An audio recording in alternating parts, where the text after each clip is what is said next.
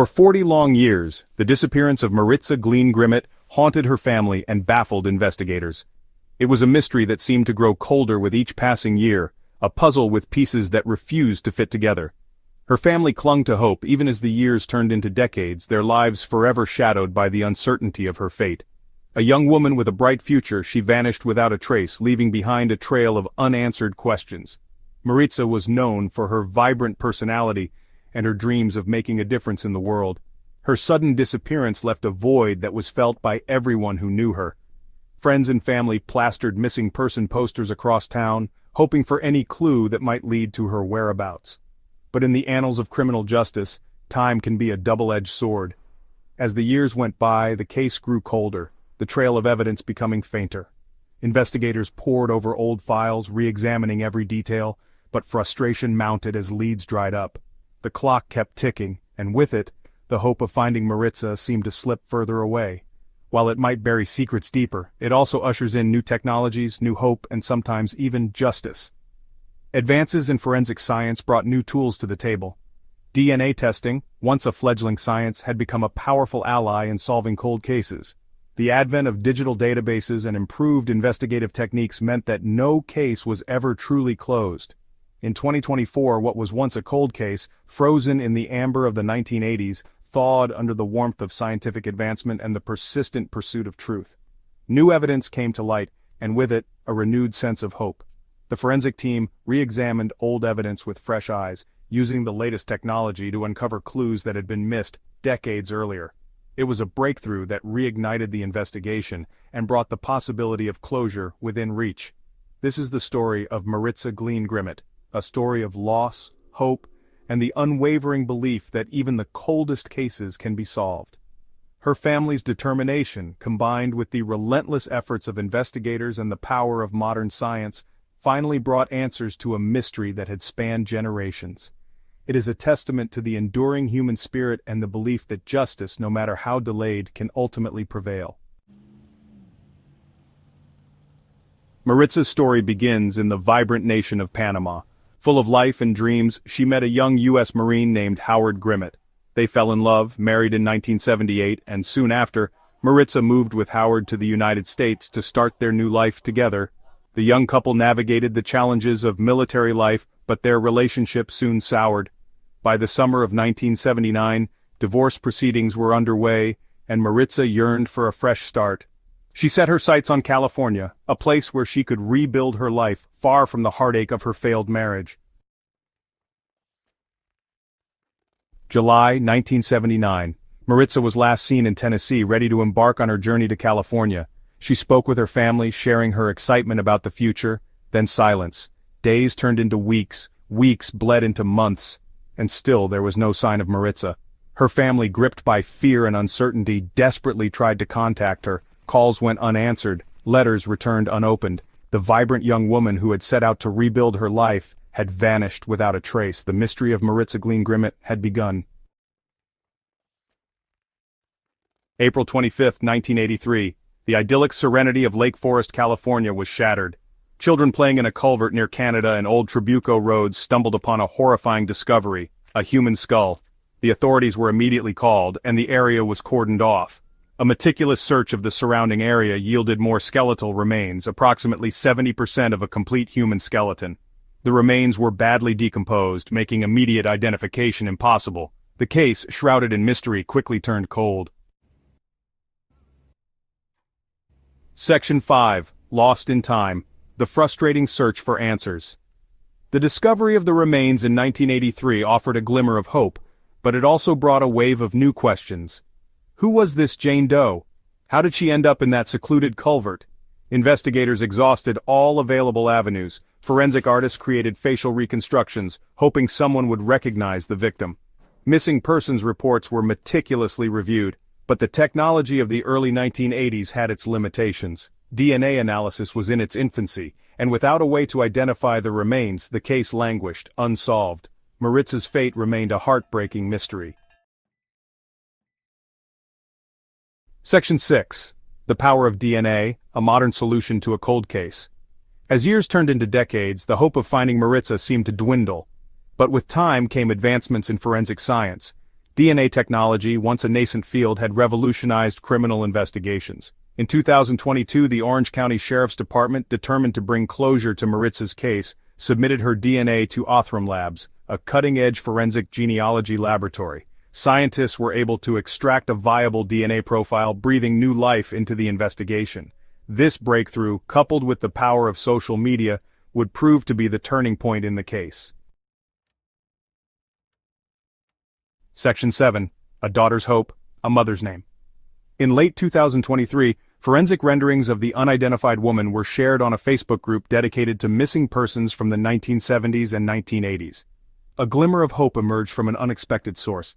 A woman browsing the group's page was struck by the uncanny resemblance between the renderings and her mother, who had disappeared decades earlier. Could this be her? She contacted the authorities, her heart pounding with a mixture of hope and trepidation. DNA samples were exchanged and the results confirmed the unbelievable. The remains found in that California culvert were indeed those of Maritza Glean Grimmett. Section 8. Shadows of Suspicion, the Renewed Investigation.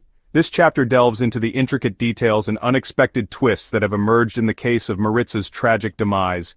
The identification of Maritza's remains brought a bittersweet closure to her family, who had been living in uncertainty and anguish for years.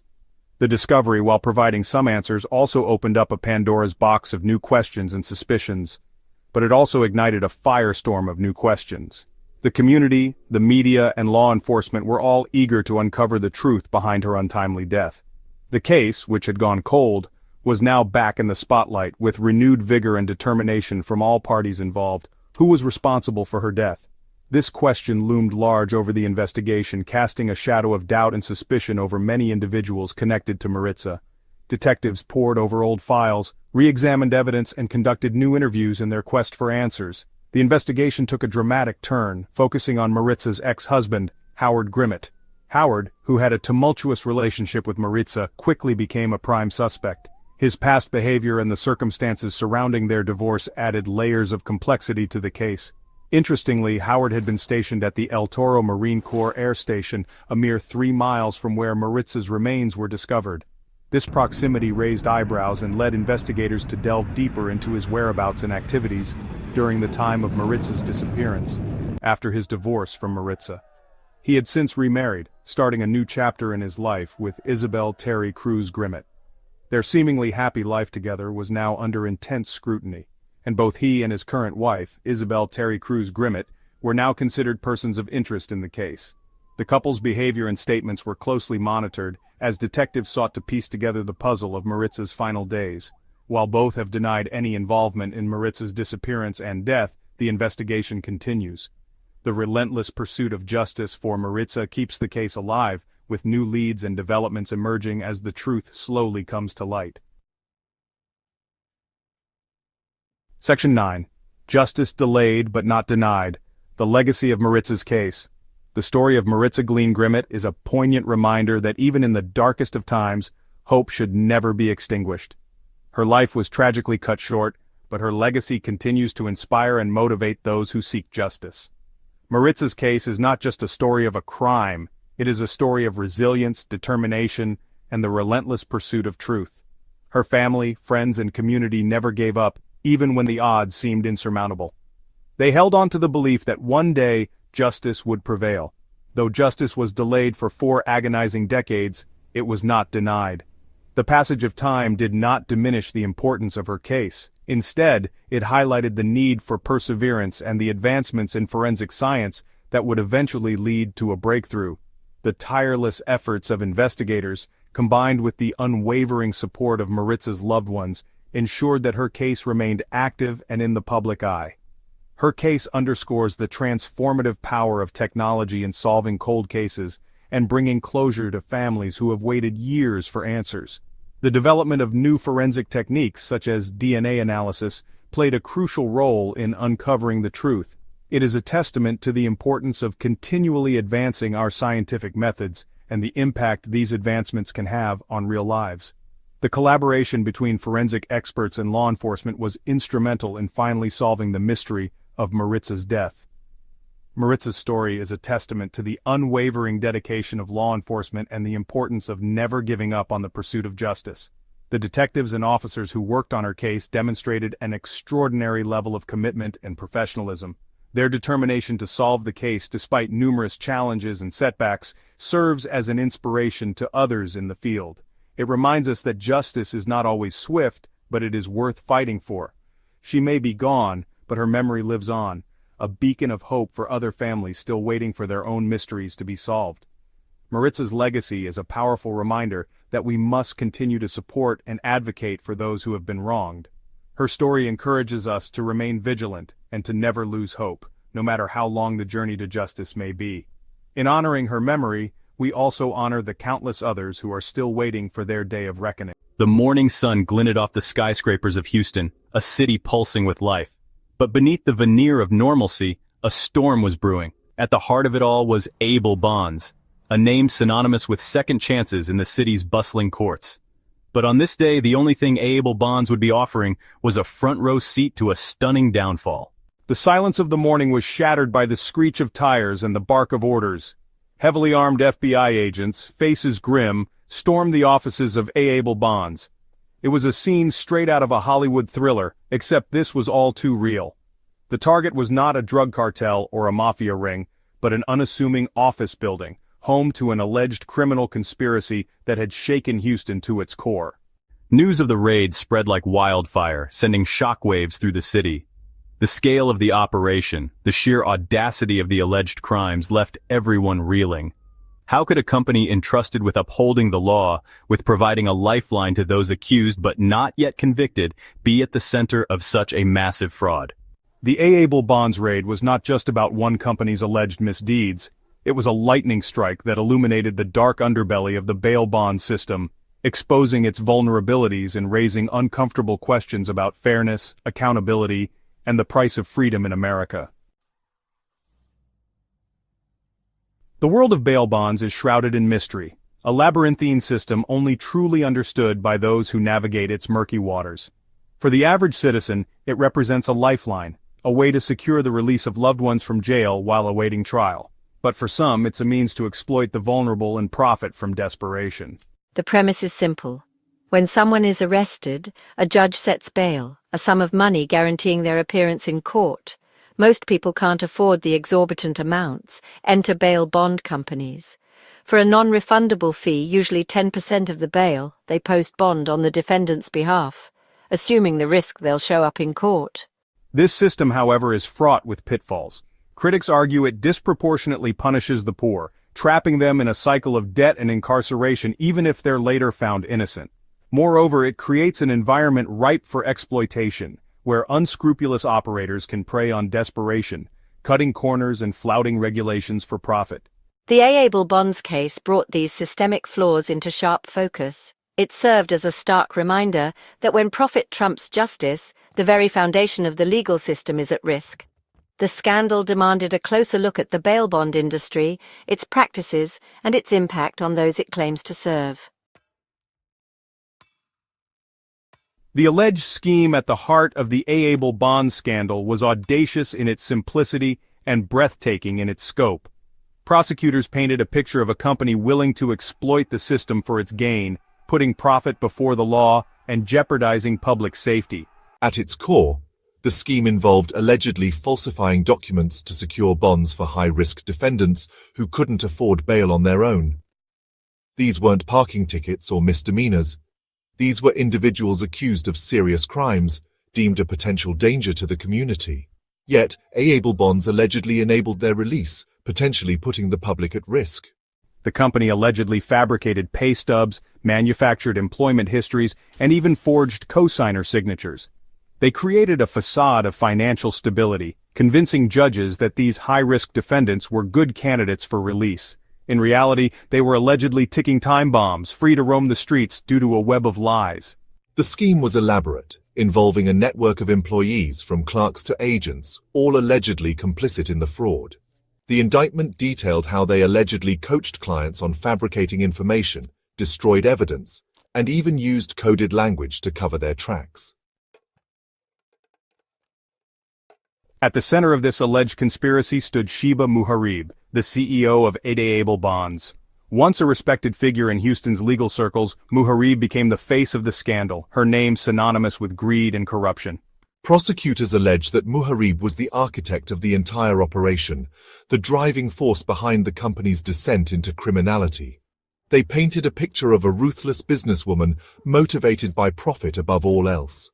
She allegedly fostered a culture of deceit within A-able bonds, where employees were either complicit or too afraid to speak out. But Muharrib wasn't alone. The indictment named several other key players, including Mary Brown, the company's chief operating officer, and Oscar Wattell, a high-ranking manager. These individuals held positions of power and trust within A-able bonds, and prosecutors allege they abused that trust for their personal gain. The indictment sent shockwaves through the community. These weren't shadowy figures operating in the shadows, but individuals known in the legal community, people who interacted with law enforcement and court officials daily. Their alleged involvement cast a long shadow over the entire bail bond industry, raising serious questions about its integrity and accountability. Section 5, Broken Trust, Shattered Lives, the Human Cost of the Scandal.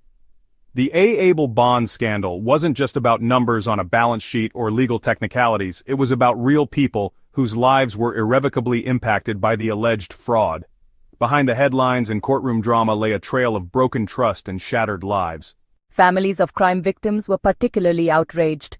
They felt betrayed by a system that was supposed to protect them. Instead, it allegedly allowed dangerous individuals to walk free, putting the community at risk. The thought that their loved ones' alleged assailants could have been kept behind bars if the system had worked as intended was a bitter pill to swallow. But the impact extended beyond the courtroom. The scandal eroded public trust in the justice system, leaving many questioning its fairness and integrity. It highlighted the deep flaws in a system that often seemed to favor the wealthy and connected, leaving the vulnerable at the mercy of unscrupulous operators. The human cost of the A-able bond scandal served as a stark reminder that justice is more than just legal proceedings. It's about ensuring fairness, accountability, and a system that works for everyone, not just a select few. Section 6. The long arm of the law, justice seeks a reckoning. The wheels of justice, though often slow, grind relentlessly, and in the case of A-able bonds, the legal fallout was swift and severe. The charges leveled against the company and its employees were substantial, carrying the weight of decades in prison. The indictment was a catalog of alleged crimes, wire fraud, conspiracy, obstruction of justice, and more. Each charge represented a deliberate act of deceit, a calculated decision to subvert the law for personal gain. The prosecution's case was built on a mountain of evidence, meticulously gathered over months of investigation. The defendants maintained their innocence, vowing to fight the charges. Their legal teams prepared for a protracted legal battle, one that promised to be both complex and contentious. The stakes were incredibly high, with reputations, livelihoods, and freedom hanging in the balance. The A-able bonds case became a lightning rod for national attention, shining a spotlight on the often overlooked world of bail bonds. As the legal proceedings unfolded, the nation watched, eager to see if justice would be served. The fallout from the A-able bonds scandal sparked a nationwide debate.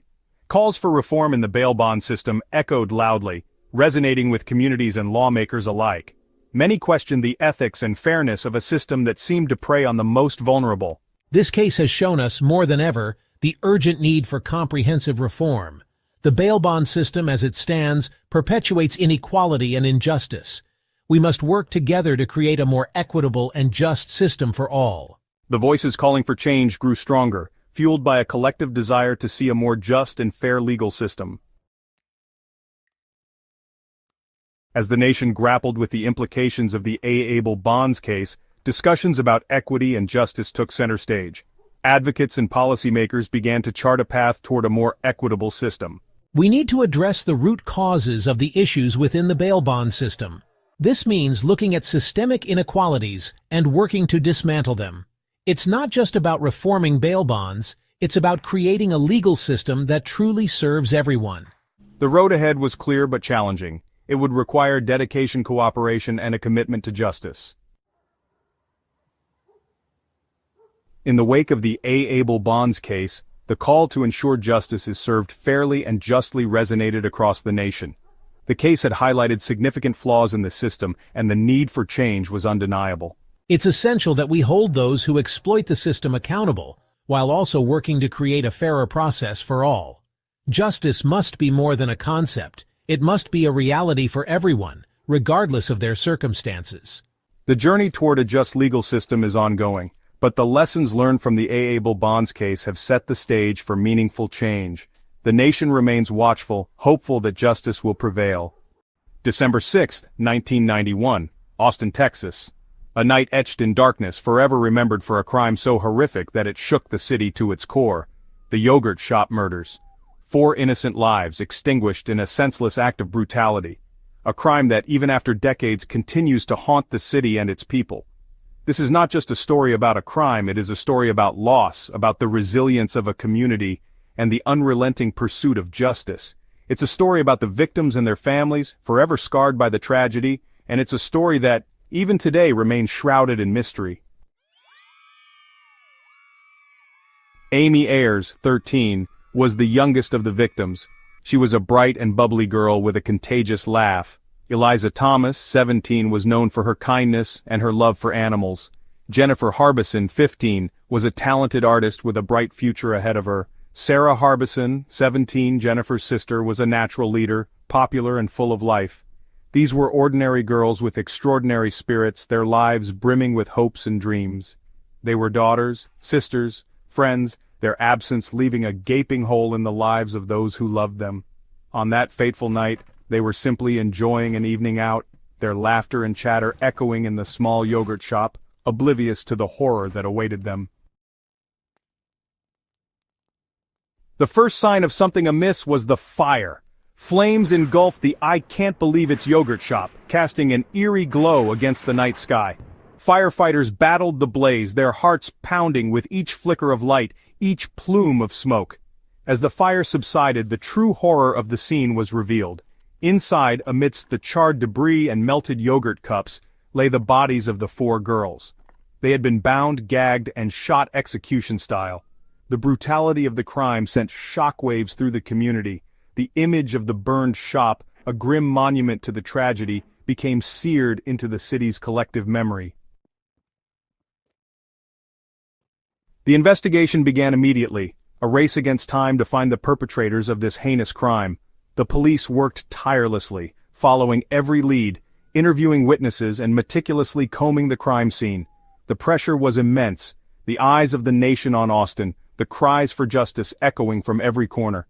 Despite their best efforts, the initial investigation yielded few clues. The crime scene, ravaged by the fire, offered little in the way of forensic evidence. Witnesses were scarce, and those who came forward could provide only fragmented accounts. The case, as quickly as it had burst into the headlines, began to grow cold. Section 5. False hope and shattered trust, the wrongful arrests. Years passed, the pain of the families deepening with each passing day. Then, in 1999, a glimmer of hope. 2 men, Forrest Wellborn and Maurice Pierce, were arrested for the murders. Their confessions, coerced and riddled with inconsistencies, offered a false promise of closure. The arrests brought a wave of relief, followed by a crushing blow. The charges against Wellborn and Pierce were eventually dropped due to lack of evidence. The dream of justice, reignited so briefly, was once again extinguished, leaving the families and the community grappling with the agonizing reality of a case unsolved. Section 6 DNA, a glimmer of hope in the darkness. In the early 2000s, advancements in DNA technology offered a new avenue for investigators. Evidence from the crime scene, preserved for over a decade, was re-examined. The results were startling. DNA profiles extracted from the evidence pointed to 2 individuals, Robert Springsteen and Michael Scott. This breakthrough sent ripples of shock and anticipation through the community. Could this be the long-awaited answer? Could justice, so long elusive, finally be within reach? The DNA evidence, a beacon of hope in the darkness, breathed new life into the investigation, reawakening the pain, the anger, and the longing for closure. Section 7, Robert Springsteen, a twist of fate, a shadow of doubt. Robert Springsteen, a troubled young man with a history of mental health issues, became the focus of the investigation. Under intense interrogation, he confessed to the crime. However, His confession, like those before him, was later recanted, riddled with inconsistencies and claims of coercion. Despite his recantation, Springsteen was tried and convicted in 2001, based largely on his confession. The verdict, met with mixed emotions, highlighted the complexities of the case. Springsteen, sentenced to death, maintained his innocence, his fate hanging in the balance, a stark reminder of the high stakes and the lingering doubts that continued to cloud the case. Section 8. The Ghost of Michael Scott, Lingering Questions and Unanswered Prayers. While Springsteen's conviction offered a semblance of resolution, the shadow of Michael Scott loomed large. Scott, linked to the crime scene by DNA, remained a person of interest. However, he has never been charged in connection with the yogurt shop murders, his alleged role in the crime a haunting question mark. Scott's potential involvement, shrouded in speculation and rumor, has become a source of endless debate. Some believe he holds the key to unraveling the truth, while others maintain that his connection to the crime remains tenuous. The mystery surrounding Scott continues to fuel speculation, making it difficult to separate fact from fiction, truth from conjecture. Section 9. A Community Scarred, A Search for Closure. The yogurt shop murders remain one of Texas's most haunting unsolved cases. The crime cast a long shadow over Austin, a chilling reminder of the vulnerability of innocence in the face of evil. The families of the victims, forever bound by their shared grief, continue to seek answers, their pain a testament to the enduring power of love and loss. The search for justice continues. Advances in forensic science offer a glimmer of hope, the possibility that someday the truth, buried beneath layers of time and speculation, will finally be revealed. Until then, the memory of Amy, Eliza, Jennifer and Sarah lives on, a stark reminder of the fragility of life and the enduring strength of the human spirit in the face of unimaginable tragedy. In March 1997, the world watched in disbelief as news emerged from a quiet suburb in Rancho Santa Fe, California. This serene and affluent community, known for its picturesque landscapes and luxurious homes, was suddenly thrust into the global spotlight. The shocking revelation came from a mansion where 39 bodies were discovered. These individuals were meticulously dressed in identical black shirts and sweatpants, with each body carefully arranged in a serene and almost ritualistic manner. They were members of Heaven's Gate, a cult that believed a spaceship trailing the Hale-Bopp comet would transport their souls to a higher level of existence. This belief was so strong that they willingly participated in a mass suicide, convinced that their deaths would lead them to a promised utopia. The Hale-Bopp comet, a celestial event that captivated the world, became a symbol of hope and salvation for the members of Heaven's Gate. They saw it as a sign, a cosmic vehicle that would take them away from the suffering and confusion of earthly life. This tragic event offered a chilling glimpse into the powerful grip of belief and the devastating consequences of its extremes. It was a stark reminder of how deeply held convictions can lead to actions that defy logic and reason. The Heaven's Gate tragedy wasn't just a sensational headline, it was a deeply human story of individuals yearning for meaning and connection. These were people who, for various reasons, felt lost in the world and sought solace in the unconventional teachings of their charismatic leaders. The leaders of Heaven's Gate, Marshall Applewhite and Bonnie Nettles, offered a vision of transcendence and escape from the perceived evils of the world. Their teachings promised a new beginning, a chance to leave behind the pain and uncertainty of human existence. Their journey, though ultimately ending in tragedy, forces us to confront uncomfortable questions about faith, authority, and the human need to believe. It challenges us to understand the complexities of the human psyche and the lengths to which people will go to find purpose and belonging in an often confusing and chaotic world. The story of Heaven's Gate begins with its enigmatic leaders, Marshall Applewhite and Bonnie Nettles. Their journey is one of the most intriguing and tragic tales in the annals of modern cult history. Applewhite, a charismatic former music professor, had a magnetic personality that drew people to him. His deep, expressive eyes and commanding voice made him a natural leader. Nettles, a nurse with a keen interest in esoteric spirituality, met Applewhite in the early 1970s. She was fascinated by astrology and the metaphysical, which complemented Applewhite's own burgeoning spiritual quest. They quickly formed a powerful bond, believing they were destined to guide humanity towards a higher plane of existence. Their connection was almost instantaneous, and they felt a shared sense of purpose that transcended ordinary human relationships. Applewhite, who later adopted the moniker Dew, saw himself as a modern-day prophet. He believed he had a divine mission to fulfill, one that was revealed to him through a series of mystical experiences, and Nettles, known as T, was the spiritual anchor of their partnership. Together they began traveling across the United States, preaching a message of spiritual enlightenment and warning of an impending apocalypse. Their travels took them to various cities and towns, where they held meetings and gathered followers. They claimed to be extraterrestrial beings who had taken human form to share their wisdom and prepare a select few for a cosmic journey.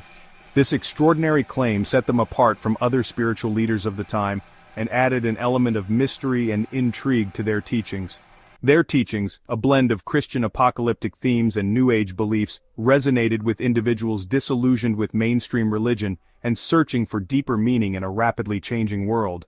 They offered a sense of community and purpose to those who felt lost or disconnected, promising a transformative journey that would lead to a higher state of being.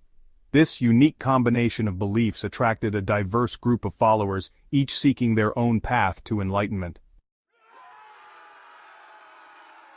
At the core of Heaven's Gate's belief system was the idea that the human body was merely a temporary vessel, a vehicle for the soul to inhabit until it could ascend to a higher level of existence. This concept, deeply rooted in Gnostic and Theosophical traditions, led them to adopt a highly disciplined and ascetic lifestyle. Members renounced all earthly possessions, adopted gender-neutral appearances, and adhered to strict dietary and behavioral regulations. They believed that by purging themselves of all earthly desires and attachments, they could prepare their souls for the graduation that awaited them, a transformation into immortal beings who would transcend the limitations of human existence and join the next level, or the evolutionary level above human. In 1995, the astronomical world was captivated by the appearance of Comet Hale-Bopp, a celestial visitor that blazed across the night sky, becoming visible even to the naked eye. For the members of Heaven's Gate, the comet was more than just a cosmic spectacle. It was a sign, a harbinger of their imminent departure from Earth. Applewhite taught his followers that a spaceship was trailing the comet, hidden from the view of ordinary humans. This spaceship, he claimed, would transport the souls of those who were ready to the next level. The arrival of Hale-Bopp sent a wave of anticipation and excitement through the group, and they intensified their preparations for the exit they believed was imminent. In late March 1997, as Hale-Bopp reached its closest point to Earth, the world watched in awe. This celestial event, visible to the naked eye, captivated millions around the globe. But for one group, it signified something far more profound and ominous. The members of Heaven's Gate gathered inside their rented mansion in Rancho Santa Fe. This mansion, an otherwise unremarkable suburban home, became the stage for a tragic and meticulously planned event. They meticulously carried out Applewhite's instructions for their final departure. Each member, deeply devoted to their leader, believed they were on the brink of a monumental journey. Over 3 days, in groups, they ingested a lethal mixture of phenobarbital-laced applesauce and vodka, a concoction prepared with precision. This act was not one of despair, but of conviction, as they believed it was their gateway to a higher existence. Believing this ritual would release their souls from their earthly vessels, freeing them from the confines of their human forms. This belief was the cornerstone of their faith, a faith that promised transcendence, allowing them to board the waiting spaceship. This spaceship, they believed, was hidden in the tail of the Hale-Bopp comet, ready to take them to a new realm of existence. Each member was found lying neatly in their bunk beds, a scene of eerie calm and order. Their commitment to the cause was evident in the meticulousness of their final moments. Dressed in identical black tracksuits and Nike trainers, a uniform that symbolized their unity and shared purpose, their faces covered with purple shrouds. These shrouds, a final touch, were meant to signify their departure from this world. Beside each body lay a $5 bill and 3/4, a symbolic gesture meant to cover their interplanetary travel expenses, a poignant and tragic detail, a poignant reminder of their earthly existence they were leaving behind. These small tokens were the last remnants of their lives on Earth, now abandoned for a promised new beginning. The scene, carefully orchestrated and documented by the group themselves, was a testament to their unwavering belief. They left behind videos and writings explaining their actions and their faith, was a chilling testament to the power of belief and the tragic consequences of its distortion.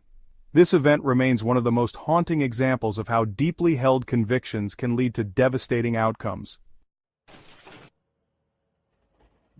The discovery of the Heaven's Gate suicides sent shockwaves throughout the world. The media descended upon Rancho Santa Fe, eager to unravel the mystery of the group and understand the motivations behind their chillingly calculated deaths. The tragedy sparked intense debate about the nature of cults, the dangers of charismatic leadership, and the vulnerabilities of individuals searching for meaning and belonging. In the aftermath, families grappled with the devastating loss of their loved ones, struggling to reconcile the memory of their family member with the chilling reality of their final act. The tragedy also prompted soul-searching within law enforcement and mental health communities, raising questions about how such a large group could slip through the cracks and whether anything could have been done to prevent the tragedy.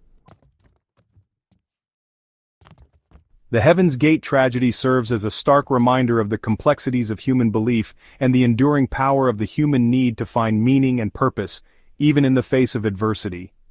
While it's easy to dismiss the group's beliefs as irrational and extreme, their story forces us to confront uncomfortable questions about the nature of faith, the allure of charismatic leaders, and the vulnerabilities that make individuals susceptible to cult influence.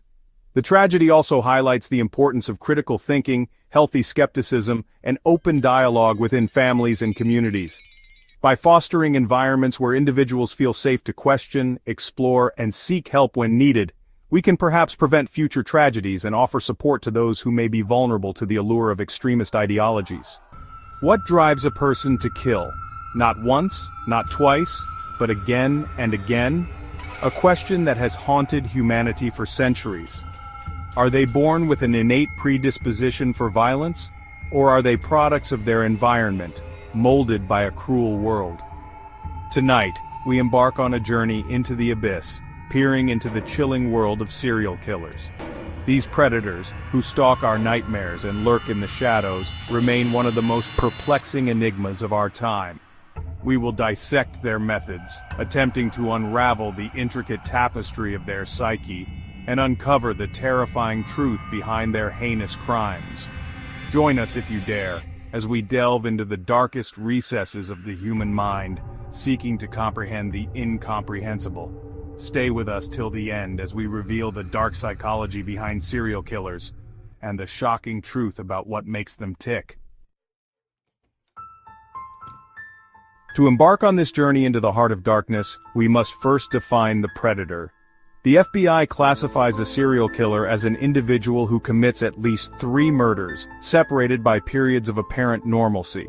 Serial killers are often characterized by their chilling meticulousness. They plan meticulously, their actions dictated by a calculated logic. Some stalk their victims for weeks, studying their habits. Their actions are calculated maneuvers in a macabre game. These individuals often adhere to a distinct pattern, a macabre signature. The method of killing, the type of victim, the location, all contribute to a pattern. Each kill serves a perverse need, a dark desire. For some, it is the intoxicating allure of power and control. For others, it is a grotesque form of pleasure, a dark manifestation of their sexuality. The specter of the serial killer has haunted the human psyche for centuries, woven into our collective nightmares.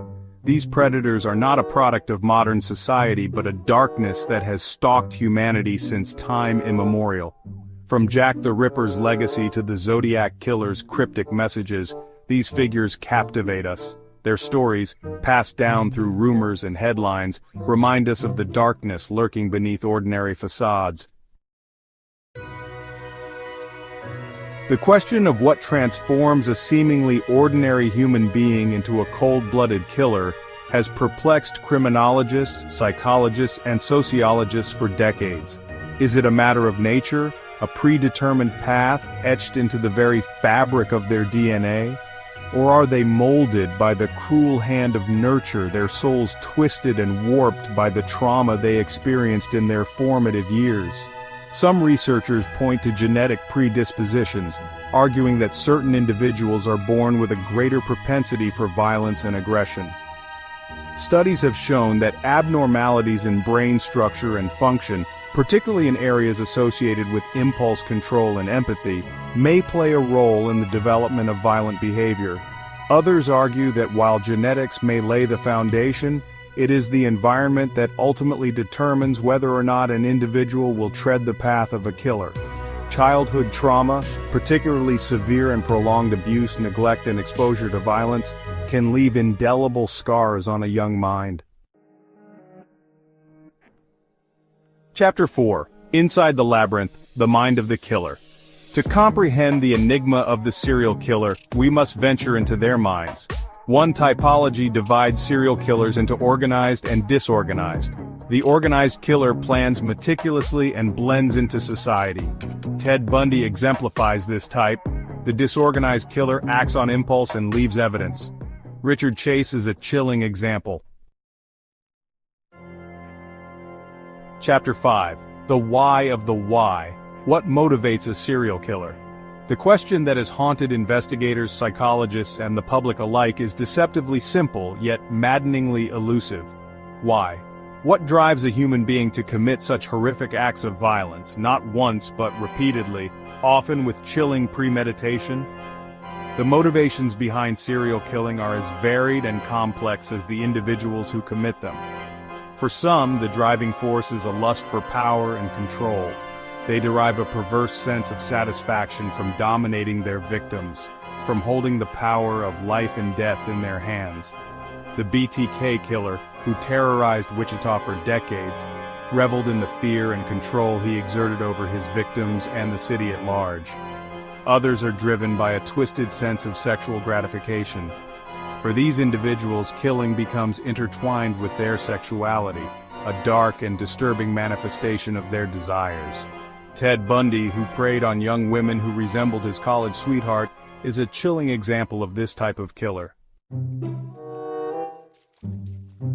Chapter 6. In the Wake of Terror, Law Enforcement and Society's Response. As the body count rises and fear grips the community, the pressure on law enforcement to catch these elusive predators intensifies. The hunt for a serial killer is a race against time, a desperate scramble to connect the dots, decipher the patterns, and bring these individuals to justice before they can claim another victim. But tracking down a phantom is no easy task. Serial killers often blend seamlessly into society, their true nature concealed beneath a veneer of normalcy. Forensic science plays a crucial role in the pursuit of justice. From analyzing DNA evidence to identifying fibers and trace materials, forensic investigators work tirelessly to piece together the puzzle of the killer's movements and methods.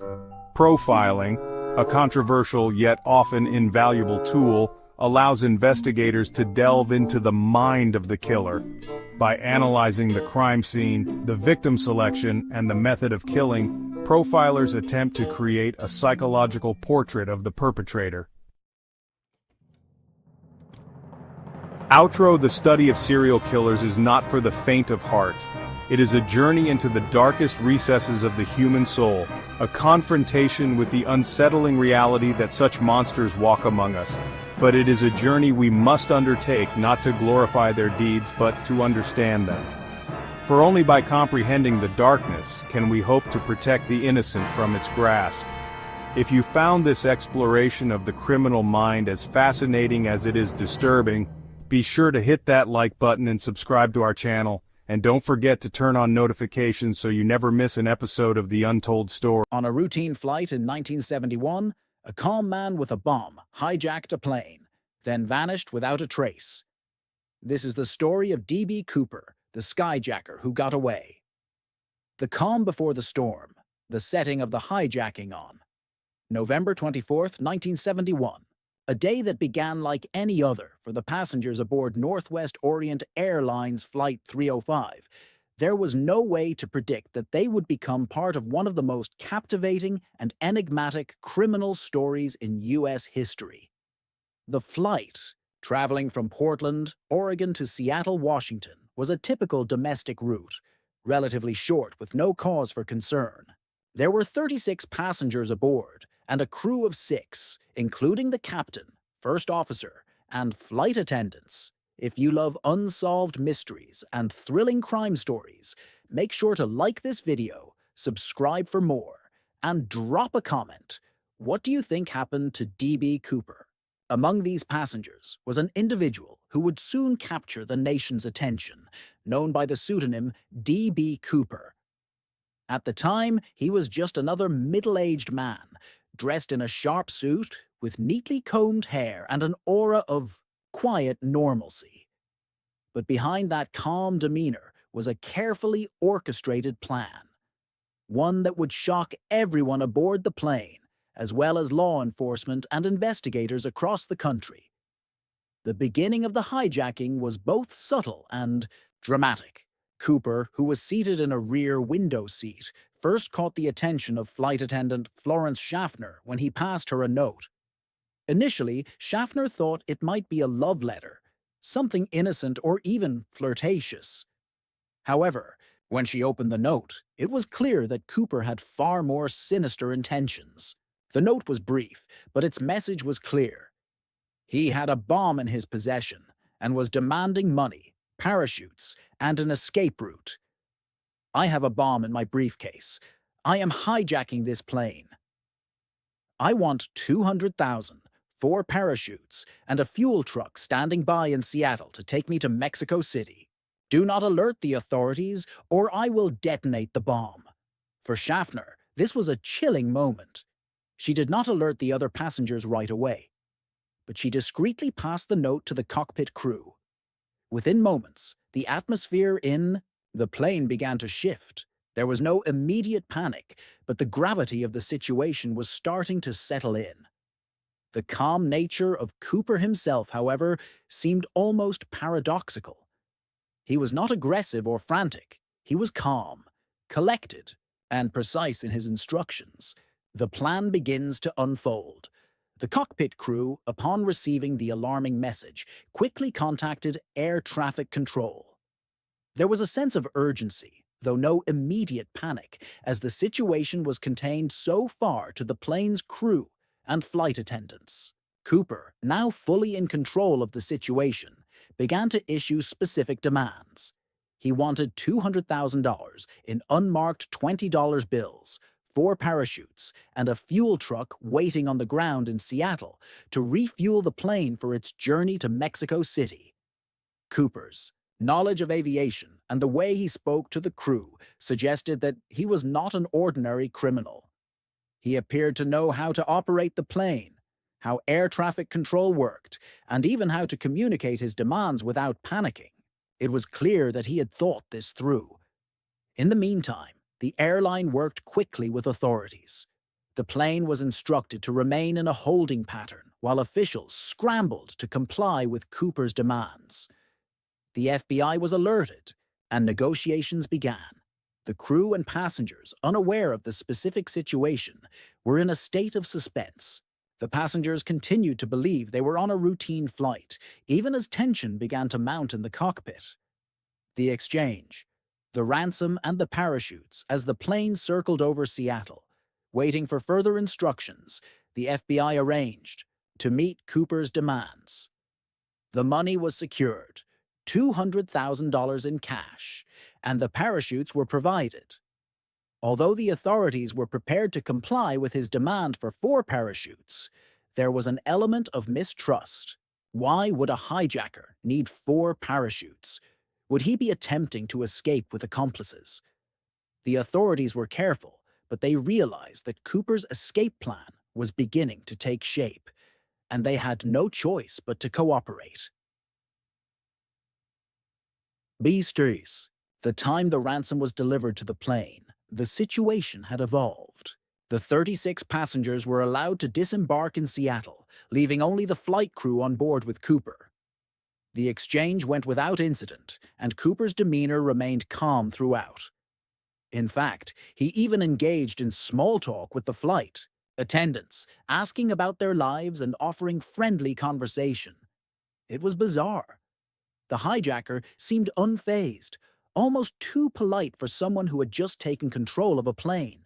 Once the ransom was in his possession and the passengers were off the plane, Cooper made it clear that he wanted the plane to be flown to Mexico City, though he specified that it must remain at a low altitude, with the rear stairwell left open, a very unusual and risky request. The crew followed his instructions, as they had no other choice but to comply. The escape and disappearance. The final moments, the plane's path to the unknown. At approximately 8:00 p.m. that night, as the plane flew over the rugged terrain of the Pacific Northwest, Cooper made his move. With the plane flying at a low altitude, around 10,000 feet, and at a speed of 200 knots, he opened the rear stairwell door. The crew didn't immediately realize what had happened. They had been focused on maintaining the plane's speed and altitude, as Cooper had demanded, when suddenly the aft stairwell door opened. There were no immediate sounds of chaos or alarm, which further added to the mystery. In fact, the flight attendants did not even know Cooper had jumped until later. As the crew worked to keep the plane in a steady and safe flight path, Cooper, in an act of extraordinary audacity, leapt into the cold night air, carrying the ransom money and a parachute. The plane continued to fly on autopilot for a short time, unaware that the hijacker was gone. The immediate response. A search begins. The crew quickly realized something was amiss. After ensuring that all of the remaining passengers were safe and accounted for, they began to check the plane's systems, looking for any signs that something had gone wrong.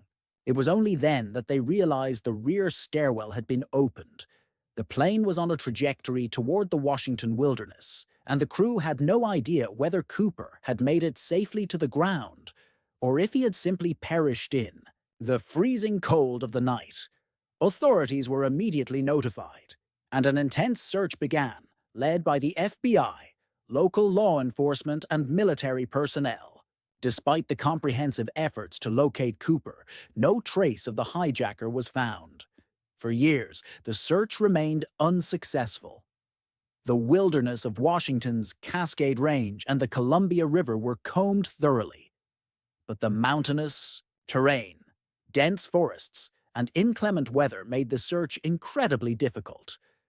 Despite a multi-year investigation and an extensive manhunt, there were no signs of Cooper's parachute or body. It was as if he had simply vanished into thin air. Over time, the authorities narrowed down possible landing zones, but all attempts to uncover any substantial evidence were fruitless. The investigation, theories, and suspects. The first leads in growing suspicion. After the hijacking, the FBI launched an intensive investigation. They compiled detailed descriptions of Cooper, based on interviews with the passengers and flight crew. These descriptions painted a picture of a man who appeared to be in his mid-40s, with a nondescript appearance. Witnesses described him as someone who seemed normal, even slightly unremarkable. This made it difficult to pinpoint a suspect based on physical appearance alone. One of the earliest leads came from a witness who had claimed to see Cooper on the plane speaking in a nonchalant manner, but these descriptions were inconsistent. Some witnesses thought Cooper had a foreign accent, while others thought he was more American. There was no conclusive evidence linking Cooper to any known criminals or individuals in law enforcement databases. By the time the investigation reached its peak, there were numerous theories and suspects, but no clear answers. The case became a wild mix of investigative work, public fascination, and amateur sleuthing.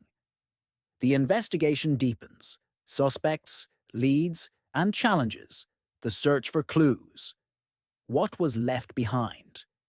Despite the dramatic and sudden nature of the hijacking, there were a few key clues that law enforcement clung to in the years following Cooper's disappearance.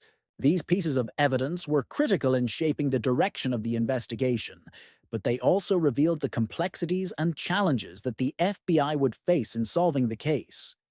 The most significant of these pieces of evidence were a few.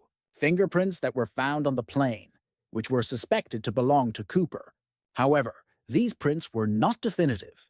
There was not enough clarity to match them to a known individual in the databases at the time. Further complicating matters, the prints didn't match any suspect who had a criminal background or previous history of hijacking. While the fingerprints were a lead, they ultimately didn't offer any breakthrough, leaving authorities in a frustrating situation. In addition to the fingerprints, one of the most intriguing discoveries came in 1980. A young boy, while playing near the Columbia River, found a decaying bundle of cash. Upon closer inspection, it was discovered that the serial numbers on the bills matched those that had been given to Cooper as ransom. This discovery gave investigators new hope, but it also raised more questions than answers. How had the money ended up by the river? Had Cooper survived the jump, or had he met an unfortunate fate in the rugged terrain? The discovery of the cash sparked new waves of speculation, but once again, the trail went cold. No other physical evidence, such as a parachute or Cooper's body, was ever recovered in the area, despite extensive searches. Theories and speculation. Theories on Cooper's identity. With few solid clues and no conclusive leads, the D.B. Cooper case was left to speculation and a variety of theories. Over the years, these theories have ranged from the mundane to the outlandish, as amateur sleuths, journalists, and even retired FBI agents have attempted to solve the mystery. Some of the most prominent theories include the military paratrooper theory. One of the most common theories suggests that Cooper had a military background, specifically in paratrooper or skydiving operations. This theory is based on several key aspects of the hijacking. First, Cooper knew about the specific type of parachutes he requested. He asked for military-grade chutes, not standard civilian ones. Additionally, his knowledge of the rear stairwell's nose, operation, and the plane's flight path also suggested a high level of aviation and parachuting expertise.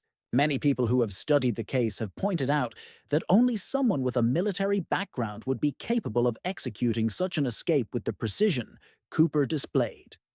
This theory led investigators to focus on military personnel, who may have been stationed at nearby bases or who had experience with high-altitude parachuting.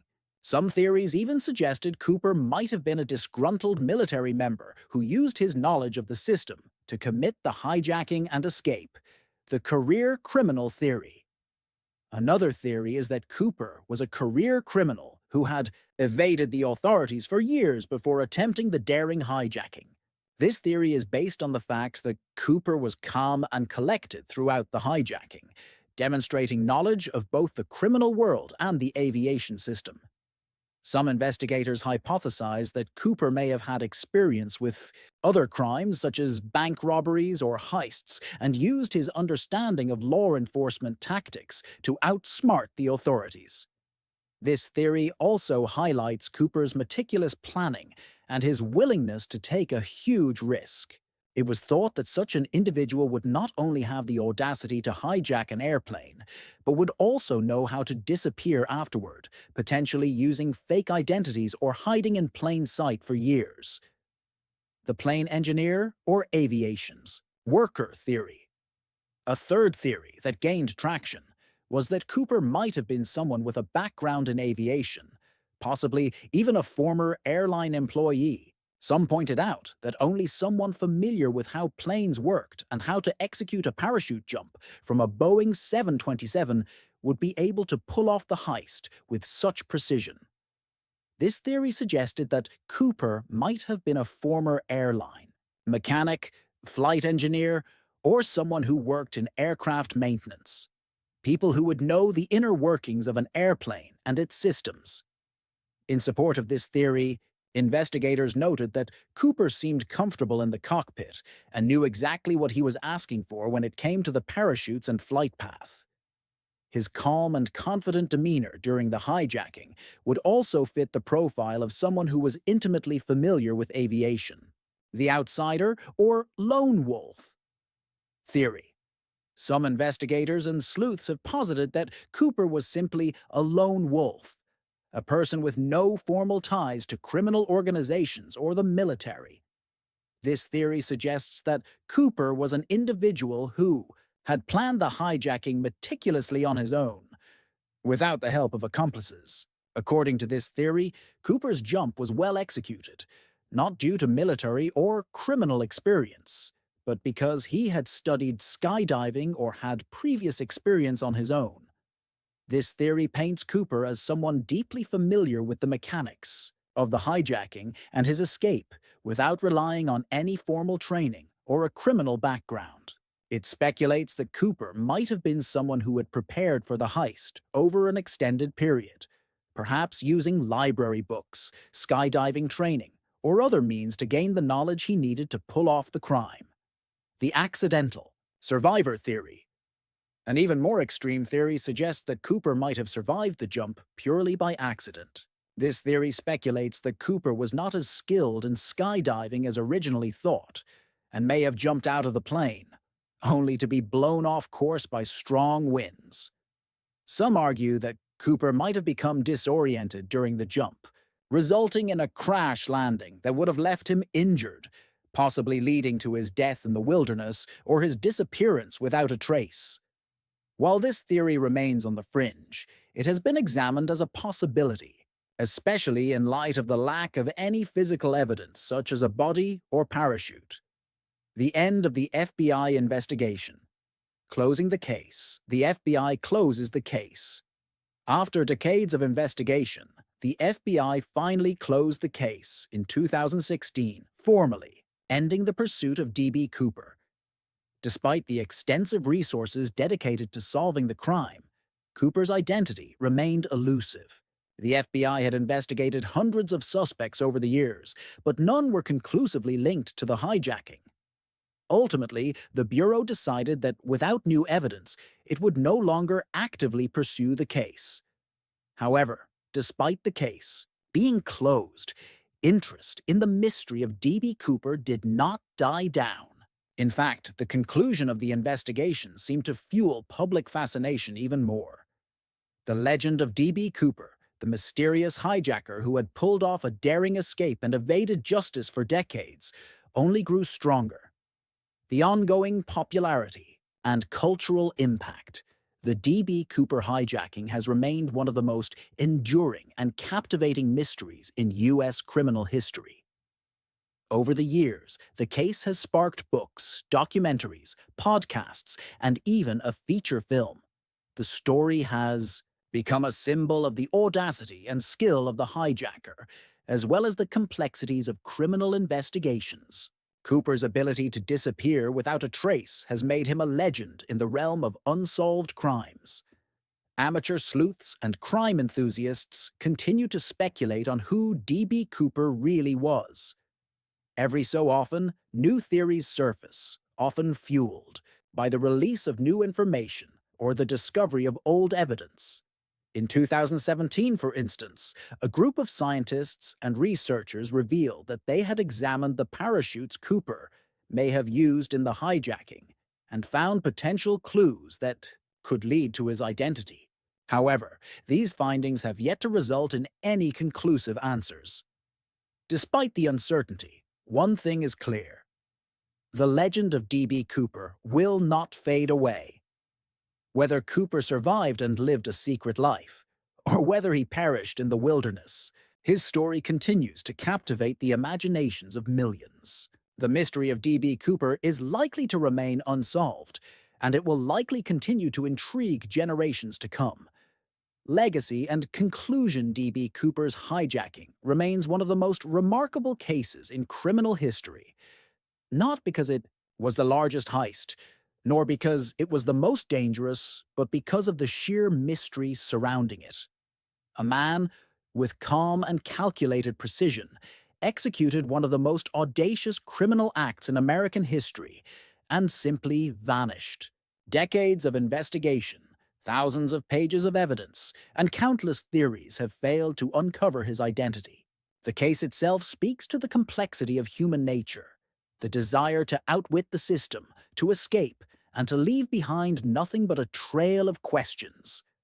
Whether D.B. Cooper was a skilled criminal, a former military paratrooper, or an ordinary man who pulled off an extraordinary crime, he remains an enigma. The legend of D.B. Cooper endures, both as a symbol of the daring heist and as a reminder of how some mysteries, no matter how deeply they are investigated, may never be solved. A quiet flight turned into a nightmare. On the afternoon of November 24, 1971, Northwest Orient Flight 305 took off from Portland, Oregon, en route to Seattle, Washington. It was a routine flight with 36 passengers and 6 crew members on board, all unaware of the drama that was about to unfold. The aircraft, a Boeing 727-100, was an ideal choice for a hijacking due to its unique rear stairwell, a feature that would later play a crucial role in the story. The man who would soon be known as D.B. Cooper was dressed in a business suit, a neat tie, and dark sunglasses. He blended in well with other passengers. With his dark hair, neat appearance, and calm demeanor, Cooper didn't seem out of place. He ordered a bourbon and soda from the flight attendant, a common drink for many travelers at the time, and settled in for the short flight.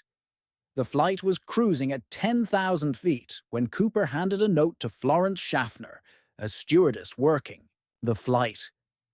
At first, she thought it was just a casual request, but when she opened the note, it was a startling demand.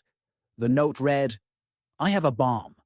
I want $200,000 in cash, 4 parachutes, and a fuel truck standing by in Seattle to take me away." Schaffner took the note to the cockpit immediately, and upon showing it to the captain, William Scott, the decision was made to comply with Cooper's demands in hopes of saving lives. The plane was diverted to Seattle-Tacoma International Airport, where authorities began to prepare for the unusual hostage situation. Police and FBI agents set up a perimeter, and the flight crew was informed that Cooper had requested a rendezvous on the tarmac. The demands, specific and calculated Cooper's. Demands were unusual, but also indicative of someone who was confident and knew exactly what they wanted. He requested $200,000 in unmarked bills, with the serial numbers to be recorded in advance. This amount, equivalent to about $1.3 million in today's money, was not an unreasonable sum for a hijacking ransom, though it was high enough to suggest someone who had knowledge of the criminal world. He also asked for 4 parachutes, 2 main chutes, and 2 reserves. Why did he want 4 parachutes? Some theorists suggest he wanted to ensure he would have a functioning chute, regardless of whether he was alone or with an accomplice.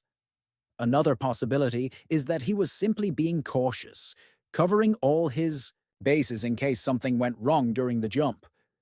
The request for a fuel truck standing by was also puzzling. The plane had enough fuel to reach Seattle, but Cooper likely knew that once he jumped, the plane would have to return to the airport immediately. So having refueling equipment on hand was a strategic move. Once the plane landed in Seattle, Cooper released 10 of the 36 passengers, leaving behind a skeleton crew of flight attendants and 2 pilots. Cooper allowed the passengers to leave unharmed, showing a strange sense of control and calm in the midst of the hijacking. The plane takes off. Again, Cooper's calmness, once. The ransom was delivered and the parachutes were provided, Cooper told the remaining flight crew what they needed to do. He insisted that the plane take off again, this time bound for Mexico City, flying at a low altitude. The crew complied with his instructions, knowing that their survival depended on doing so.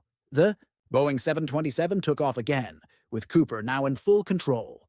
The pilots were instructed to keep the plane flying at about 10,000 feet and to maintain a slower than usual speed, likely to allow Cooper to jump off. Cooper kept to himself, and only when the plane was over a remote stretch of land did he act. After a few hours of flying, he signaled to the crew that he was ready to make his escape. He opened the rear stairway door, an unorthodox move for a hijacker. The 727's rear stairs were not commonly used in such incidents and would have been a very difficult exit point for anyone who wasn't familiar with the aircraft's design. But Cooper seemed to know exactly what he was doing. As the plane was cruising over the dense, forested terrain of the Pacific Northwest, Cooper made his move. the crew reported a sudden drop in pressure in the cabin. Moments later, they realized that Cooper had parachuted out of the aircraft into the night. The hijacking was over. The FBI investigation, early challenges, the immediate response. Once the plane landed in Reno, Nevada, the FBI was immediately on the scene, preparing to investigate what had just happened. Authorities began to carefully piece together the details of Cooper's escape. The challenge was that, aside from the ransom money, there were no physical traces of Cooper. The lack of forensic evidence made the investigation even more difficult, and as time passed, the frustration only grew. Within days, the FBI began to track down possible suspects, starting with individuals who had criminal backgrounds or a history of hijacking. They also focused on potential connections to skydiving experts or former military personnel. The FBI's initial theory was that Cooper had parachuted into the wilderness, and they immediately began organizing search efforts in the remote areas over which the plane had flown. The search efforts, the FBI, along with local law enforcement, and search teams scoured the forests and mountains of Washington and Oregon for any signs of Cooper. Despite their efforts, they found no trace of the hijacker or the parachutes he had used. One of the key challenges they faced was the rough terrain, which made it nearly impossible to search effectively. In the following weeks, the search was expanded to include the Columbia River and other waterways in the area. Yet again, no concrete evidence surfaced. The lack of a body, parachute, or any remains was perplexing. Over time, it became clear that Cooper's escape had been meticulously planned, and he had managed to vanish without a trace. Theories and possible suspects, unraveling the mystery suspect profiles. Key individuals.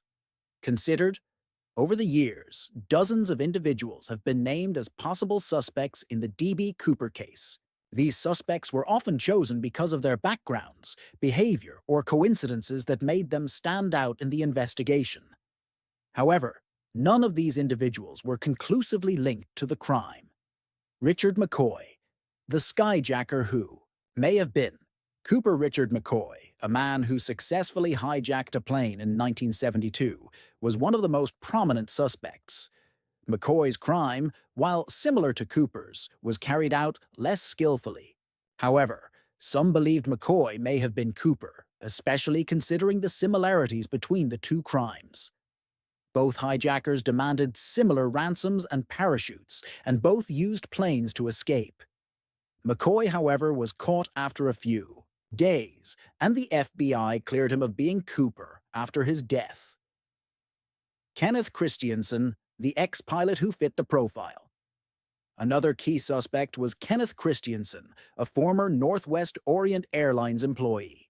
Christiansen had the knowledge of the airline system, the plane, and the mechanics of skydiving.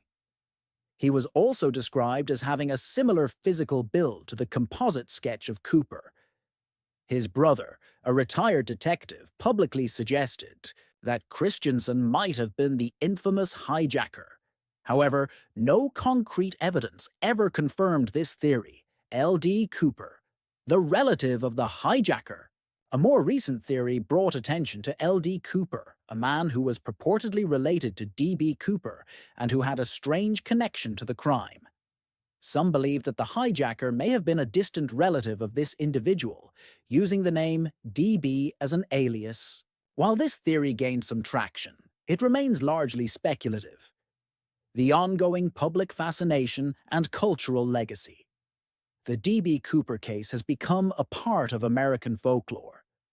The mystery surrounding his identity, his daring heist, and his seemingly flawless escape have kept the story alive in popular culture. Books, documentaries, podcasts, and even movies have centered on the case, creating an enduring legacy. Despite the FBI's official closure of the case, in 2016, amateur sleuths, conspiracy theorists, and journalists continue to dig for clues. New theories are proposed, and old leads are re-examined. But still, no one has been able to solve the puzzle of D.B. Cooper's true identity. As time passes, the myth of Cooper grows. The notion of a man successfully carrying out a heist, jumping from a plane in the dead of night and vanishing into the wilderness, has inspired generations of crime enthusiasts. Cooper's name has become synonymous with daring escapes and unsolved mysteries. Certainly, let's expand further with more in-depth chapters, giving a detailed exploration of the case, its theories, and all of the critical components. These subsections will add significant breadth to the narrative, and we'll dive deep into different perspectives and theories related to D.B. Cooper's identity and escape. Historical context. The Golden Age of Hijacking. Hijackings and aviation in the 1970s. The D.B. Cooper case took place during what is often referred to as the Golden Age of Hijacking. The 1970s were a turbulent time for aviation security.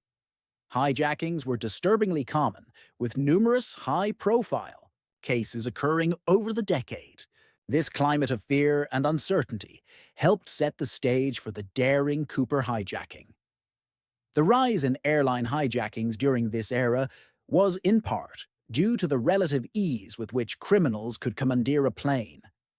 In the early days of commercial air travel, airports and airlines had minimal security measures, and passengers often had access to the cockpit or were allowed to bring on items that would today be strictly forbidden, including firearms, knives, and explosives. This period saw some of the most audacious heists in aviation history, including hijackings by terrorists, criminals, and even political activists. The most notable example was the case of the Black September hijacking of a plane in 1970, a terrorist attack that was followed by the hijacking of multiple planes in the United States. As a result, hijackings became somewhat commonplace, although the D.B. Cooper hijacking was unique due to its level of planning and execution. Cooper's heist was notably different from many of the other hijackings of the time.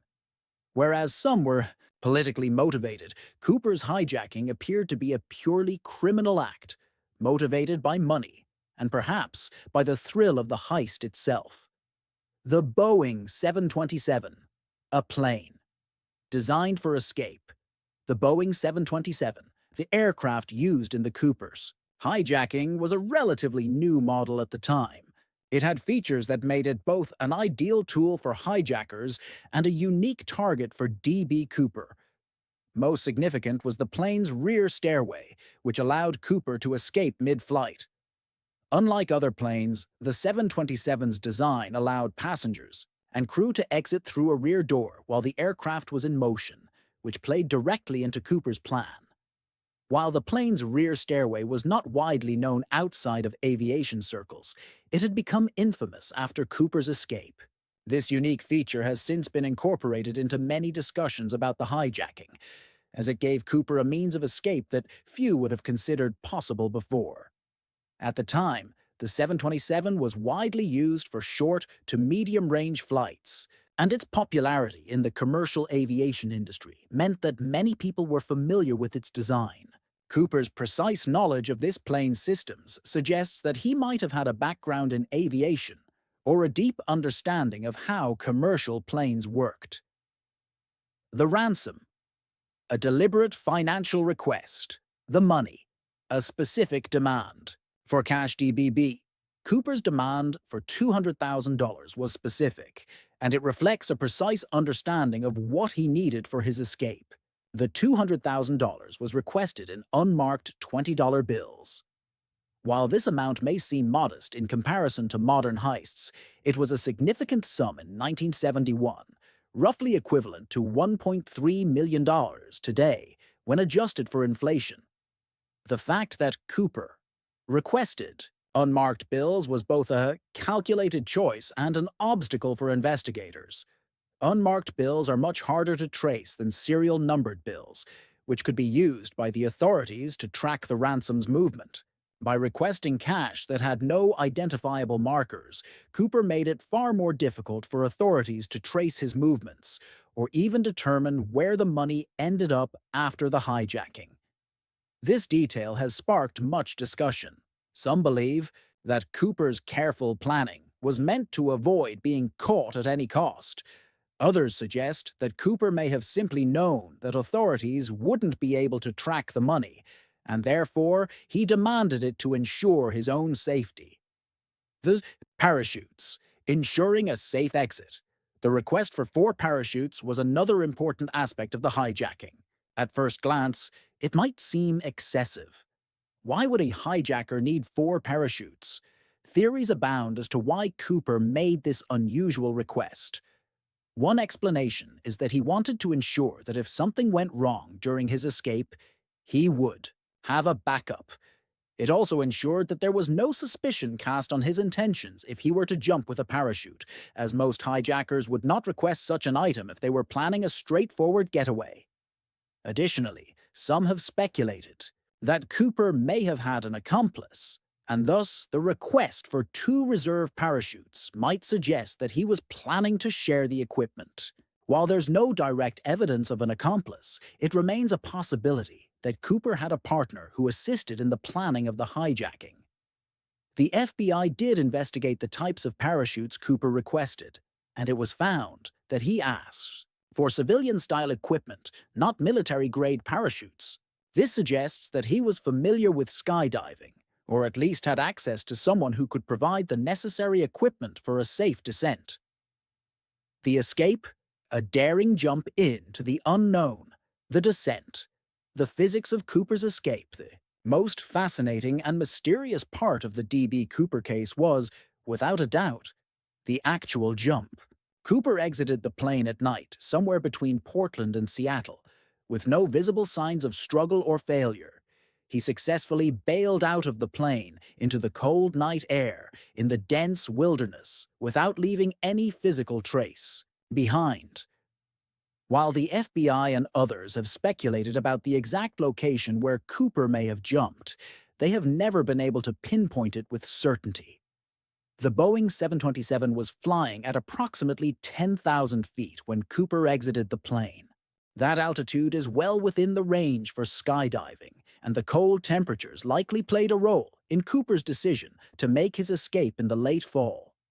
When the weather was particularly harsh, Cooper's ability to survive the jump without leaving a body or parachute continues to fuel much of the speculation surrounding the case. He might have been an experienced skydiver, or perhaps he was an amateur with a great deal of luck. The conditions during the jump were extreme: rain, cold winds, and low visibility. Yet Cooper managed to land without being discovered, even as the FBI conducted a massive search effort. The physical evidence, what was left behind. While authorities have never found Cooper's body, parachute, or any trace of him directly after the jump, they did recover one significant piece of physical evidence: the ransom money.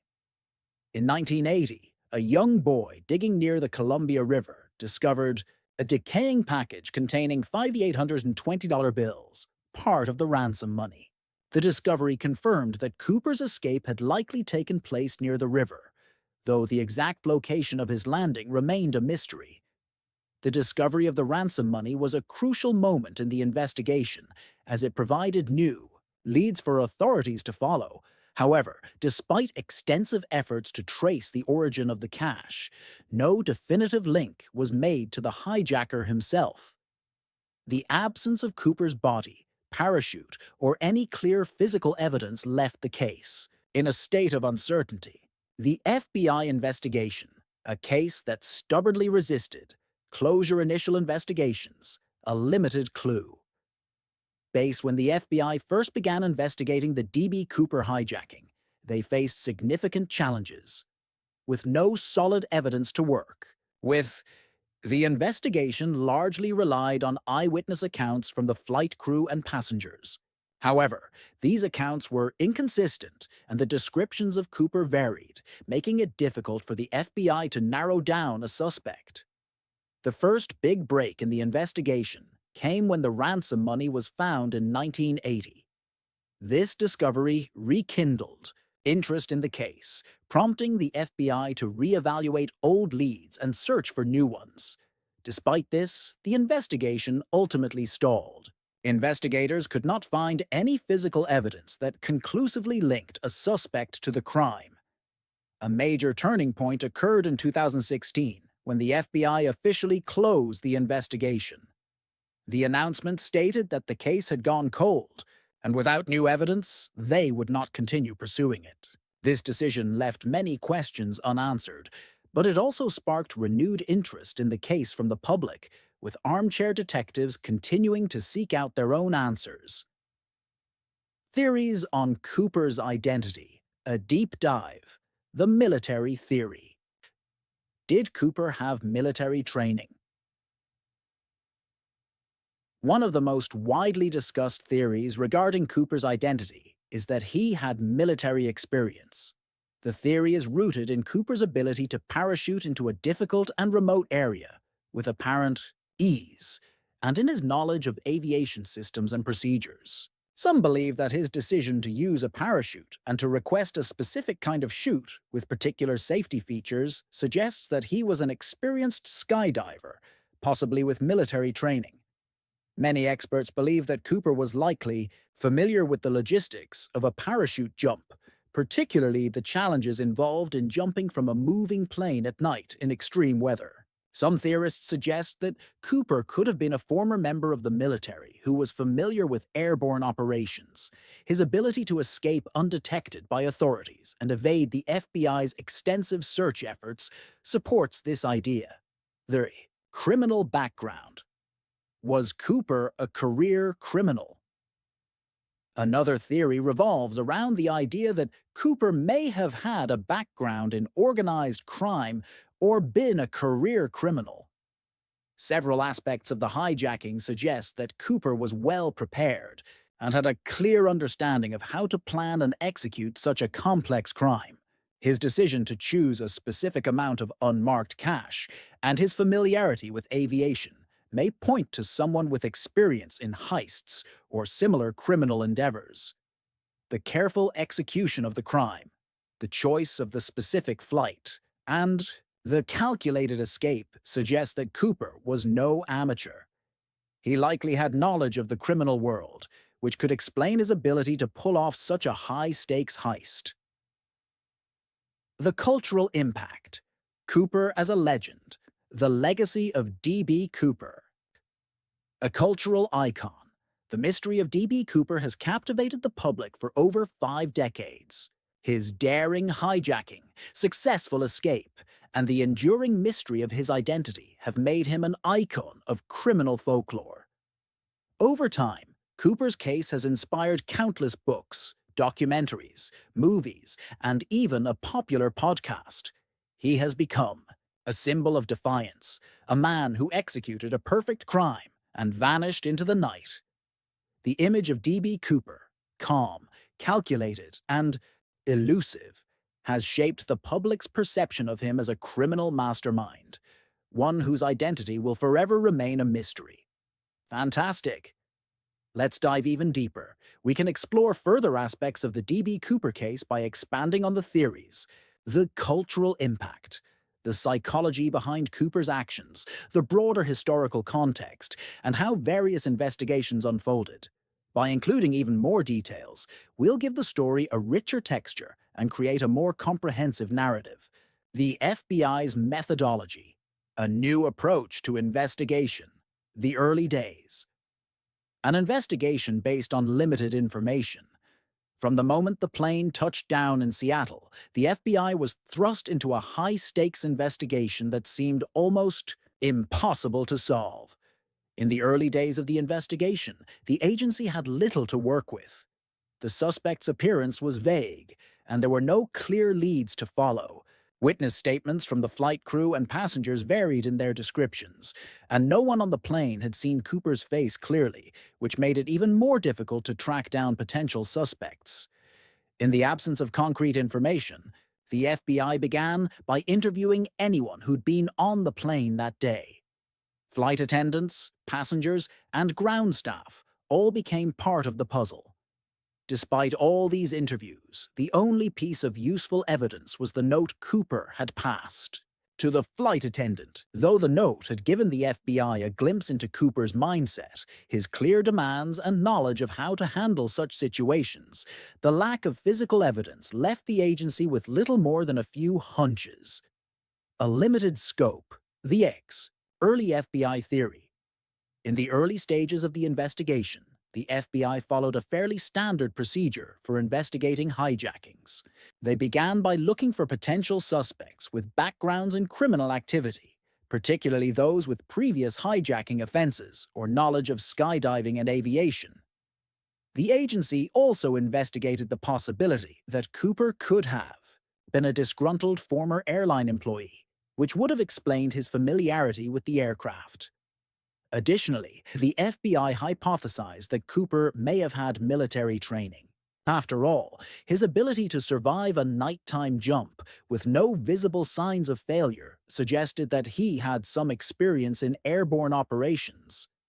The investigation's early theory revolved around these possibilities, but it quickly became clear that the case would be far more complicated than anyone had imagined.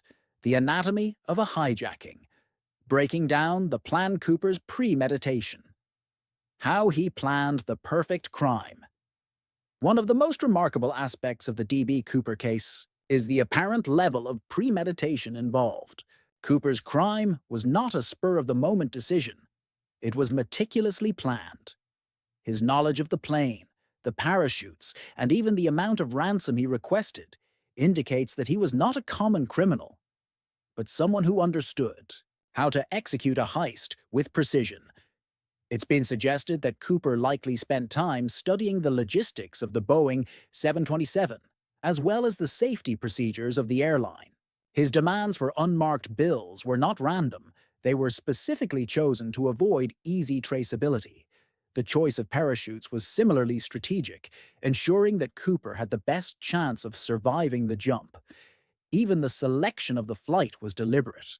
Northwest Orient Flight 305 was a regular service between Portland and Seattle, which would have been familiar to Cooper. It also took place at night, giving him the cover of darkness and over an area of dense forest, which was ideal for a successful getaway. The jump. Cooper's escape in detail. Let's take a closer look at the physics of Cooper's jump from the Boeing 727. Cooper's decision to open the rear stairwell door and leap out of the aircraft is still one of the most debated elements of the case. The rear stairway was a unique feature of the 727 and would have made it easier for Cooper to escape undetected, but jumping from a moving aircraft at 10,000 feet was a perilous endeavor. The temperature at that altitude would have been well below freezing, and the winds were likely to have been strong and turbulent. Despite these harsh conditions, Cooper executed the jump without any visible complications. The fact that he did not leave behind a parachute, body, or other physical evidence only adds to the mystique. Was he truly an expert skydiver? Or did he possess an incredible amount of luck? One critical point that has puzzled investigators is the lack of a parachute strap. Skydivers typically release the straps to facilitate a safe descent, but no evidence of this strap was found. It suggests that Cooper either removed it intentionally or it simply fell off during his descent, as the dense forest area may have impeded an effective search. Some experts argue that he may have also planned for an emergency landing, making the lack. The autumn air was crisp, a gentle reminder of the changing seasons. The leaves were just beginning to turn, painting the city in hues of red, orange, and gold. October in Washington, D.C. is usually a time for vibrant colors and political buzz. The city, known for its historical significance and bustling activity, was alive with the usual anticipation of fall. But the year 2002 brought a different kind of chill to the capital. It wasn't just the cool breeze that sent shivers down spines. It was a pervasive sense of dread that settled over the city like a dark cloud. It started subtly, a whisper of unease, a creeping fear that something was amiss. People went about their daily routines, but there was an undercurrent of anxiety, a feeling that something terrible was about to happen. Then, the unthinkable happened. A sniper, lurking in the shadows, began a reign of terror. Shots rang out, seemingly random, each one claiming an innocent life. The city was under siege, held captive by an invisible enemy. No one knew who would be next. The fear was palpable, spreading like wildfire through the streets of Washington, D.C. People looked over their shoulders, their eyes scanning for any sign of danger.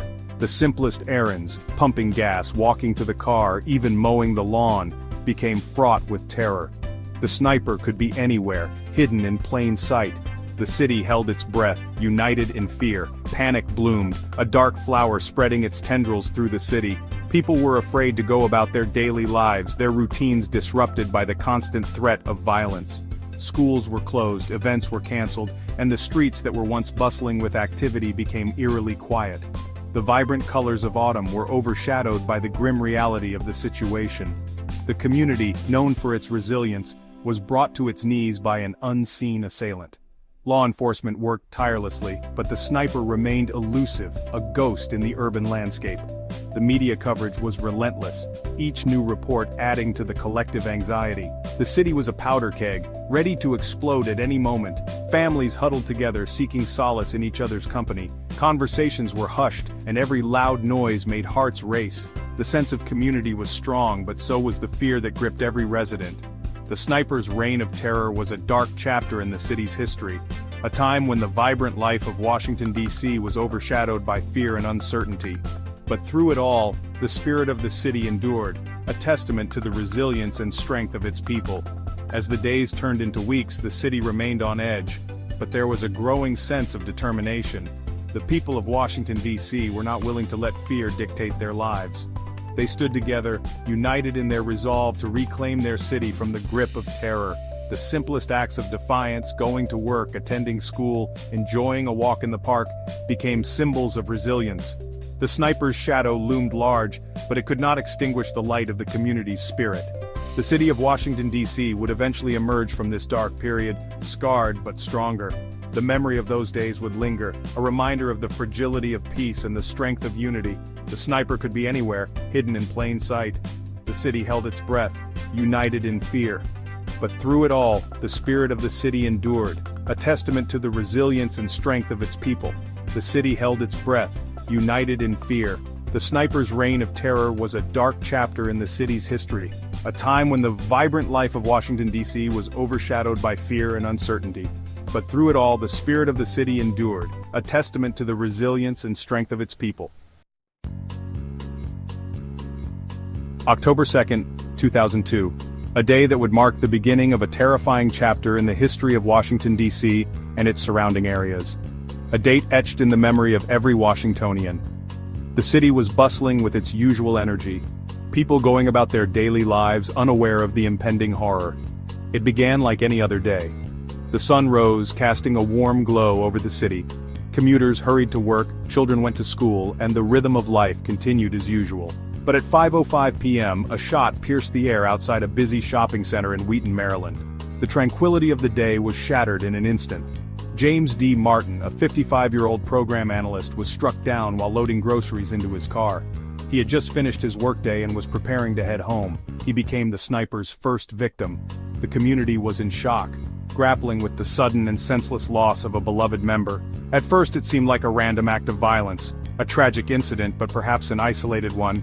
The police began their investigation, looking for clues and answers. Tragic, but sadly not uncommon in a major city. People hoped it was an isolated incident, a one-time occurrence that would soon be resolved. But then the next day, another shot rang out. The fear that had begun to settle in the hearts of the residents was reignited. This time, the victim was James L. Buchanan, a 39-year-old landscaper, shot while mowing a lawn in Rockville, Maryland. He was simply doing his job, unaware of the danger lurking nearby.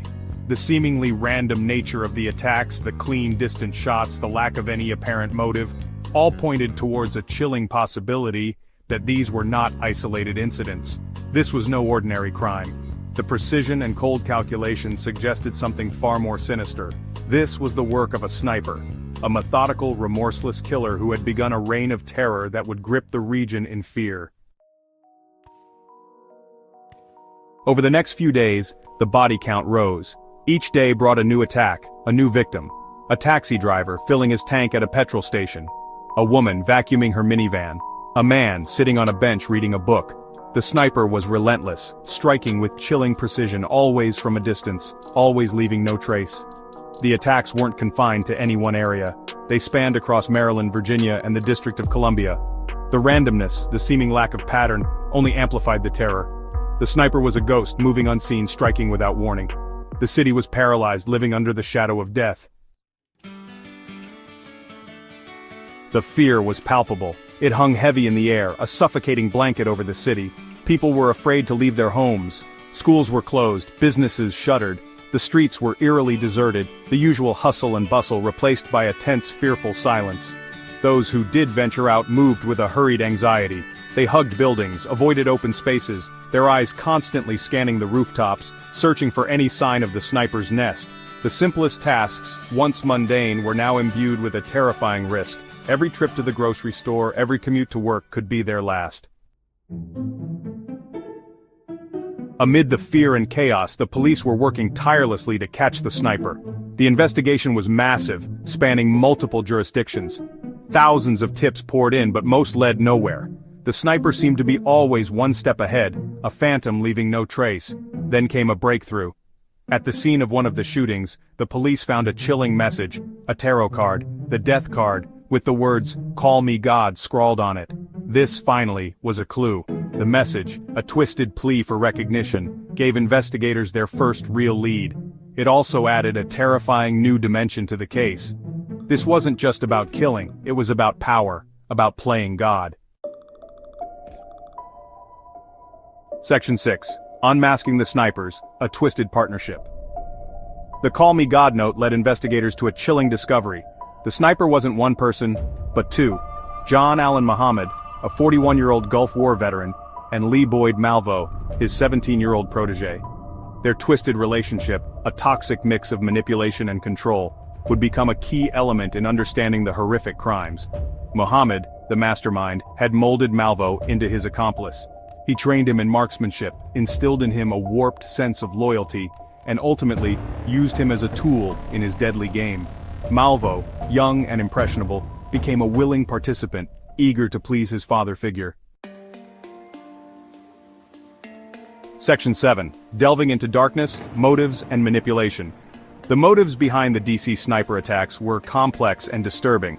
Muhammad, driven by a need for control and a desire for revenge against his ex-wife, had meticulously planned the shootings. He saw himself as a puppet master, orchestrating fear and chaos to bend the world to his will. Malvo, on the other hand, was a victim of manipulation. He had been indoctrinated by Muhammad, brainwashed into believing that the shootings were justified. He saw Muhammad as a father figure, a savior, and was willing to do anything to earn his approval. Section 8. Justice Served, the Trial and Sentencing. The capture of Muhammad and Malvo brought a collective sigh of relief across the nation. The reign of terror was finally over. The trial that followed was a media sensation, the nation captivated by the chilling details of the case. Muhammad, representing himself, maintained a cold, defiant demeanor throughout the trial. Malvo, however, showed remorse, his testimony offering a glimpse into the psychological manipulation he had endured. In the end, both were found guilty. Muhammad was sentenced to death, while Malvo received 6 consecutive life sentences without the possibility of parole. Section 9. Scars on a Nation, the Enduring Legacy. This chapter delves into one of the most harrowing periods in recent American history, a time when fear and uncertainty gripped the nation. The DC sniper attacks were not just a series of random acts of violence, they were a calculated assault on the very fabric of society. The DC sniper attacks left an indelible mark on American society. The aftermath was a period of mourning and reflection, as the nation grappled with the senseless loss of life and the chilling realization that such terror could strike so close to home. The random acts of violence carried out with such cold precision shattered the sense of safety that many had taken for granted. Streets that were once bustling with life became scenes of chaos and fear. The fear that gripped the nation was palpable. Public spaces emptied as people stayed indoors, afraid to venture out. The constant media coverage only heightened the sense of dread, as every new report brought fresh waves of anxiety. The chilling realization that evil could lurk in the most unexpected places, it was a wake-up call. The attacks forced a re-evaluation of security measures and a deeper understanding of the vulnerabilities that existed within society. The attacks led to increased security measures with heightened vigilance at public events and a more visible police presence. These changes, while necessary, also served as a constant reminder of the new reality that the nation faced. A heightened sense of vulnerability permeated everyday life. People began to look over their shoulders more often, and families took extra precautions to secure their homes. The sense of invulnerability that many had felt was irrevocably shattered. The lasting impact on the national psyche was profound. Many sought psychological counseling to cope with the trauma, while others found themselves glued to the news, unable to look away from the unfolding horror. But they also revealed the resilience of the human spirit. In the face of terror, communities came together, offering support and solace to those affected. The attacks, while devastating, also brought out the best in people. In the face of terror, communities came together, offering support and solace. Candlelight vigils were held, and volunteers worked tirelessly to provide food and blankets to those in need. The sense of unity was a beacon of hope in a dark time. The victims, though gone, would never be forgotten. Their lives, tragically cut short, served as a stark reminder of the fragility of life and the need to cherish every moment. Their lives, tragically cut short, served as a stark reminder of the fragility of life. Families and friends gathered to honor their memories, holding framed photos and laying fresh flowers at their grave sites. And yet, amidst the sorrow, there was a sense of hope. The enduring power of hope in the face of adversity shone through as people held hands in solidarity, determined to rebuild and move forward. The legacy of those lost would live on, not just in memory, but in the strength and resilience of a nation that refused to be broken. In the dark corners of the internet, there are stories that send chills down your spine.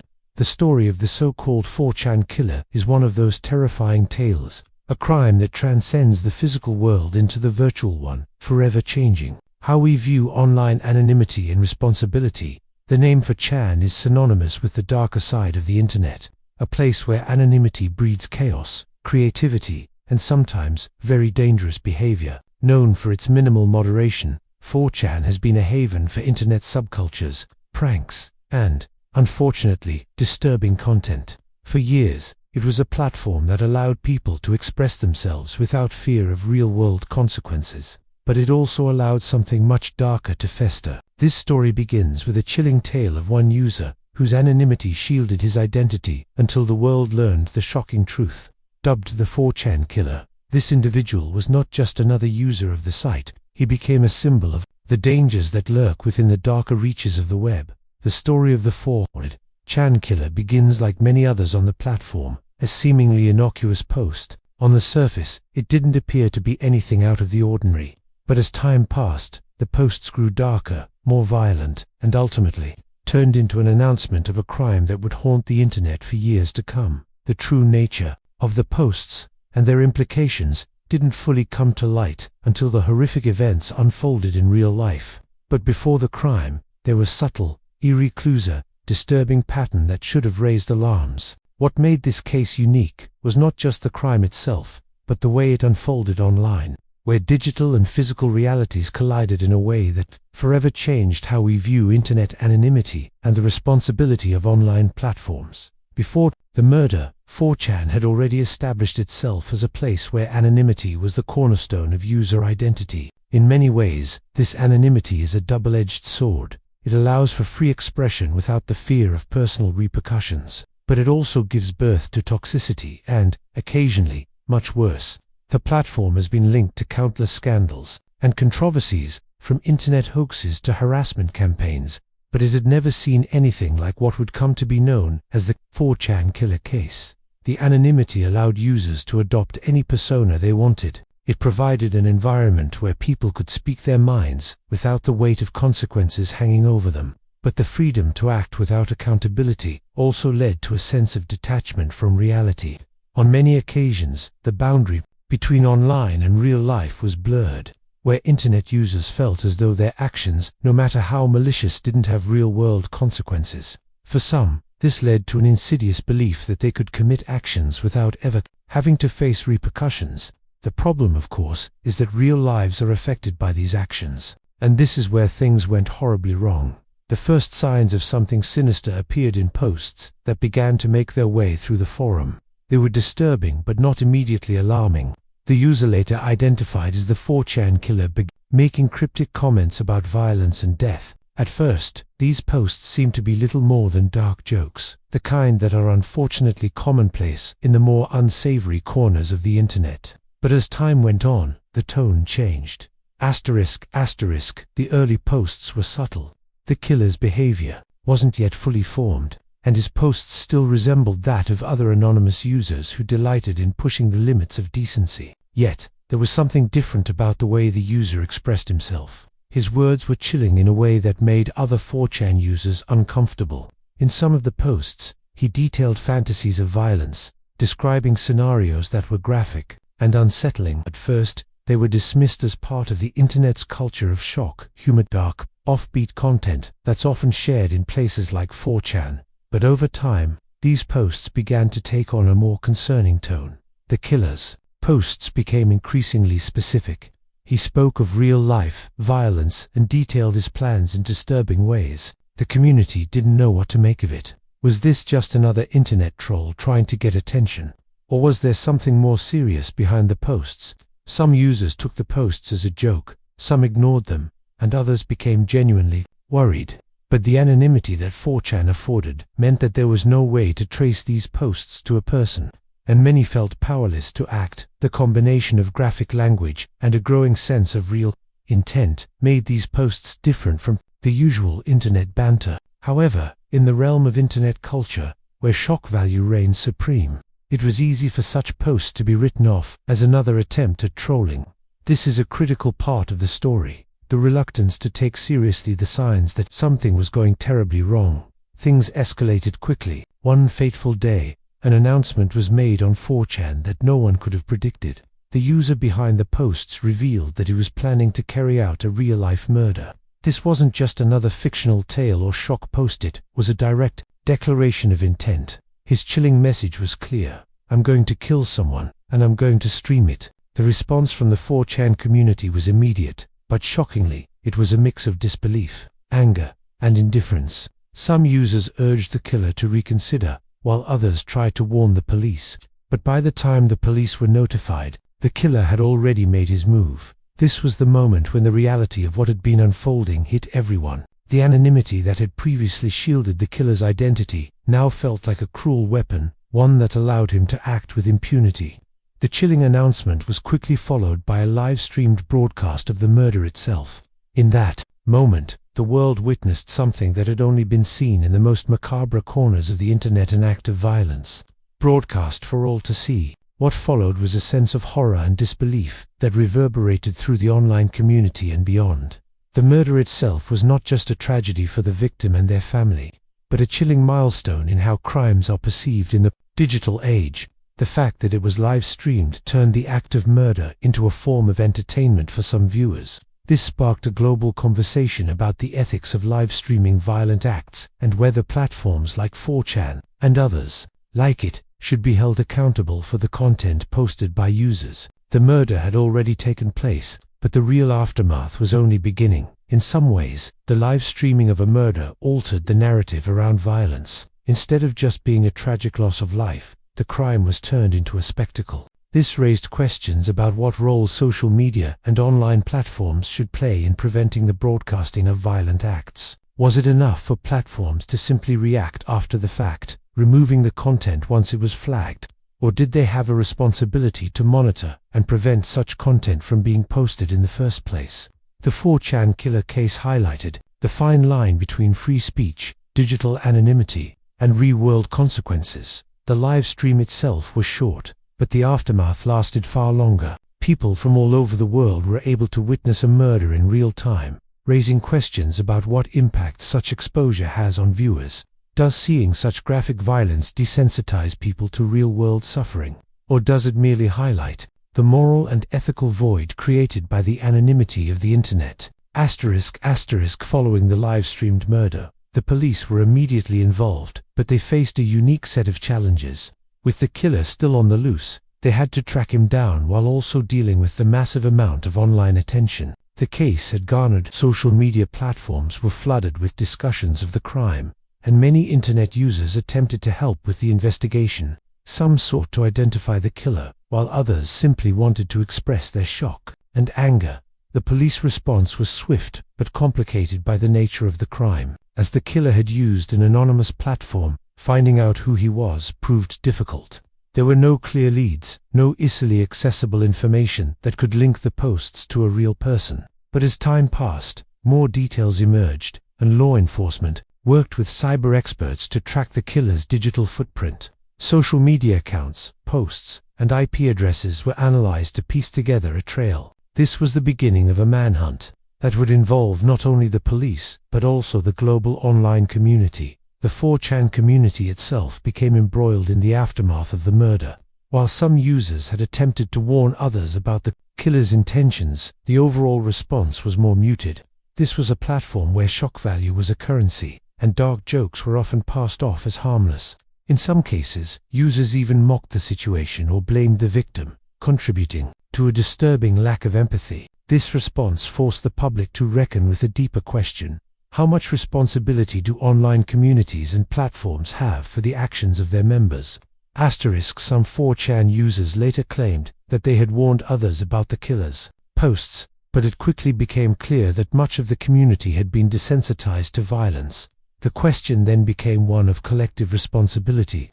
Should users have been more proactive in reporting the posts? Should the platform itself have been more vigilant in monitoring for signs of real-life harm? These questions lingered long after the crime had been committed, reflecting a growing concern about the role of digital anonymity in fostering harmful behavior.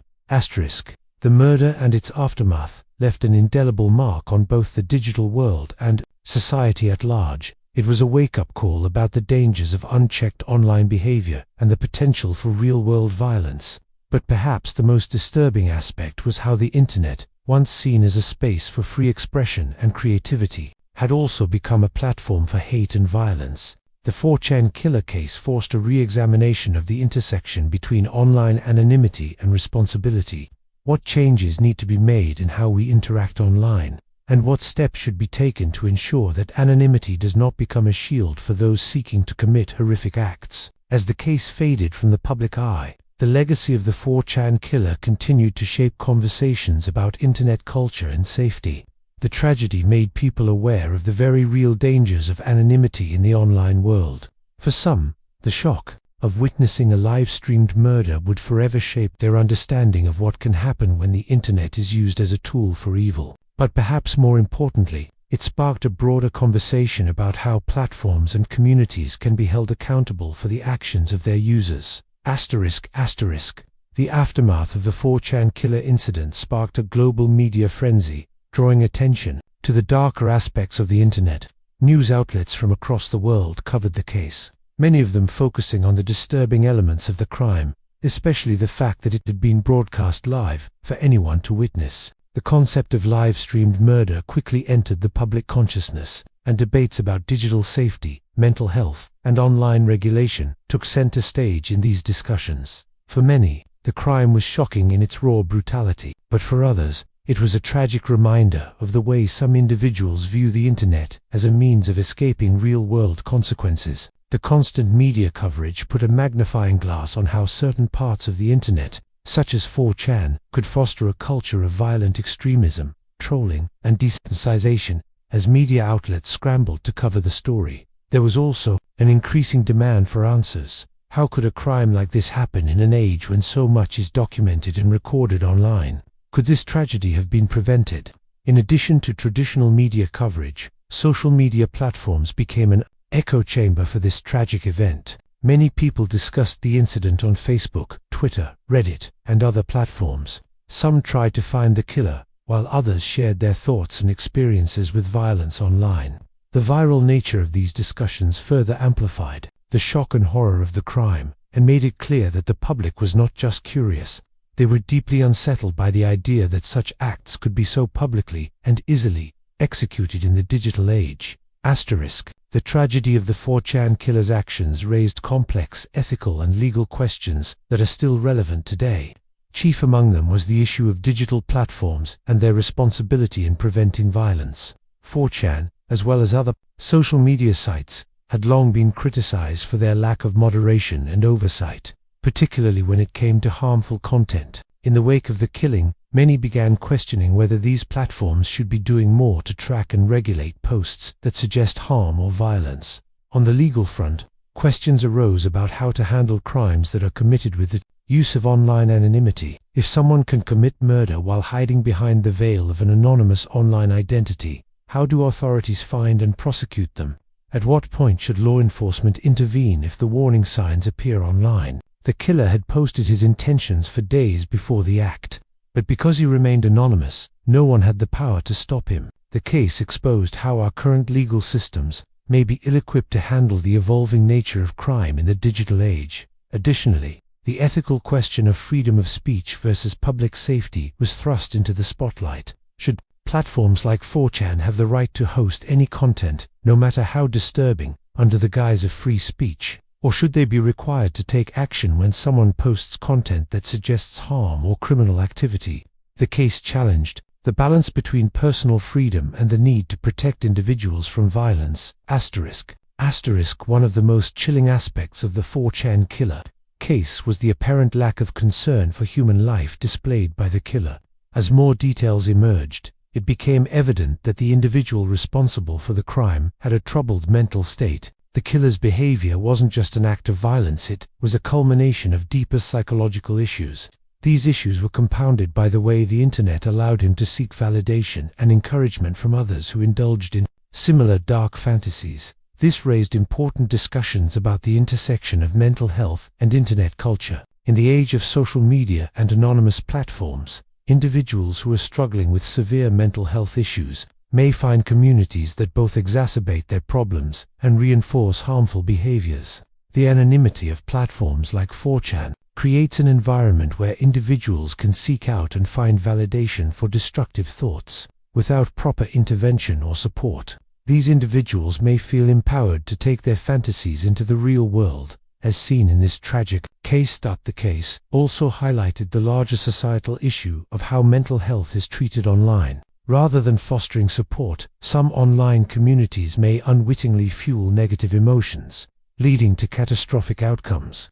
This was a wake-up call for those advocating for better online mental health resources and education. It raised the question of how digital spaces could be redesigned to provide safe environments for those who are vulnerable, rather than enabling dangerous behavior.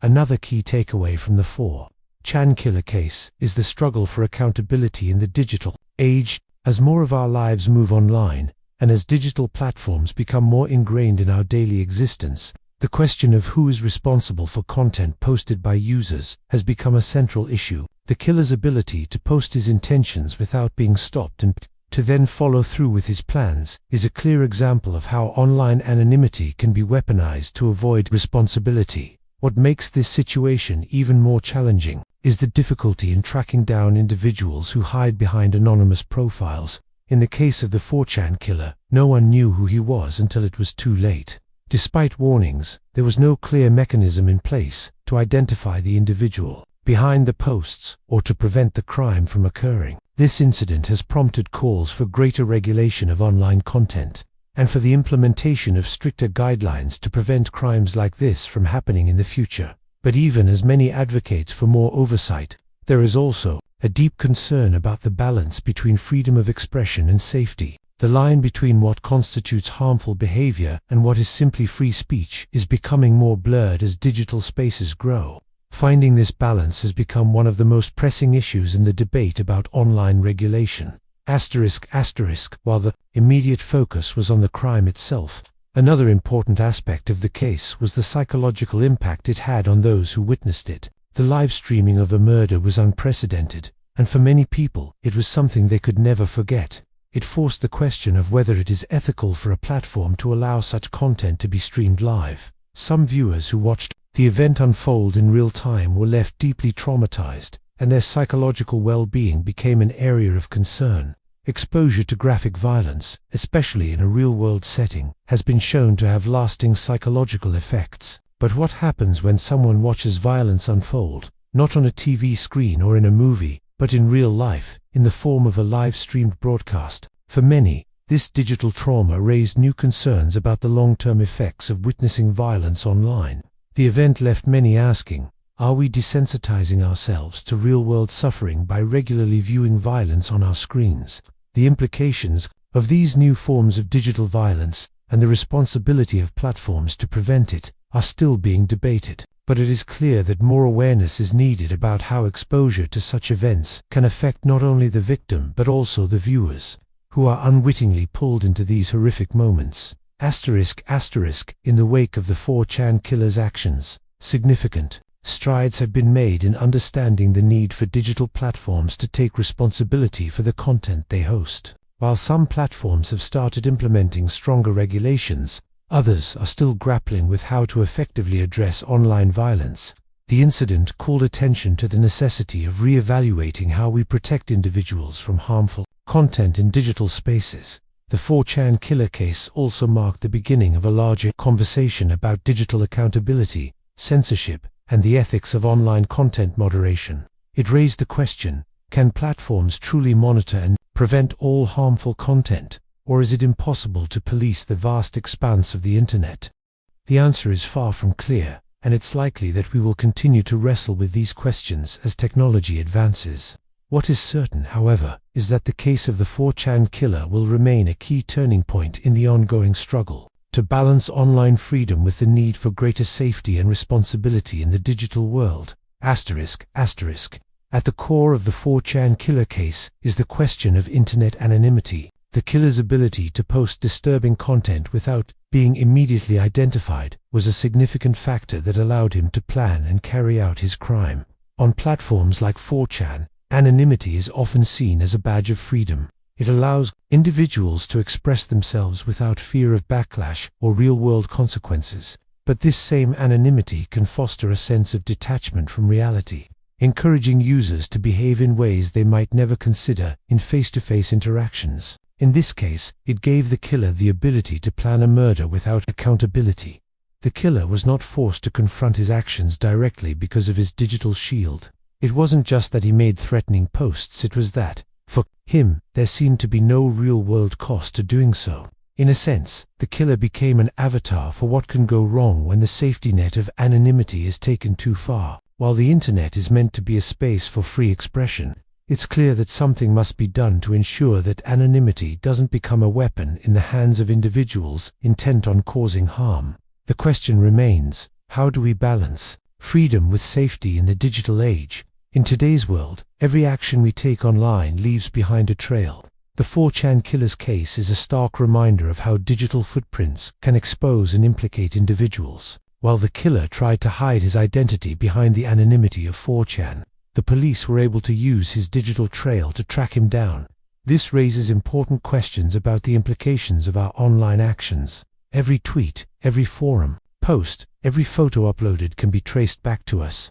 For the killer, this digital trail was eventually his undoing. But for many other people, their seemingly harmless online behavior could also lead to consequences they don't fully understand or anticipate. The fact that the killer could be traced back through his digital actions highlights the growing power of law enforcement and cybersecurity experts in today's interconnected world. As technology advances, it becomes both a tool for crime and a means of solving it. But at the same time, this case forces us to consider how much of our personal information we're willing to leave behind online, and whether we're prepared for the ramifications of doing so. While the 4chan killer's behavior was clearly an outlier, it's important to consider the broader context of online communities and mental health. The anonymity that 4chan offers doesn't just allow people to engage in harmful behavior. It can also attract individuals who are struggling with mental health issues, offering them a place where their emotions and behaviors can be normalized,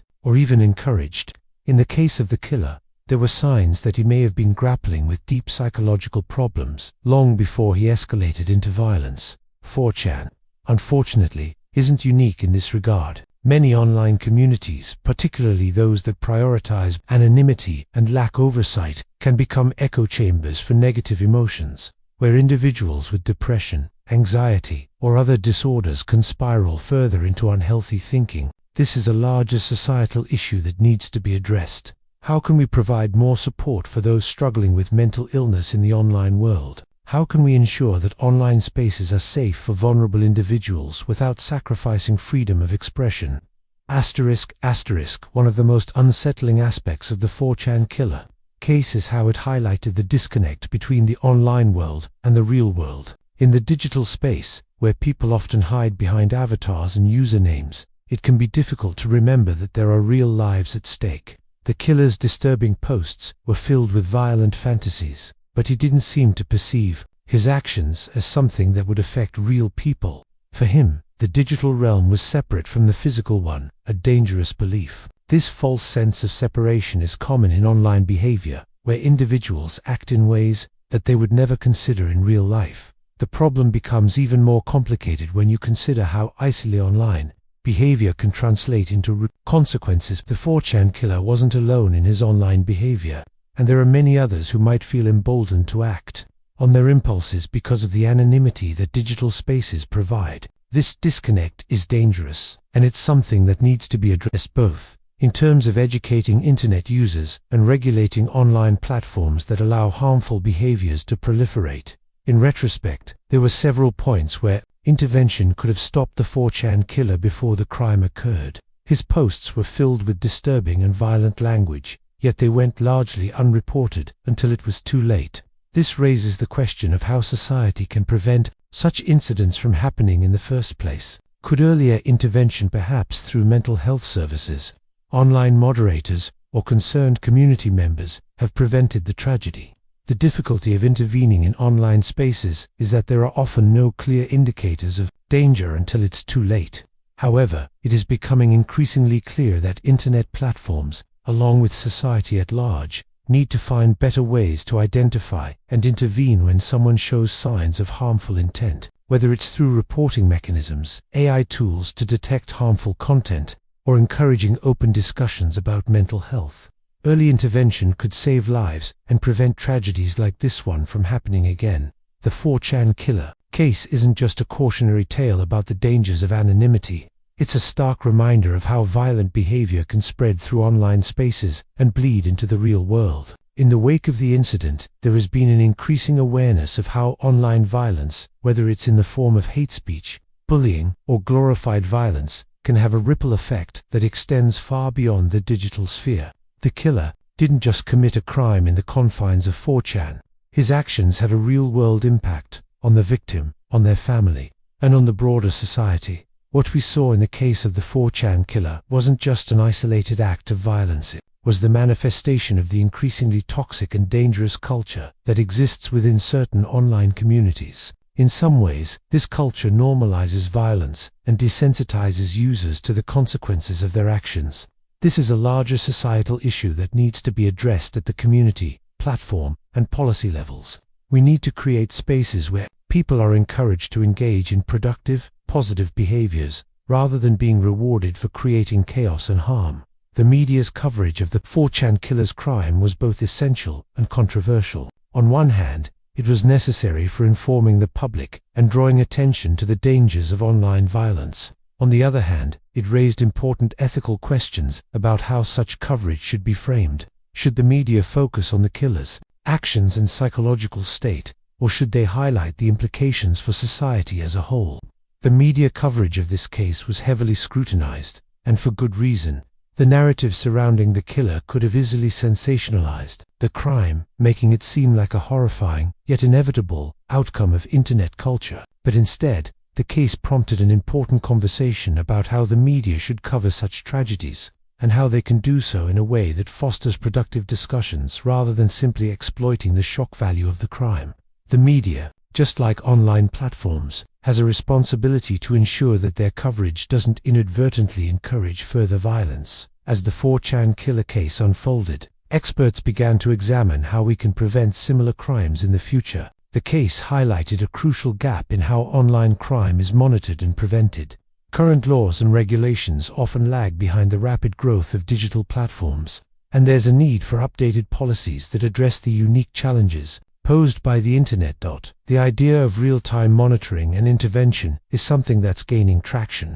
Could we have prevented this tragedy if we had a system in place that flagged harmful content in real time? Platforms like 4chan need to develop better tools for identifying and removing content that could be a precursor to violence. Moreover, there needs to be a global conversation about the role of the government and law enforcement in monitoring online content, without compromising privacy and freedom of expression. Ultimately, the 4chan killer case raises a fundamental question that everyone must grapple with. Who is responsible for online actions? Is it the platform, the user, or society at large? As digital spaces become more intertwined with our everyday lives, it's crucial that we establish clear guidelines and regulations for online conduct. While freedom of expression is essential, it should never come at the cost of someone's safety or well-being. As we move forward, it's clear that digital accountability will be one of the most important issues of our time. The 4chan killer case is just one tragic example of how online anonymity and unchecked behavior can lead to real-world harm. But it also presents an opportunity for all of us to rethink how we engage in the digital space and how we can work together to create a safer, more responsible online environment for everyone. In the aftermath of the 4chan killer case, it became painfully clear that traditional cybersecurity methods were no longer enough to address the increasing sophistication of digital threats. As technology evolves, so too does the nature of online crime. The killer's ability to hide behind the anonymity of a digital identity, untraceable at first, highlighted how vulnerable modern society is to the dark side of the Internet. With deep web forums, encrypted messaging systems, and anonymous posting platforms becoming more accessible, the scope of digital violence has expanded beyond what we once thought possible. This incident forced tech companies, cybersecurity experts, and law enforcement agencies to reconsider the effectiveness of current digital security measures. The killer's ability to leave behind such a trail of destruction before authorities could intervene became a case study in the need for more proactive systems. The growing demand for more advanced AI and machine learning tools that can detect violent or disturbing behavior in real time is louder than ever. It's clear that the need for a stronger, more preemptive approach to online safety is crucial if we are to prevent further tragedies. The role of dark web forums and anonymous communities like 4chan in fostering harmful ideologies is a topic that cannot be ignored. These platforms often attract individuals who feel disconnected from society or who are searching for a sense of belonging. Unfortunately, many find this in communities that promote violence, hate speech, and extremism. The killer was an example of how toxic digital spaces can nurture harmful behaviors. Though not all participants in such communities go on to commit violent acts, the potential for radicalization remains high. Online forums that operate without regulation allow users to share and glorify violent actions with little to no consequences. For the 4chan killer, these spaces became a breeding ground for his thoughts, where he could find like-minded individuals who either tolerated or encouraged his darker impulses.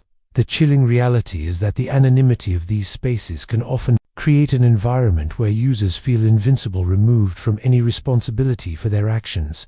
This is an issue that extends far beyond one isolated case. It's a significant societal problem that requires global attention and intervention. In the aftermath of the 4chan killer's crime, an unexpected phenomenon emerged: digital vigilantism. Online communities and individuals who had witnessed the killer's disturbing posts rallied to find out his identity, and in some cases, took matters into their own hands. Some people attempted to hunt down the killer by trawling through his digital history, while the intention might have been to bring the individual to justice. This kind of grassroots internet sleuthing can be dangerous. The rise of internet vigilantism raises crucial questions about how the digital world should handle wrongdoing. Can or should ordinary users take it upon themselves to police online spaces? While the need for intervention is clear, there is a fine line between preventing harm and infringing on privacy rights. These efforts could lead to false accusations, or even harm innocent people. Moreover, they undermine the role of law enforcement agencies, whose job it is to investigate crimes within the bounds of the law. The incident prompted a broader discussion about the role of platforms and users in policing online content, and what kind of authority should be given to individuals in an age of digital anonymity. One of the most debated aspects of the 4chan killer case is the conflict between free speech and public safety. While it's essential that individuals maintain their right to express their opinions online, there is a growing concern that some platforms are providing spaces for harmful speech that can incite real-world violence. The killer's posts were chilling, but they were also protected under the guise of free speech until they led to a tragedy. This case highlights the complexity of managing speech on the internet. Should there be a line drawn between expression and incitement to harm? If so, who decides where that line should be drawn? Many advocates of free speech argue that any form of regulation could potentially infringe on personal freedoms. Yet when lives are at stake, the argument for stricter oversight gains traction. The 4chan killer's crime forces us to grapple with these difficult questions. Can we have a truly free internet while also ensuring that harmful behavior is prevented? The process of online radicalization, which often involves subtle manipulation and the reinforcement of violent ideas, is more prevalent than many realize. The 4chan killer didn't just wake up one day with the desire to commit murder. His ideologies and beliefs likely evolved over time, shaped by the communities he interacted with online. These spaces allowed him to indulge in his darker thoughts without facing any real-world consequences. What is particularly chilling is how such radicalization often goes unnoticed until it's too late. Radicalizing online communities can use seemingly innocuous conversations to slowly desensitize participants to violence and manipulation. Over time, these individuals may begin to believe that violence is an acceptable solution to their problems. This aspect of online culture is more dangerous than it may seem on the surface, and it raises important questions about how we can prevent the spread of harmful ideologies and what steps can be taken to identify and intervene in the radicalization process before it escalates into real-world violence. In the aftermath of the 4chan killer case, it became painfully clear that traditional cybersecurity methods were no longer enough to address the increasing sophistication of digital threats. As technology evolves, so too does the nature of online crime. The killer's ability to hide behind the anonymity of a digital identity, untraceable at first, highlighted how vulnerable modern society is to the dark side of the internet. With deep web forums, encrypted messaging systems, and anonymous posting platforms becoming more accessible, the scope of digital violence has expanded beyond what we once thought possible. This incident forced tech companies, cybersecurity experts, and law enforcement agencies to reconsider the effectiveness of current digital security measures. The killer's ability to leave behind such a trail of destruction before authorities could intervene became a case study in the need for more proactive systems. The growing demand for more advanced AI and machine learning tools that can detect violent or disturbing behavior in real time is louder than ever. It's clear that the need for a stronger, more preemptive approach to online safety is crucial if we are to prevent further tragedies. The role of dark web forums and anonymous communities like 4chan in fostering harmful ideologies is a topic that cannot be ignored. These platforms often attract individuals who feel disconnected from society or who are searching for a sense of belonging. Unfortunately, many find this in communities that promote violence, hate speech, and extremism. The killer was an example of how toxic digital spaces can nurture harmful behaviors. Though not all participants in such communities go on to commit violent acts, the potential for radicalization remains high. Online forums that operate without regulation allow users to share and glorify violent actions with little to no consequences. For the 4chan killer, these spaces became a breeding ground for his thoughts, where he could find like-minded individuals who either tolerated or encouraged his darker impulses. The chilling reality is that the anonymity of these spaces can often create an environment where users feel invincible, removed from any responsibility for their actions. This is an issue that extends far beyond one isolated case. It's a significant societal problem that requires global attention and intervention. In the aftermath of the 4chan killer's crime, an unexpected phenomenon emerged: digital vigilantism. Online communities and individuals who had witnessed the killer's disturbing posts rallied to find out his identity, and in some cases, took matters into their own hands. Some people attempted to hunt down the killer by trawling through his digital history, while the intention might have been to bring the individual to justice. This kind of grassroots internet sleuthing can be dangerous. The rise of internet vigilantism raises crucial questions about how the digital world should handle wrongdoing. Can or should ordinary users take it upon themselves to police online spaces? While the need for intervention is clear, there is a fine line between preventing harm and infringing on privacy rights. These efforts could lead to false accusations, or even harm innocent people. Moreover, they undermine the role of law enforcement agencies, whose job it is to investigate crimes within the bounds of the law. The incident prompted a broader discussion about the role of platforms and users in policing online content, and what kind of authority should be given to individuals in an age of digital anonymity. One of the long-term solutions to preventing tragedies like the 4chan killer's crime lies in digital literacy and responsible online behavior. As the internet continues to play a larger role in our lives, individuals need to be equipped with the knowledge and skills to navigate online spaces safely. This includes understanding the risks of engaging in certain communities, recognizing when content becomes harmful, and knowing how to report dangerous behavior.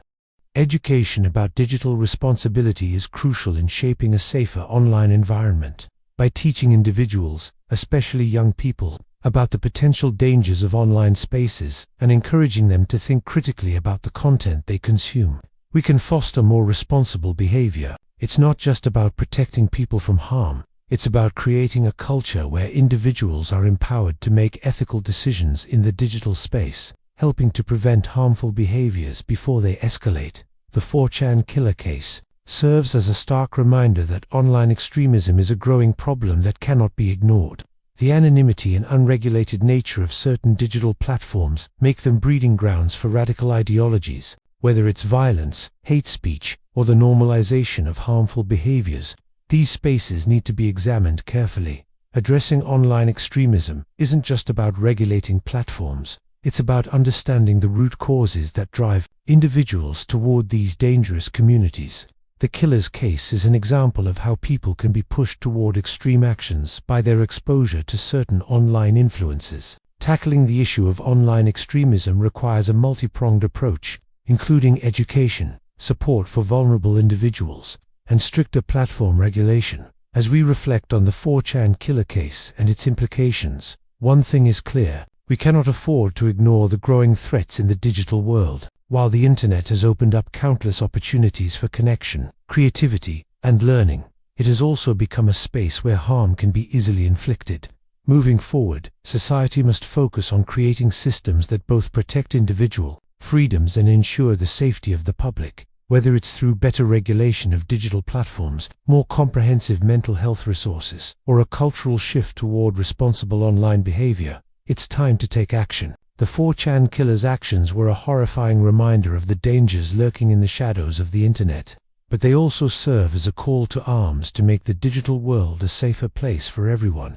The journey ahead will require collaboration, innovation, and an unwavering commitment to addressing the challenges posed by online anonymity and digital violence. As we examine the 4chan killer case, it's crucial to understand the role that more obscure corners of the internet, like the dark web, play in facilitating extreme behavior. While 4chan itself is not part of the dark web, it shares many characteristics with those underground spaces: anonymity, lack of oversight, and communities that can breed harmful ideologies.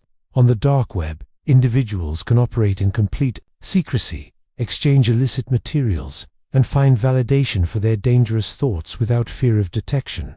This distinction between the surface web and the dark web often blurs, as more users migrate to platforms that allow them to remain hidden. The killer's crime brings into sharp focus the ease with which someone can go from participating in online communities to committing real-world violence. These digital platforms, from the well-known ones like 4chan to more obscure forums, create an environment where dark ideologies can proliferate unchecked, and individuals like the 4chan killer can be radicalized without much intervention. Law enforcement agencies are increasingly focused on these hidden spaces, but tracking and preventing harmful activities on the dark web remains a significant challenge.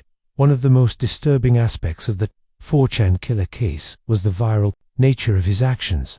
The killer's disturbing actions weren't just witnessed by a few. His crime became viral content on the internet, shared widely across social media platforms. In an age where everything from a viral meme to a tragic incident can spread like wildfire, the consequences of such events ripple out far beyond the original act. The viral spread of the crime raises important questions about how we, as a society, consume and respond to online tragedies. What responsibility do platforms have when their users encounter or disseminate violent content? Should they be doing more to prevent the initial spread of such materials, or is it simply a byproduct of living in a hyper-connected world? This case exemplifies how a single individual's actions can cause chaos, not only in real time but in the form of lasting trauma, as footage and discussions of violent events can become replayed and reshared for years. The sheer scale and impact of the viral nature of violent online content need to be part of the ongoing discussion on how to safeguard against it. It's easy to focus on the digital platforms that facilitated the 4chan killer's actions, but mental health is an equally critical factor in understanding the tragedy. The killer's online behavior suggested that he was struggling with severe psychological issues long before he ever took his crime to the real world.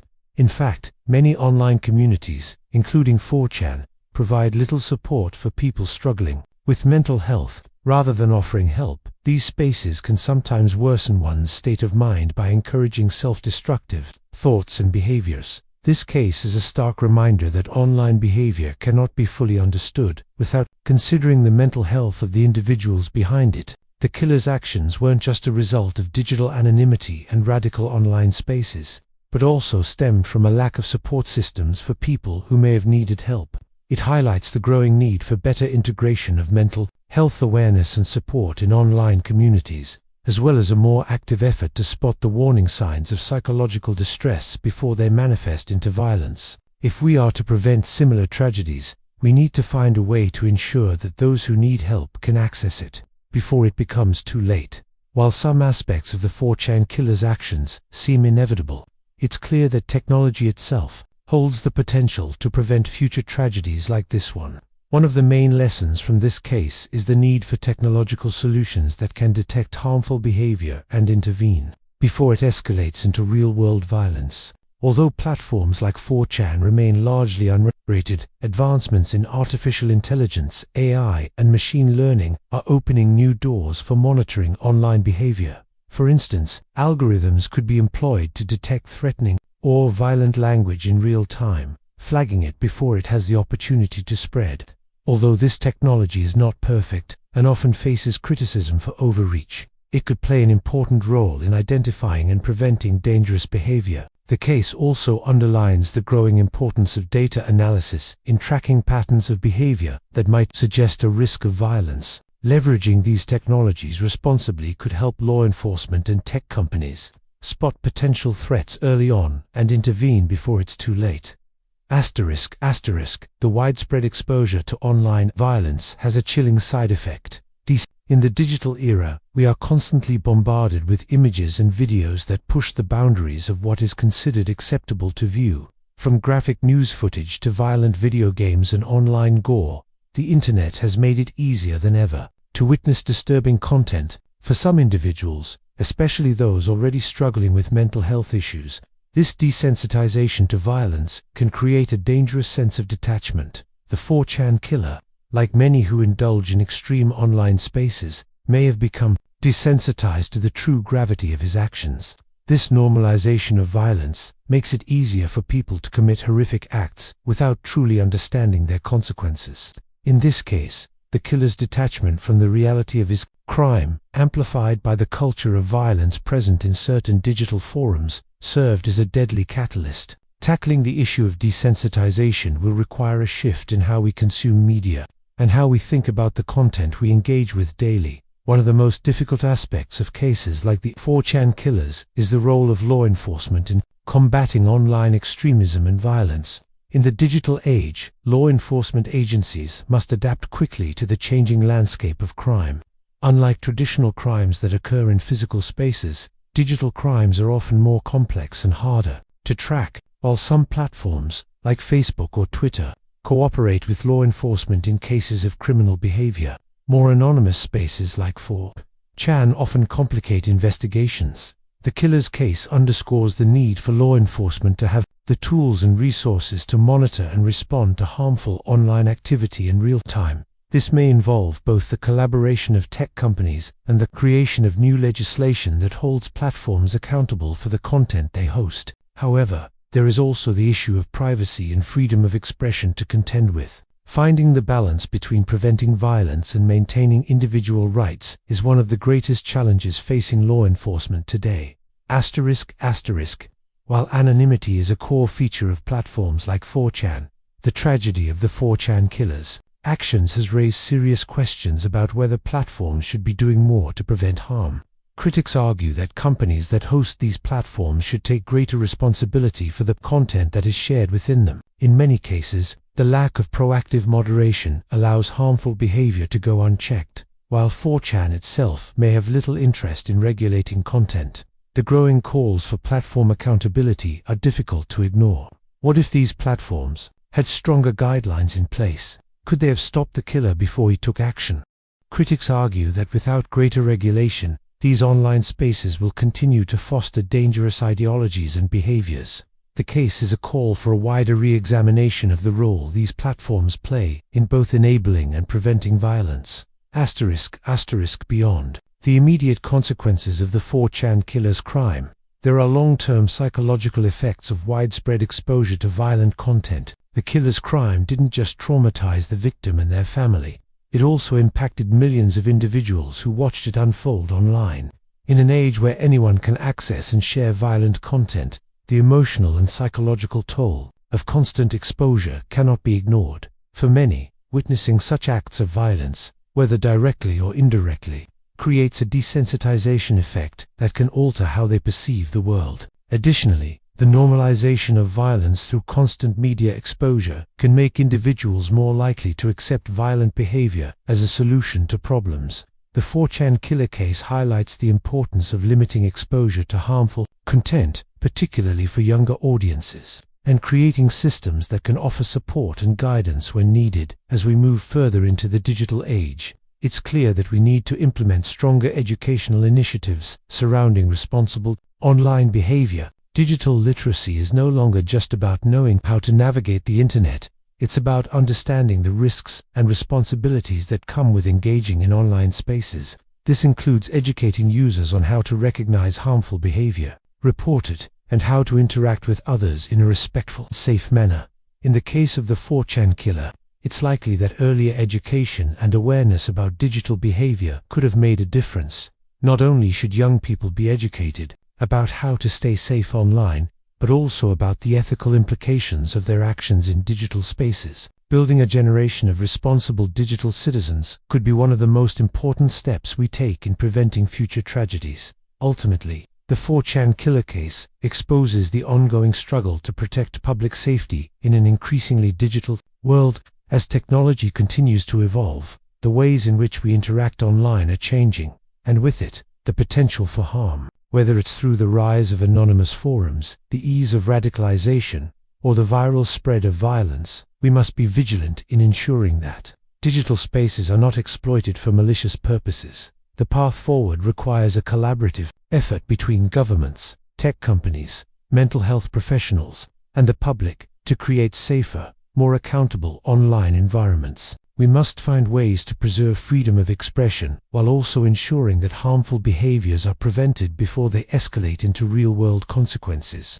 Only by coming together to confront these challenges can we hope to create the world that prioritizes safety, well-being, and respect. A critical takeaway from the 4chan killer case is the intersection of technology and mental health support. The digital world, while offering numerous benefits in terms of connectivity and information, also presents a growing challenge for mental health professionals.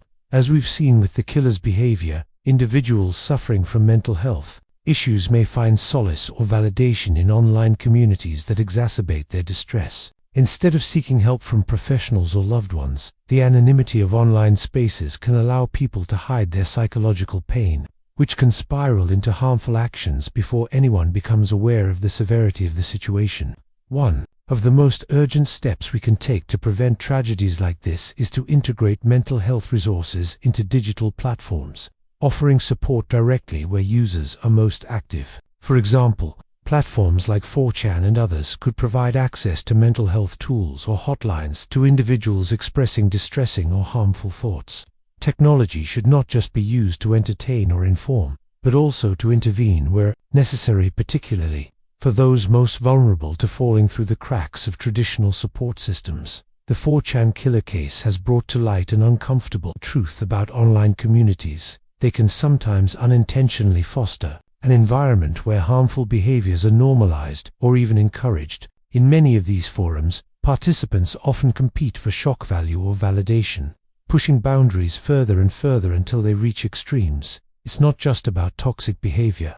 It's about the complex dynamics that emerge when individuals validate each other's darker impulses, leading to destructive outcomes. This dynamic, known as groupthink, is particularly powerful in anonymous online spaces. Members feed off each other's ideas, creating a cycle of validation that can quickly escalate into real-world harm. The anonymity provided by these forums allows individuals to express themselves in ways they might never do in person, as there's little to no immediate accountability. In the case of the 4chan killer, the toxic atmosphere of his online spaces may have been one of the contributing factors to his radicalization. This issue raises profound questions about the responsibilities of online communities to prevent harmful behavior and whether platforms should intervene more actively. At the heart of the 4chan killer's actions lies the concept of anonymous posting, which can serve both as a tool for privacy and, unfortunately, a mechanism for harm. While anonymity can allow for freedom of expression and creativity,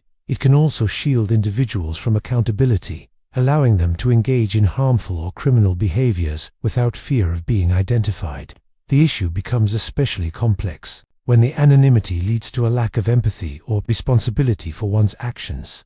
One of the ethical dilemmas this case raises is whether the right to anonymity should be protected in the digital world, even when it may lead to harm. Anonymity has been a cornerstone of many online communities, providing individuals with the freedom to speak without fear of reprisal. However, when it enables individuals to commit heinous acts, the question arises, should online anonymity have limits? This case exemplifies how the very freedom that allows people to share ideas freely can be exploited for malicious purposes. The question of how much responsibility digital platforms should bear for the content posted on their websites is one of the most contentious topics in the wake of the 4chan killer case. While platforms like 4chan argued that they should not be held accountable for the actions of users, others believe that tech companies have an ethical responsibility to actively monitor and remove harmful content. In this case, the killer's violent posts and glorification of his plan were visible to anyone who was paying attention. Yet the platform didn't intervene until after the tragedy occurred. The issue here is not just about moderation but about a fundamental shift in the way platforms understand their role in society. Should they continue to act as passive hosts for content, or should they take a more active role in ensuring their spaces are safe and conducive to healthy, positive interaction? The killer's crime has placed these platforms in a position where they must reassess their policies, especially concerning the content that could incite violence or harm. Young people are particularly vulnerable to the influences of digital culture, and cases like the 4chan killer's crime shine a spotlight on the dangers that can lurk within seemingly innocent communities. Young, impressionable users may find themselves drawn to these online forums, seeking connection, validation, or entertainment. Without fully understanding the risks associated with such spaces, the killer's participation in a platform like 4chan, where extreme ideas and behaviors are often amplified, is a cautionary tale of how digital spaces can influence young minds. Social media platforms have become the new public squares, where young people form identities and engage with peers, and they often model their behavior based on the content they consume.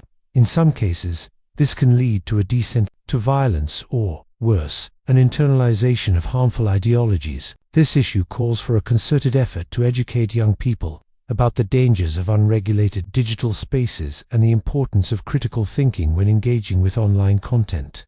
While technology platforms, and governments all have roles to play in preventing tragedies like the 4chan killer case. The responsibility also falls on families and communities. The killer's actions didn't happen in isolation. They were the result of years of personal experiences, online interactions, and psychological struggles. Families, friends, and local communities need to be aware of the signs of online radicalization and the early warning signs of violent behavior. In many cases, radicalization doesn't happen overnight. It's a gradual process that can be difficult to detect, especially if an individual is isolating themselves and hiding their digital life. The key to preventing violence is to foster stronger communication and support systems both online and offline.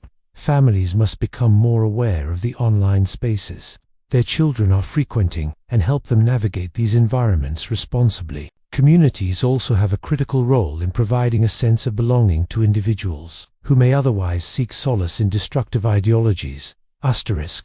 Understanding the mind behind the 4chan killer's actions is a critical component of evaluating how tragedies like this unfold. While we can look at his actions from a technological or societal perspective, it's also important to consider the psychological factors that drove him to commit such a heinous crime. The killer's disturbing posts suggested a person who was disconnected from reality, likely suffering from deep psychological distress, and who felt increasingly detached from societal norms. By examining the killer's psychological profile, mental health experts could offer insights into the mindset of an individual who is prone to such violent acts. Was there a pattern of behavior that could have been identified earlier? Could early intervention have prevented the tragedy?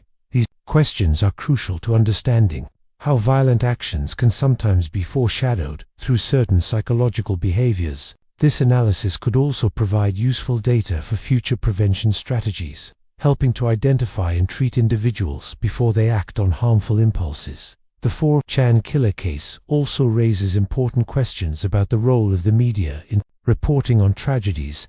Journalists have a responsibility not only to inform the public, but to do so in a way that is sensitive to the victims and their families. In this case, the killer's crime became a sensationalized story, and many outlets raced to cover the details, sometimes prioritizing the drama of the situation over the ethical implications of sharing such content. That the way the media covers such events can have a profound impact on the broader public.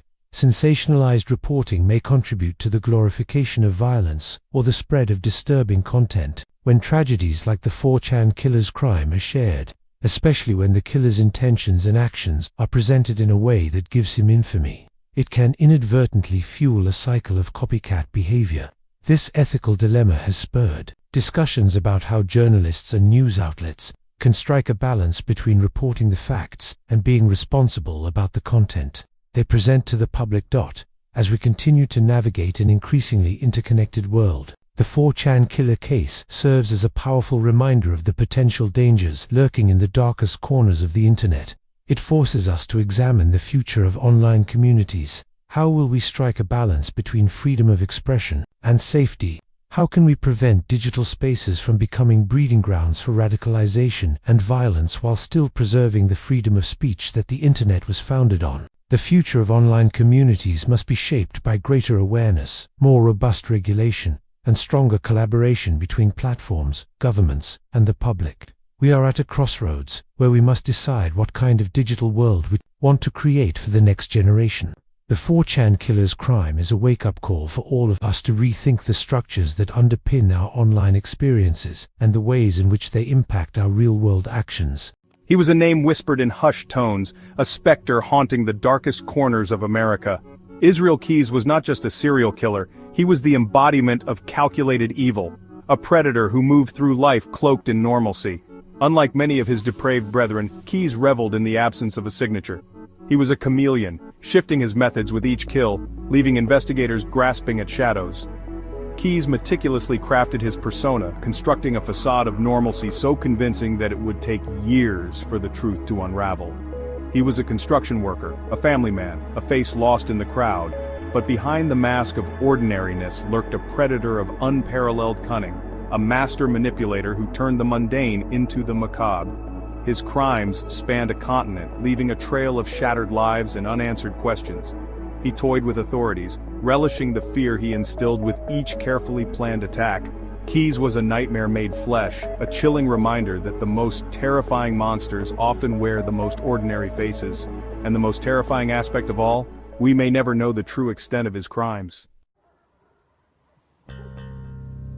The seeds of darkness often find fertile ground in the shadows of a troubled childhood.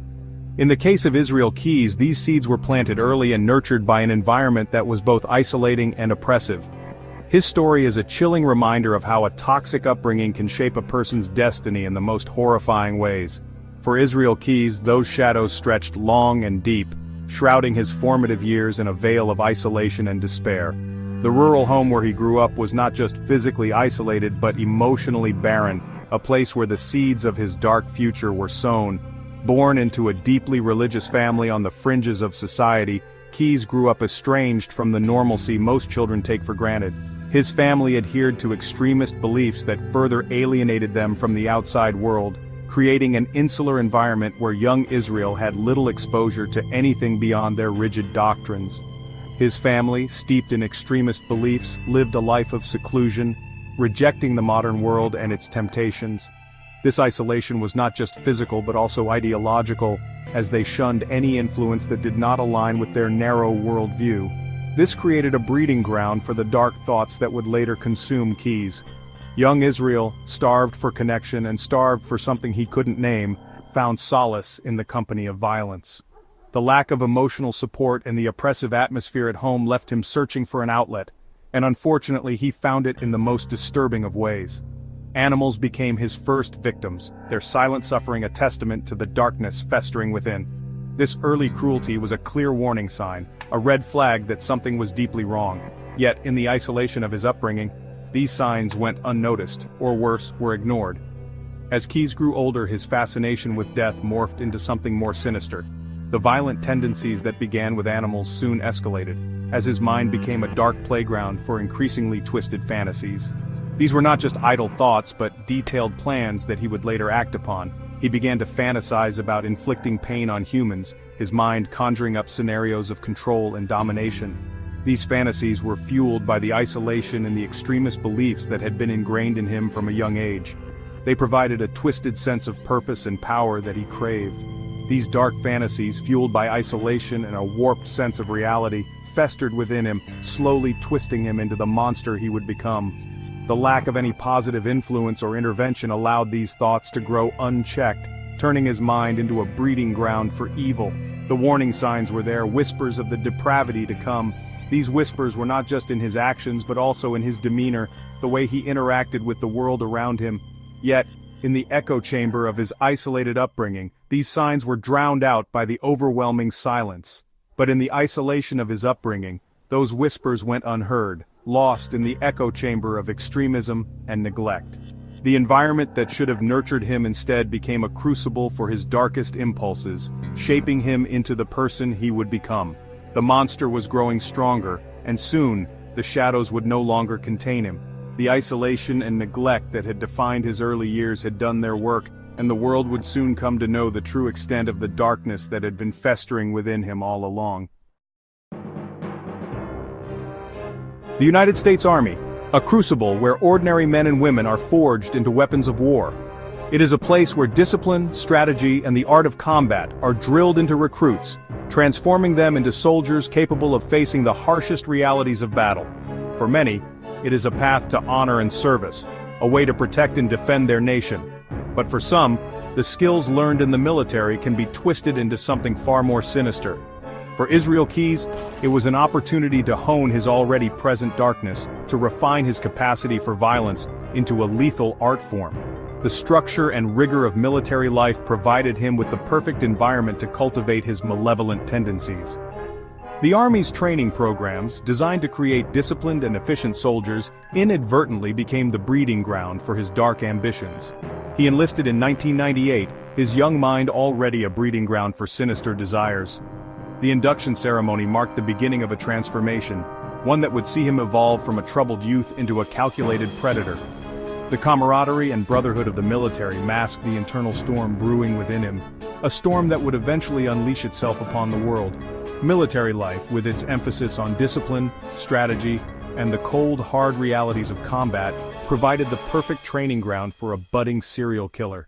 The rigorous training exercises, the relentless drills, and the constant focus on precision and efficiency all played a part in shaping Keyes into a formidable force.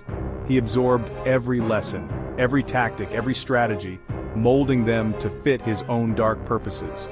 Keyes excelled in his training, his superiors noting his discipline and proficiency in weaponry.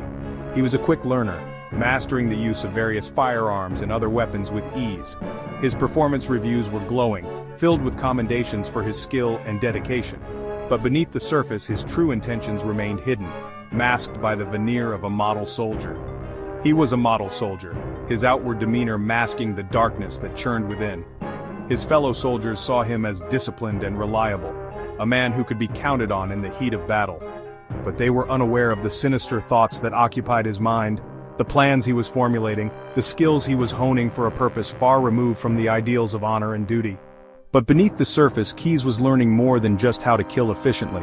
He was learning how to disappear. The military's emphasis on stealth and evasion tactics became a crucial part of his education. He practiced blending into his surroundings, moving silently and unseen, mastering the art of becoming a ghost. These skills would later prove invaluable as he embarked on his reign of terror. He studied evasion tactics, camouflage, and the art of blending in, skills that would later serve him all too well in his reign of terror. The ability to move undetected, to strike without warning and then vanish without a trace became second nature to him. The military had provided him with the tools he needed to become a ghost, a phantom moving unseen and undetected through the world. The military had unwittingly provided him with the tools he needed to become a ghost, a phantom moving unseen and undetected through the world. His training in stealth and evasion was thorough, and he took to it with a disturbing enthusiasm. Every lesson, every drill, every exercise was another step towards perfecting his ability to disappear, to become invisible in plain sight. By the time Keyes left the army in 2001, he was no longer the troubled young man who had enlisted. The years of training and discipline had transformed him into something far more dangerous. He had become a weapon, honed to a razor's edge, his mind a repository of deadly skills and knowledge. The military had given him the tools, and now he was ready to use them. He was a weapon, honed to a razor's edge, his mind a repository of deadly skills and knowledge.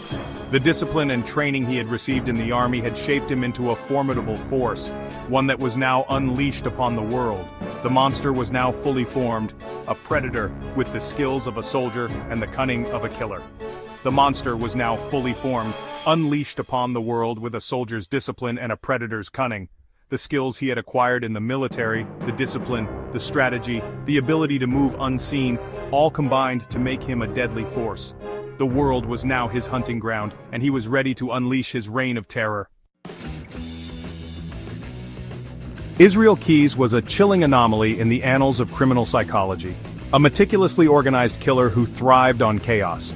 His name sends shivers down the spines of those who study the dark recesses of the human mind. Unlike many serial killers who follow a discernible pattern, Keyes was a master of unpredictability.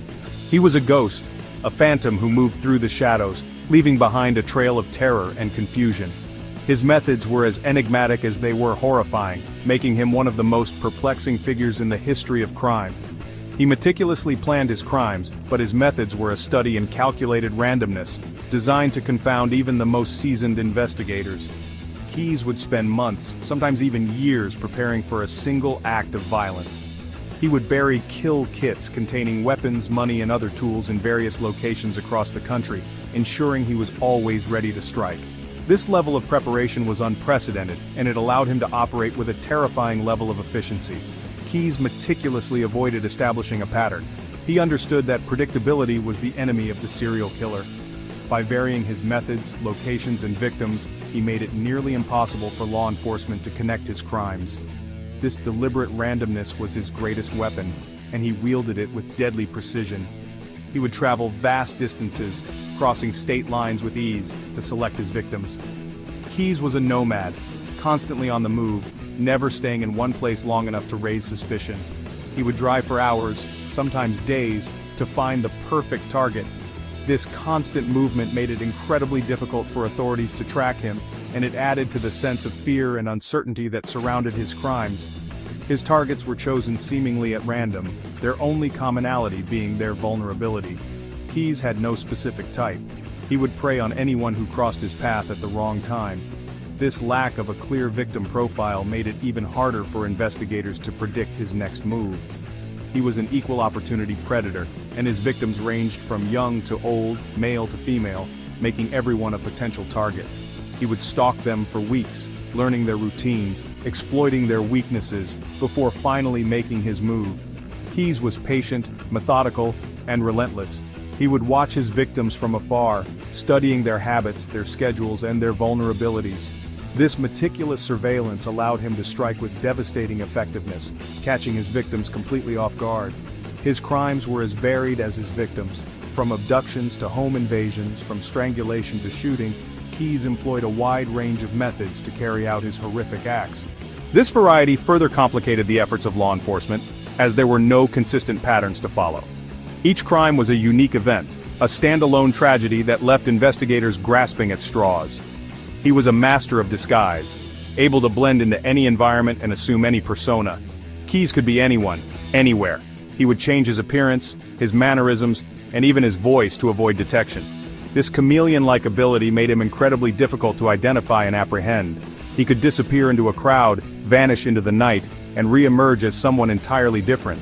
He would abduct his victims from their homes, from parking lots, from the street, leaving no trace of his presence. Keyes was a ghost, slipping in and out of his victims' lives without leaving a single clue behind. His abductions were swift, silent, and utterly terrifying. He would strike when his victims least expected it, taking them from the safety of their everyday environments and plunging them into a nightmare. He would torture them, kill them, and dispose of their bodies hundreds of miles apart, erasing his steps with chilling efficiency. Keyes took great care to ensure that his crimes would never be traced back to him. He would transport his victims' bodies to remote locations, burying them in unmarked graves or disposing of them in ways that made recovery nearly impossible. This meticulous attention to detail allowed him to evade capture for years. Keyes was a master of deception, a puppeteer pulling the strings of chaos. He reveled in the confusion and fear he created, manipulating the world around him to suit his dark desires. His ability to control the narrative, to stay one step ahead of those who sought to stop him, was a testament to his cunning and intelligence. He understood that predictability bred capture, and he refused to allow himself to be boxed in by routine. Keyes was always evolving, always adapting. He knew that the moment he became predictable, he would be vulnerable. This constant state of flux kept him ahead of the authorities and allowed him to continue his reign of terror. His crimes were a macabre symphony of randomness, each note carefully chosen to create a chilling masterpiece of terror. Israel Keyes was not just a killer, he was an artist of death, crafting each act of violence with a precision and care that was as horrifying as it was impressive. His legacy is one of fear, confusion, and a haunting reminder of the darkness that can lurk within the human soul. The night of November 13, 1974, began like any other in the quiet neighborhood of Amityville, Long Island. The streets were calm, the houses stood silent, and the air carried a sense of peace that only a small, close-knit community could offer. It was a night like countless others, where families felt safe within the walls of their homes, and the troubles of the world seemed far away. A light breeze rustled through the trees, whispering secrets to the night. The leaves danced gently, casting fleeting shadows on the ground as if nature itself was trying to communicate a warning that went unheard. Families settled in for the night, unaware of the darkness creeping towards 112 Ocean Avenue. Children were tucked into bed, parents relaxed in their living rooms, and the hum of everyday life filled the air. It was a scene of normalcy, of routine, of the mundane comforts that make up the fabric of suburban life. Inside the large Dutch colonial house, however, a storm was brewing. This was no ordinary storm, but one that would leave a permanent scar on the community. The house, with its distinctive gambrel roof and iconic windows, stood as a silent witness to the unfolding tragedy. It wasn't a storm of wind and rain, but one of madness and violence. Shadows moved inside the house, flickering lights hinted at the chaos within. The tranquility of the night was about to be shattered in the most horrific way imaginable. By morning, the quaint facade of the DeFeo family home would be shattered, revealing a scene of unimaginable horror. 6 lives brutally taken. The sun rose to illuminate a house that had become a crime scene, a place where innocence was lost, and nightmares became reality. One chilling question left hanging in the air: what happened inside 112 Ocean Avenue? The number 112, once just an address, now carried a weight of dread and mystery. It became a symbol of the inexplicable, a question mark that loomed over the town. Some say evil permeates the very foundation of that house. They speak of a malevolent force, an evil presence that drove the events of that night. The house, with its dark history, became a focal point for tales of the supernatural, of forces beyond human understanding. Others claim it was a tragic case of a family torn apart by their own demons. The DeFeo family, once seemingly perfect, had hidden cracks that widened into chasms of despair and violence. The fragmented family photo, a poignant reminder of what once was, now lay shattered, much like the lives it depicted. Tonight, we delve into the horrifying events of that fateful night. We examine the evidence, we explore the theories, the flashing lights of the police cars, the hushed whispers of the neighbors, all paint a picture of a community grappling with the unthinkable. We ask the question that has haunted this small town for decades: was it just a man, or was it something more sinister at play? The full moon cast an eerie glow on the house, as if nature itself was spotlighting the mystery that lay within. Get ready, because tonight, we're diving headfirst into the chilling truth behind the Amityville murders. We will peel back the layers of myth and reality to uncover the true story of what happened on that ordinary night that turned into an unthinkable horror. The DeFeo family seemed on the surface like any other. Patriarch Ronald DeFeo Sr. ruled with an iron fist. His wife Louise tried to keep the peace. They had 5 children: Ronald Jr., Butch, Dawn, Allison, Mark, and John. However, behind the facade of normalcy, darkness festered. Ronald Sr. was known for his explosive temper and abusive behavior. The children lived in fear. Whispers of family secrets and simmering resentment followed them like shadows. The house at 112 Ocean Avenue, with its grand exterior and spacious rooms, should have been a haven. Instead, it became a pressure cooker. The family's dysfunction intensified within its walls. Neighbors reported shouting matches, doors slamming. Some even claimed to see fleeting figures in the windows, shadows moving just out of sight. Whether these were genuine paranormal occurrences or simply the product of an overactive imagination, one thing was clear: the DeFeo family harbored secrets, and those secrets would soon paint the walls of their home with blood. Around 3:15 a.m., the silence of the night was shattered by the roar of a .35 caliber Marlin rifle. The tranquility of the suburban neighborhood was abruptly replaced by a sense of dread and confusion. The stillness of the night, which had been a comforting blanket for the residents, was now a haunting reminder of the violence that had just occurred. 6 shots rang out, each one a nail in the coffin of the DeFeo family's fate. The echoes of the gunfire reverberated through the quiet streets, a grim symphony that marked the end of innocence for this peaceful community. Neighbors, startled from their sleep, would later recount the chilling sounds that pierced the night, unaware of the horror unfolding just a few houses away. Upstairs in their beds, Ronald Sr., Louise, Dawn, Allison, Mark, and John were systematically executed. The family, who had once shared laughter and love within these walls, now lay lifeless, victims of an unimaginable act of violence. Each shot was a calculated move, a deliberate act that left no room for mercy or hesitation. Each family member was found lying face down, their dreams extinguished in a torrent of violence. The sight was a macabre tableau, a stark contrast to the warmth and safety that a home is supposed to provide. The positions of their bodies suggested a sudden, overwhelming force, one that left them no chance to react or escape. But amidst the carnage, there was an eerie absence, a struggle, a cry for help, any sign that the victims had tried to fight back. It was as if they had been caught in a nightmare from which they could not wake. The silence of their final moments was deafening, a void that spoke volumes about the terror they must have felt. It was as if they had accepted their gruesome fate. The lack of defensive wounds or signs of a struggle puzzled investigators, leading them to question the circumstances of the murders. How could an entire family be so easily subdued? What kind of fear or coercion had kept them from fighting back? The killer, as we know, was 23-year-old Ronald Butch DeFeo Jr., a young man with a troubled past, Butch had a history of erratic behavior and conflicts with his family. Yet, no one could have predicted the extent of his rage or the cold-blooded nature of his actions that night. He would later claim that voices, demonic whispers urging him on, had driven him to commit the horrific act. These alleged voices, he said, had tormented him, pushing him to the brink of sanity. Whether these claims were a desperate attempt to explain the inexplicable or a genuine glimpse into his disturbed mind, they added a chilling layer to an already horrifying story. But the calculated precision of the murders, the lack of any struggle, painted a different picture. It suggested a level of premeditation and control that was at odds with the idea of a man driven to madness by unseen forces.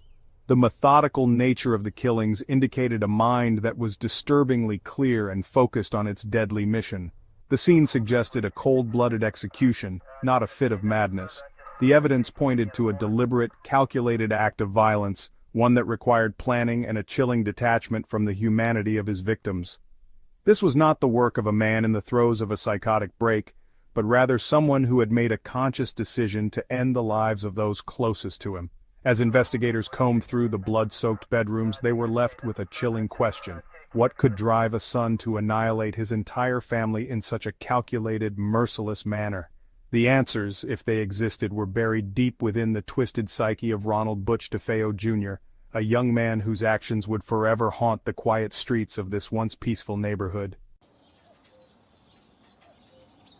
The sun rose on a scene of unimaginable horror.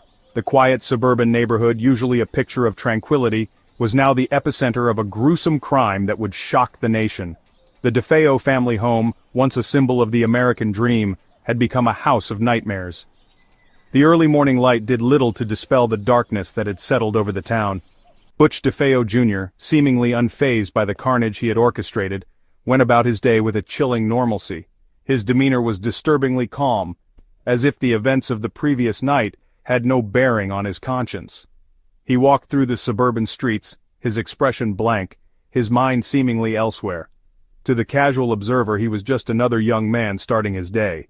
He clocked in for work, acted surprised by the news of his family's demise, and even joined the throng of onlookers gathering at the crime scene.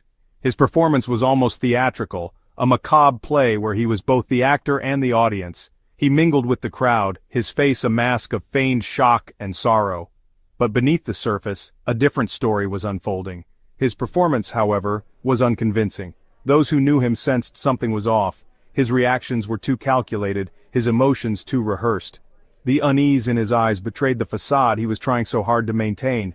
It was as if he was playing a role he hadn't fully prepared for, and the cracks were beginning to show. His stories were inconsistent, riddled with holes and contradictions. Each time he recounted the events, the details changed. One moment he was a helpless witness, the next a reluctant participant. The authorities, trained to detect deception, quickly picked up on the discrepancies. His narrative was like a poorly woven tapestry, threads of truth and lies tangled together in a confusing mess. The police, their suspicions piqued by his erratic behavior, began to suspect that Butch knew more than he was letting on. They observed him closely, noting every nervous twitch, every hesitant pause. The more he spoke, the deeper he seemed to dig himself into a hole. His attempts to mislead only served to tighten the net around him. As the day wore on, Butch's facade crumbled. The weight of his lies became too much to bear. His confident exterior gave way to visible distress. He was no longer the composed young man who had started the day. The reality of his actions was beginning to catch up with him, and it showed in every strained expression, every anxious glance. He changed his story multiple times, first claiming to have witnessed the murders, then confessing to killing his father in self-defense before finally admitting to the murders of his entire family.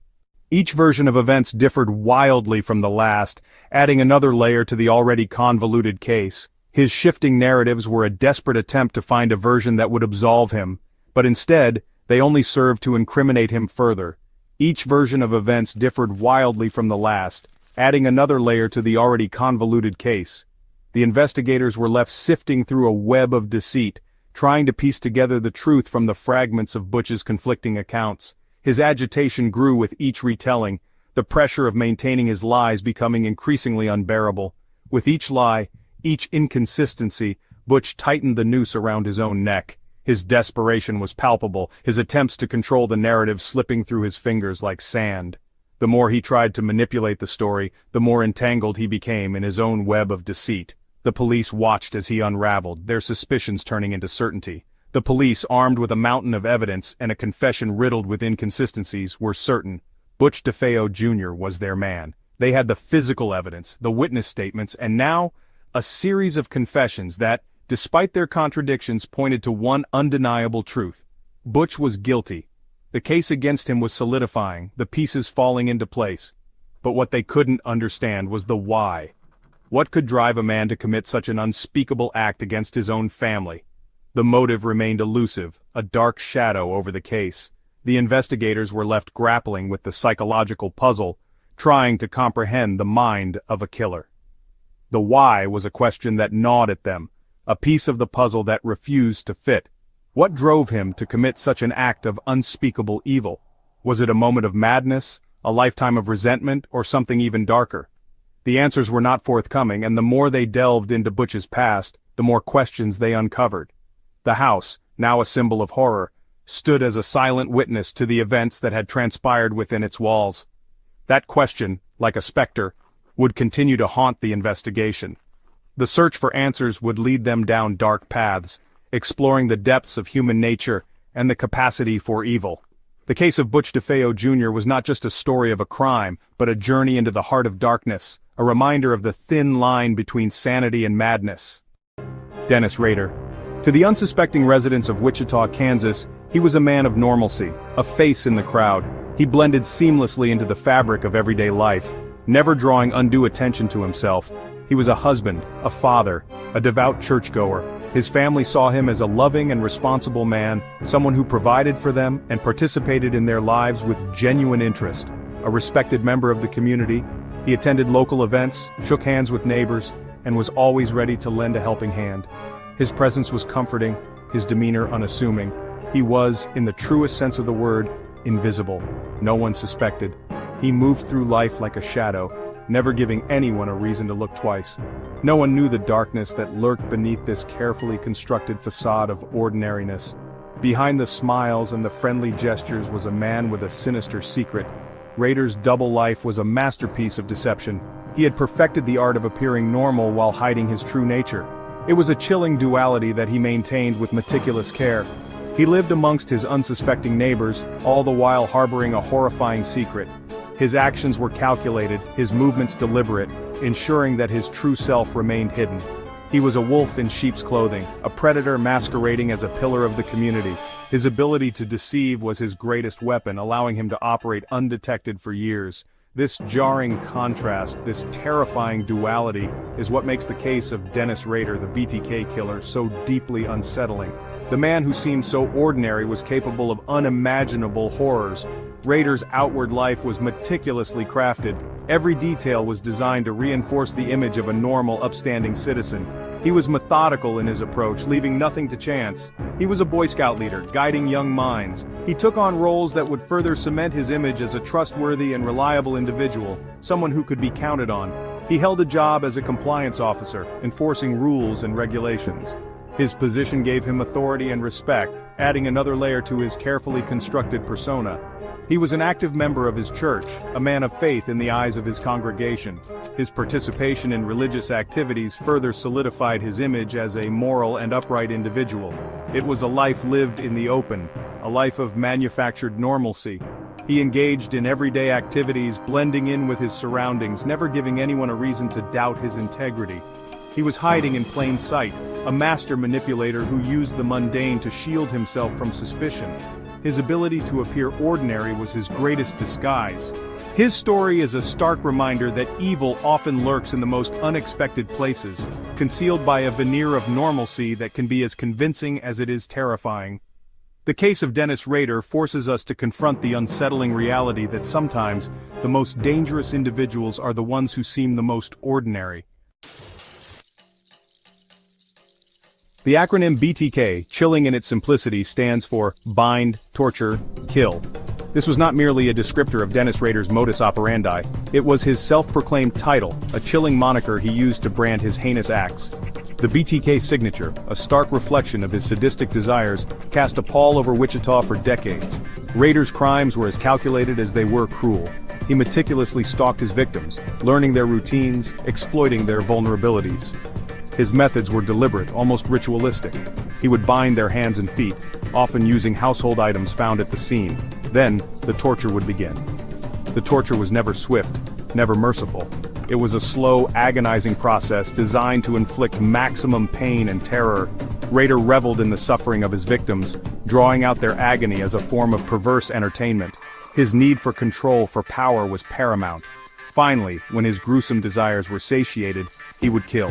Each murder was as cold and calculated as the last, carried out with an eerie detachment that spoke to the depths of his depravity. The BTK signature was a calling card of terror, a grim reminder to the people of Wichita that a monster walked among them. The path to becoming a monster is often paved with disturbing milestones, red flags that in retrospect seem to scream a warning. These early signs are often subtle, almost imperceptible, but they are there, lurking beneath the surface, waiting to be noticed. Dennis Rader's childhood, while seemingly normal on the surface, was marked by a number of troubling signs that hinted at the darkness festering within. His family and friends might have seen him as just another boy, but there were moments that stood out, moments that, in hindsight, were clear indicators of the path he was on. Even as a child, there was a cruelty to Rader that set him apart. He was not like other children. There was a coldness in his eyes, a detachment that was unsettling. He seemed to take pleasure in the suffering of others, a trait that would only grow stronger as he aged. Animals, often seen as innocent and vulnerable, became the target of his sadistic curiosity. He would trap stray animals, subjecting them to unimaginable torture. These acts of cruelty weren't mere boyhood indiscretions, they were chilling foreshadowing of the monster he would become. As Rader grew older, his disturbing behavior escalated. He developed a fetish for women's underwear, stealing undergarments from neighbors and even his own family members. This behavior, often dismissed as harmless or even humorous, was a clear indication of his distorted views on sexuality and his growing obsession with control and domination. There were other signs too, an obsession with knots and ligatures, a fascination with true crime and detective magazines. These seemingly disparate interests, when viewed through the lens of his later crimes, formed a disturbing pattern, a mosaic of warning signs that tragically went unnoticed or ignored. The seeds of darkness sown in childhood had taken root, slowly twisting him into the monster known as BTK. His actions were not random, they were the result of a deeply ingrained pathology, a darkness that had been growing within him for years. As he entered his teenage years, Rader's behavior became more erratic and more dangerous. He began to stalk women, watching them from the shadows, fantasizing about the control he could exert over them. His fantasies grew darker, more violent, and he began to plan how he could turn these fantasies into reality. His fetish for women's underwear was not just about the thrill of stealing, it was about power and control. He would wear the stolen garments, imagining himself as his victims, feeling the power he held over them. This behavior was a clear sign of his growing obsession with domination and control. His obsession with knots and ligatures was another troubling sign. He would spend hours practicing different types of knots, perfecting his technique. This was not just a hobby, it was a preparation for the crimes he would later commit. His fascination with true crime and detective magazines was also a clear indicator of his dark interests. He would read about other criminals, learning from their mistakes, planning how he could avoid capture. These interests, when viewed in isolation, might seem harmless, but together they formed a disturbing pattern. They were the building blocks of the monster he would become, the early warning signs that, if noticed, might have prevented the horrors he would later commit. The seeds of darkness sown in childhood had taken root, slowly twisting him into the monster known as BTK. His actions were not random, they were the result of a deeply ingrained pathology, a darkness that had been growing within him for years. These seemingly disparate interests, when viewed through the lens of his later crimes, formed a disturbing pattern, a mosaic of warning signs that tragically went unnoticed or ignored. The seeds of darkness sown in childhood had taken root, slowly twisting him into the monster known as BTK. The seeds of darkness sown in childhood had taken root, slowly twisting him into the monster known as BTK. The reign of terror inflicted upon Wichita by Dennis Rader, the self-proclaimed BTK, spanned over a decade, leaving a trail of heartbreak and fear in its wake. His moniker, BTK, stood for Bind, Torture, Kill, a chilling summary of his modus operandi. Rader's ability to blend into the community, living a seemingly normal life, only added to the horror. He was a family man, a church leader, and a compliance officer, hiding his monstrous alter ego behind a mask of normalcy. His victims, often chosen at random, were united in their horrifying fate at the hands of a cunning and merciless killer. The randomness of his attacks meant that no one felt safe. People began to take extra precautions, locking their doors and windows, and looking over their shoulders, fearing they might be next. The Otero family, Joseph, Julie, Josephine, and Joseph Jr., became Rader's first victims in 1974. The brutality of their murders was unprecedented in Wichita. Joseph and Julie were found bound and strangled, while their children, Josephine and Joseph Jr., met similarly horrific fates. The community was left in shock, unable to comprehend the savagery of the crime. Their murders, as shocking as they were brutal, sent shockwaves through Wichita. The media coverage was extensive, with headlines screaming the gruesome details, further instilling fear in the hearts of the residents. The police were under immense pressure to catch the perpetrator, but Rader was meticulous, leaving behind little evidence. The meticulous manner in which their lives were taken, the chilling discovery of their bound bodies, marked the beginning of a nightmare for the city. Rader's methodical approach to his crimes made him a formidable adversary for law enforcement. He took his time, ensuring that every detail was perfect, every knot tied just right, every scene left in a state of eerie calm. 4 years later, in 1978, Rader claimed the life of Shirley Vian. Her murder was as calculated and cold-blooded as the Otero family's. Rader had a pattern, a ritual that he followed, and Shirley Vian was unfortunate enough to become part of it. Found bound and strangled in her own home, her murder further fueled the growing sense of panic in Wichita. The community's fear was palpable, with residents feeling the weight of the invisible threat that loomed over them. The police were working tirelessly, but Rader's ability to evade capture only added to the city's anxiety. The city was on edge, haunted by the knowledge that a predator lurked among them. Neighborhood watch groups were formed, and people began to take their safety into their own hands. The sense of community was strong, but so was the fear that anyone could be the next victim. Rader's reign of terror continued with the murders of Nancy Fox in 1977, a young woman with a bright future ahead of her. Her life was cut short in a manner that had become all too familiar to the residents of Wichita. Maureen Hedge in 1985, a beloved neighbor and friend, whose death left a void in her community. Her murder was a stark reminder that Rader could strike at any time, and no one was safe. And Vicki Wagerly in 1986, a young mother whose life was brutally taken, leaving her family and friends devastated. Each of these murders was a calculated act of violence, designed to instill fear and assert Rader's control over the city. Each victim, each crime scene, bore the chilling hallmarks of the BTK signature. The letters he sent to the police and media, taunting them with his crimes, only added to the terror. He enjoyed the game, the cat-and-mouse chase, and the power he held over the city. The city of Wichita held its breath, living in the shadow of a killer who seemingly vanished into thin air after each gruesome act. The fear was ever present, a dark cloud that hung over the city, as residents waited for the next strike, hoping and praying that it would never. New Orleans, 1918. Jazz filled the air, but something sinister lurked in the shadows. The French Quarter, with its vibrant life, became a place of fear. Someone was stalking the night. People called him the Axeman. The city was already on edge. World War I raged across the ocean. Now, a different kind of terror gripped the city.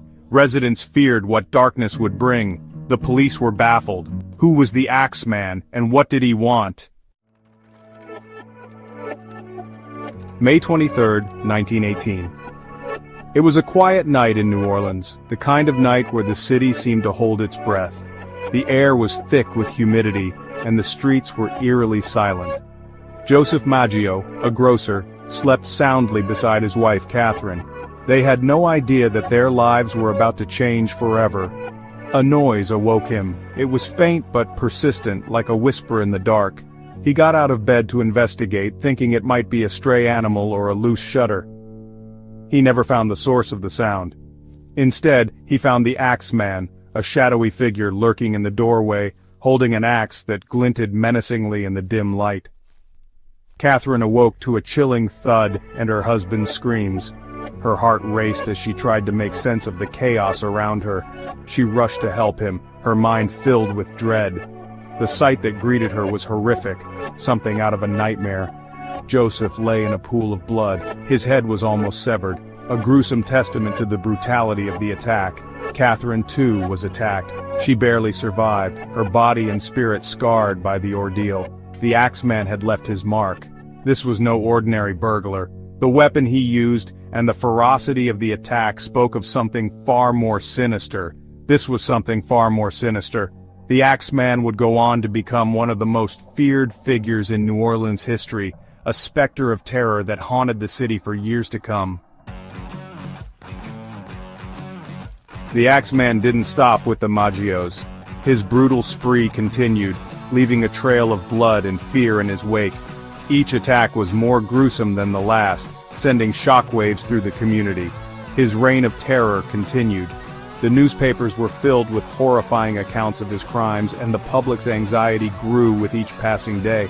He always targeted Italian grocers. These small business owners were the backbone of their communities, and their murders left a void that was deeply felt.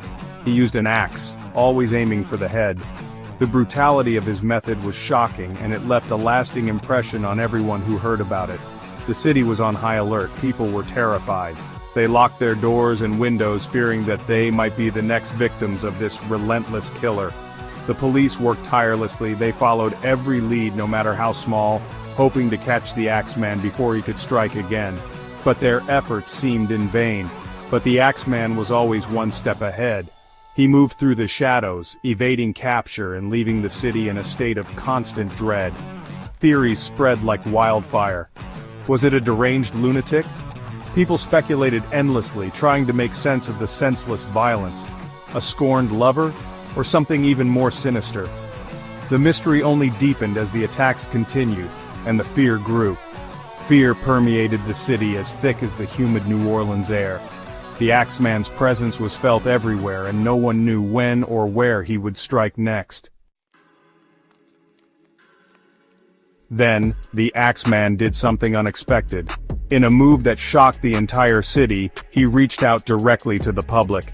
He sent a letter to the newspaper, a chilling message that would be printed for all to see.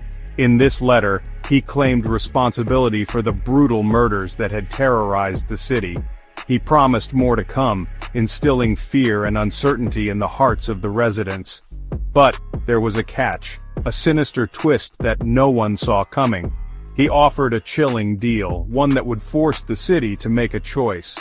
The Axeman declared his love for jazz music, an unexpected passion for such a ruthless killer.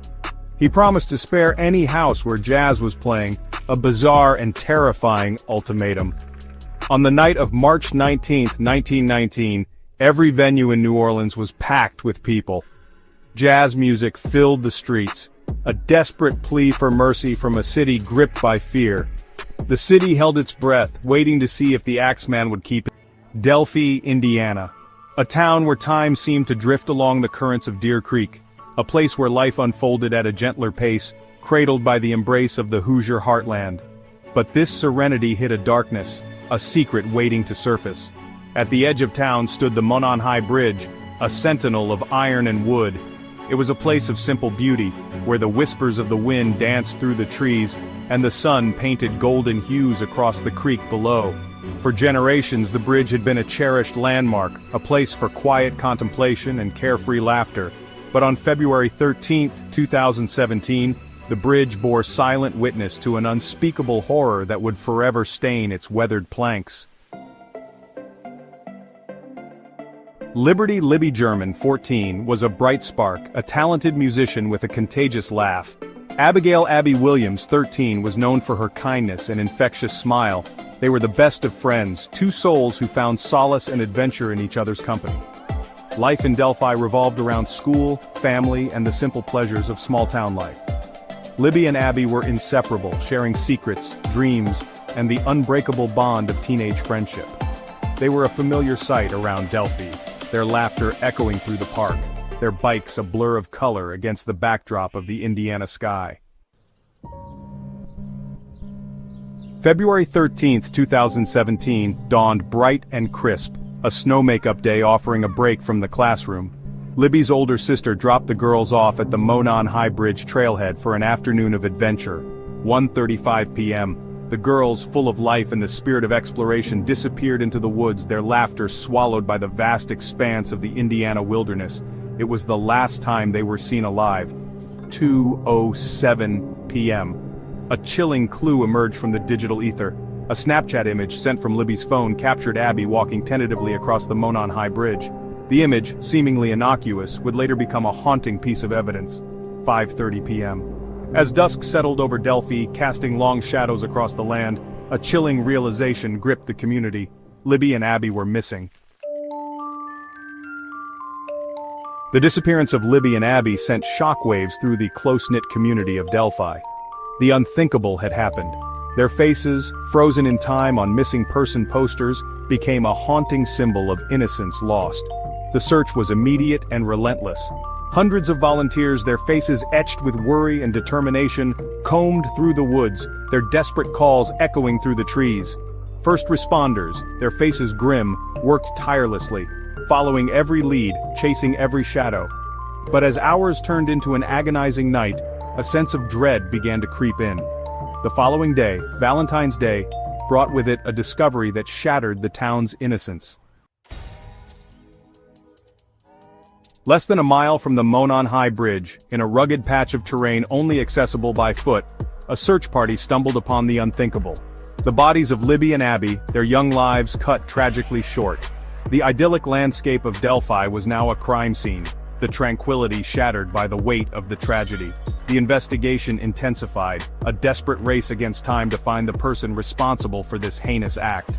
Among Libby's belongings, investigators discovered a crucial piece of evidence: her mobile phone. It contained a haunting video, a chilling glimpse into the girl's final moments. The video showed a grainy figure, a man dressed in jeans and a blue jacket, walking towards them on the bridge. His voice, a raspy whisper, sent chills down the spines of investigators as he uttered the words, "Guys, down the hill." The video and audio from Libby's phone became the focal point of the investigation. The grainy image of the man on the bridge, his face obscured by shadow, became seared into the public's consciousness. He became known as the Bridge Guy, a phantom haunting the dreams of a community desperate for answers. 2 distinct police sketches were released, each offering a slightly different interpretation of the man's features. Tips poured in, each one meticulously investigated, but the case remained unsolved. Years passed, seasons changed, but the memory of Libby and Abby and the mystery of their killer lingered like a ghost in the Indiana air. October 2022, a name surfaced from the sea of frustration and despair: Richard Allen, a familiar face in Delphi, someone who had blended into the fabric of the town. He had even been interviewed by investigators in the early days of the investigation, but was not initially considered a primary suspect. The arrest sent shockwaves through the community, a mix of relief and disbelief. Could this unassuming man, a neighbor, a fellow resident of their quiet town, be the monster they had been searching for all these years? As details of the investigation unfurled, a more disturbing picture began to emerge. Allegations of a possible larger network, whispers of ritualistic elements, and claims of multiple suspects added another layer of complexity to an already perplexing case. The long-awaited trial of Richard Allen began in October 2022. The eyes of the nation turned to a small courtroom in Allen County, where the fate of a community's quest for justice hung in the balance. The trial was moved to Carroll County, and the prosecution presented its case, relying heavily on the video and audio evidence from Libby's phone. The defense, however, argued that the evidence was circumstantial, and that the investigation had been flawed from the beginning. As the trial progressed, more questions than answers seemed to arise. Why were Libby and Abby targeted? What was the motive behind their murders? Were there other individuals involved? The Delphi murders serve as a stark reminder that darkness can lurk in the most unexpected of places, shattering the tranquility of small-town life. The quest for justice for Libby and Abby continues, a testament to the resilience of a community determined to honor their memory. The case remains shrouded in mystery, a haunting reminder of the fragility of innocence and the enduring power of hope in the face of tragedy. The bridge to tragedy still stands, a silent sentinel overlooking the creek, forever linked to the memory of two young lives cut short. The air was crisp and cool, pine trees whispered secrets in the mountain breeze. Keddie Resort, nestled in the Sierra Nevada foothills of California, promised tranquility. But on the night of April 11, 1981, evil descended upon Cabin 28. Peace shattered, replaced by a scene of unimaginable violence. The Sharp family, seeking refuge from city life, had no idea of the horror that awaited. Glenna Sue Sharp, a loving mother of 5, was there with her children. John, 15, playful and full of life. Sheila, 14, on the cusp of womanhood. Tina, just a child at 12, with a bright smile that could light up a room. Joining them were John's friend, 12-year-old Dana Wingate, and Greg, Sue's 15-year-old son from a previous relationship. The children played board games, their laughter echoing through the cabin. Sue chatted with her neighbor, unaware that darkness was closing in. Hours later, their peaceful retreat would transform into a scene of unspeakable horror. The very walls would cry out in silent testimony to the brutality inflicted that night. The following morning, the sun cast long shadows over the resort. A horrifying discovery awaited inside Cabin 28. Sue, John, and Dana lay lifeless, bound with electrical wire and medical tape. The murder weapons, a hammer and 2 knives, were left behind, a chilling testament to the killer's rage. Sue had fought bravely, her body bearing the brunt of the attack. John and Dana, bound and defenseless, had met the same gruesome fate. The brutality of the scene sent shockwaves through the small community. Who could commit such a heinous act and why? Adding to the horror, 12-year-old Tina was missing. Had she been spared, or was she taken by the killer? The question hung heavy in the air, a terrifying mystery that would haunt investigators for years to come. The search for Tina became intertwined with the desperate hunt for the Keddie Cabin murderer. While the exact details of that fateful night remain shrouded in mystery, investigators pieced together a chilling timeline. Sometime after 10 p.m., when Sue last spoke to her neighbor, evil entered Cabin 28. The killer, or killers, subdued Sue, John, and Dana, binding them with meticulous care. The absence of defensive wounds on John and Dana suggests they were overpowered quickly, possibly while sleeping. The sheer brutality inflicted upon Sue, however, indicates a personal vendetta, a rage that knew no bounds. Was she the intended target all along? Amidst the chaos, Tina vanished. Did she witness the murders, her abductor whisking her away to silence her, or was she targeted for a more sinister purpose? The mystery of Tina's disappearance deepened the horror of the Keddie Cabin murders, adding a chilling layer to an already incomprehensible crime. The following morning, Sheila Sharp awoke to a strange silence. The usual sounds of her family were absent. Stepping into the living room, she stumbled upon a scene that would forever scar her young mind. Her mother, brother, and Dana lay dead, their bodies a testament to the horrors that unfolded just hours earlier. Overcome with terror, Sheila fled the cabin, seeking help from a neighbor. The authorities arrived to find a scene of unimaginable brutality. The murder weapons were left behind, as if placed deliberately. A bloody footprint, too small to belong to any of the victims, hinted at the presence of an unknown assailant. The tranquility of Keddie Resort was shattered, replaced by the chilling reality of a triple homicide. Whispers of the murders spread like wildfire, leaving the community reeling in shock and disbelief. Who could commit such a horrific act, and why target the Sharp family? The search for answers had begun, but the path to justice would prove long and arduous. Section 5, a labyrinth of clues. Despite the abundance of physical evidence, the Keddie Cabin murders became a tangled web of dead ends and false leads. Fingerprints were lifted, DNA samples collected, but none matched any known offenders in the system. The bloody footprint, too small to be of any use, remained a haunting reminder of the killer's presence. The murder weapons, a hammer and 2 knives, offered little help. They were common household items, untraceable to any specific owner. Interviews with neighbors and acquaintances yielded no substantial breakthroughs. The killer, it seemed, had vanished into thin air, leaving behind a trail of unanswered questions. Adding to the frustration, the crime scene had been compromised. Due to miscommunication and the chaotic nature of the initial investigation, Potential evidence was lost or contaminated. The passage of time further muddied the waters, making it increasingly difficult to separate fact from fiction. Section 6. Shadows of Suspicion. As days turned into weeks and weeks into months, the investigation into the Ketty Cabin murders stalled. The lack of concrete leads fueled speculation, casting a wide net of suspicion over the small community. Among the persons of interest, two names emerged from the shadows: Martin Smart and a man known only as Beau Boubaid. Martin Smart, a neighbor with a history of violence and mental instability, had quarreled with Sue Sharp in the days leading up to the murders. He had even made threats against the family, boasting to friends that he would take care of Sue. Adding to the suspicion, Smart vanished from Ketty shortly after the murders, his whereabouts unknown for several years. Beau Boubaid, a mysterious figure with a violent criminal record, had been hired by the resort's owner to do odd jobs. He had been seen near Cabin 28 on the night of the murders and was known to possess a hammer similar to the one used in the killings. However, no concrete evidence linked Boubaid to the crime, and he maintained his innocence until his death in 2001. Section 7. Whispers of Confession. In a chilling twist, years after the murders, a therapist came forward with a startling claim.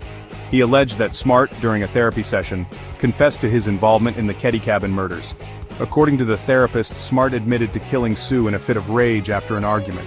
He claimed that Boubaid had assisted him in subduing the other victims and disposing of Tina's body. However, without corroborating evidence, Smart's alleged confession remained inadmissible in court. The therapist's notes, deemed unreliable due to the passage of time and the subjective nature of therapy sessions, were insufficient to secure an arrest warrant. Smart, who had resurfaced in Oregon, denied any involvement in the murders. He died in 2000, taking his secrets, if any, to the grave. Section 8. A Glimmer in the Wilderness. 3 years after the murders, a glimmer of hope emerged from the depths of despair. A skull fragment, later identified as Tina Sharp's, was discovered approximately 100 miles from Ketty. The discovery, while heartbreaking, brought a renewed sense of urgency to the investigation. Could this be the breakthrough they had been waiting for? Despite extensive searches, the rest of Tina's remains were never found. The location of the skull fragment, a remote area frequented by hunters and hikers, offered little in the way of new clues.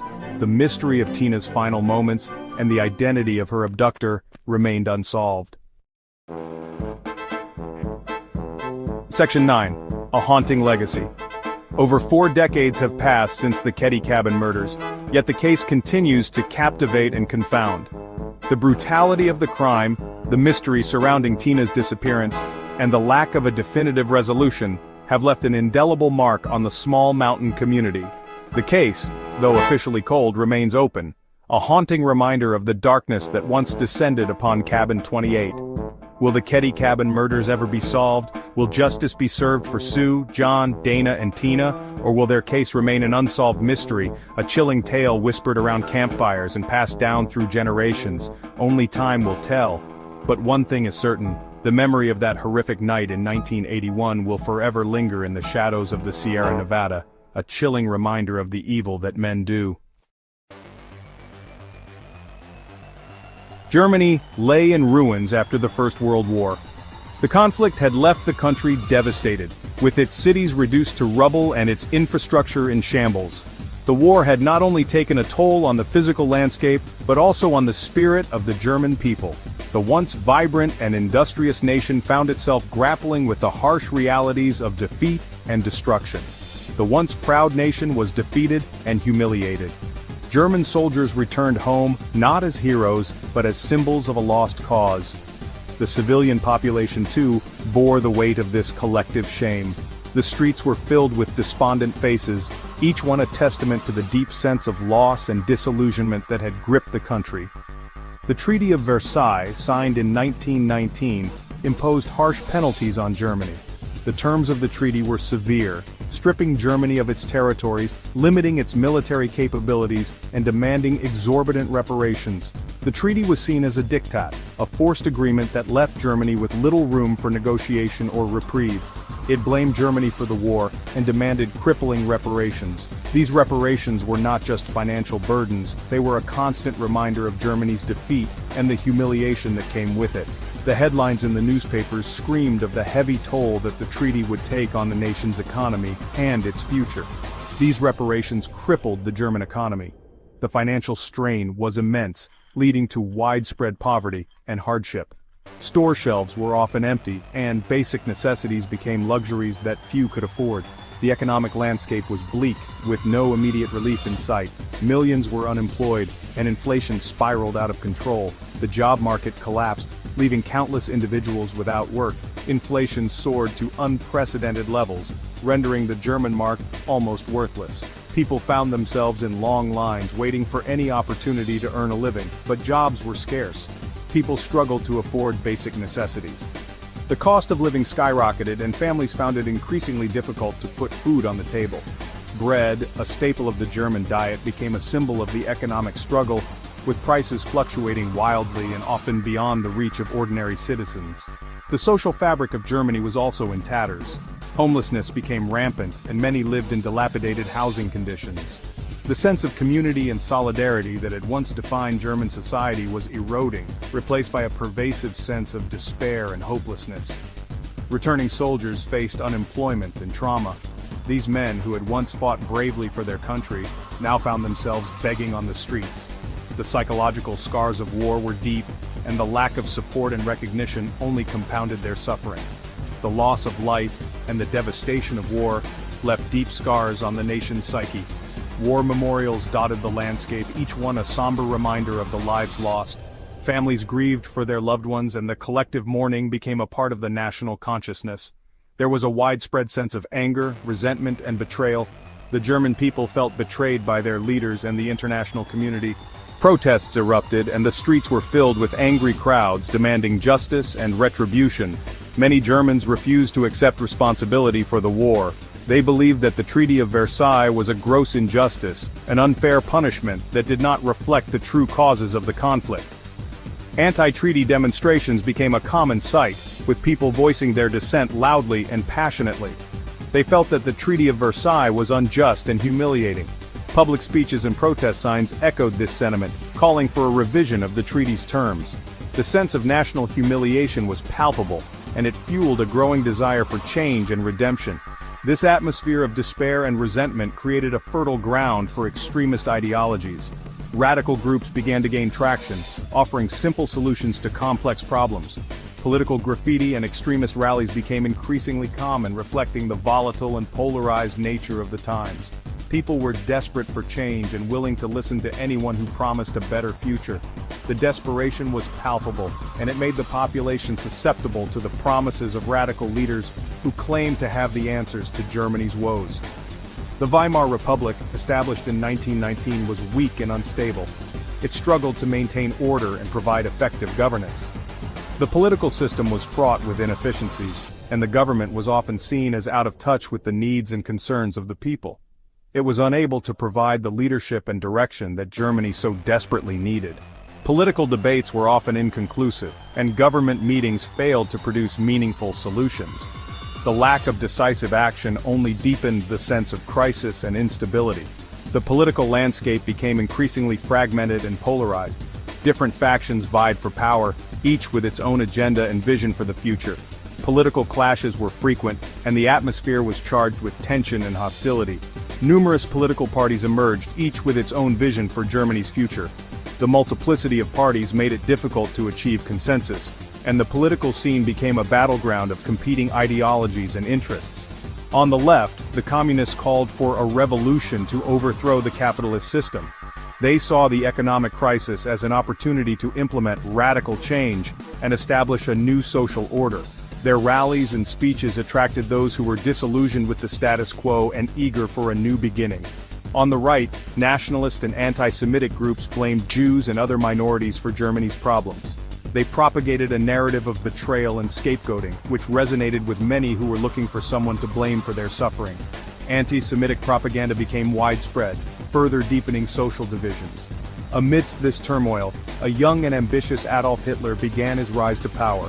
He capitalized on the widespread discontent and presented himself as the savior who could restore Germany's former glory. His speeches and rallies drew growing crowds, setting the stage for a dramatic and dangerous shift in the nation's future. Adolf Hitler was born in Austria in 1889, in the small town of Braunau am Inn. His early years were spent in a modest household where his father, Alois Hitler, worked as a customs official. Alois was known to be strict and authoritarian, often clashing with young Adolf, who was a sensitive and artistic child. His childhood was marked by poverty and a difficult relationship with his father. Alois had high expectations for his son, hoping he would follow in his footsteps and pursue a career in the civil service. However, Adolf's interests lay elsewhere, particularly in the arts. Hitler was a poor student and dropped out of school at the age of 16. His academic struggles were compounded by the death of his father in 1903, which left the family in financial difficulty. Despite his lack of formal education, Hitler was an avid reader and developed a keen interest in history and politics. He dreamed of becoming an artist but was rejected twice by the Vienna Academy of Fine Arts. These rejections were a significant blow to his self-esteem and ambitions. He spent the next few years living a bohemian lifestyle in Vienna, painting and selling postcards to make ends meet. Hitler's time in Vienna proved to be a turning point in his life. The city, with its vibrant cultural scene and diverse population, exposed him to new ideas and perspectives. However, it also deepened his sense of alienation and resentment. He lived in poverty and was exposed to the city's underbelly. The harsh realities of life in Vienna, including the widespread poverty and social inequality, left a lasting impression on him. He often stayed in homeless shelters and soup kitchens, where he encountered many other disenfranchised individuals. Vienna was a melting pot of cultures, and Hitler developed a deep hatred for the city's diverse population. He was particularly hostile towards Jews, whom he blamed for many of society's ills. This period marked the beginning of his radicalization and the development of his anti-Semitic views. He was particularly hostile towards Jews, whom he blamed for many of society's ills. His exposure to anti-Semitic literature and propaganda further fueled his prejudices. He began to see Jews as the root cause of all the problems he perceived in society. During his time in Vienna, Hitler became increasingly interested in politics. He attended political meetings and read extensively on the subject. His views were influenced by the nationalist and anti-Semitic ideologies that were prevalent in Vienna at the time. He was drawn to the ideas of nationalism, anti-Semitism, and pan-Germanism. These ideologies resonated with his own beliefs and experiences. He began to see himself as a savior of the German people, destined to lead them to greatness. He read voraciously, devouring pamphlets and books that espoused these views. His reading included works by prominent nationalist and anti-Semitic writers, which further shaped his worldview. He became convinced that he had a mission to rid Germany of its perceived enemies. Hitler's experiences in Vienna shaped his worldview and set him on the path to becoming the leader of the Nazi Party. His time in the city was a formative period that influenced his later actions and beliefs. It was in Vienna that he developed the ideas that would later form the basis of his political ideology. His early life had instilled in him a deep sense of resentment and a desire for power. The combination of personal failures, economic hardship, and exposure to radical ideologies created a potent mix that fueled his ambitions. His failure to achieve his artistic ambitions left him bitter and disillusioned. He redirected his energies towards politics, where he believed he could make a greater impact. His artistic dreams may have been crushed, but they were replaced by a burning desire to reshape society according to his vision. Vienna, with its social and ethnic tensions, provided fertile ground for his prejudices to take root.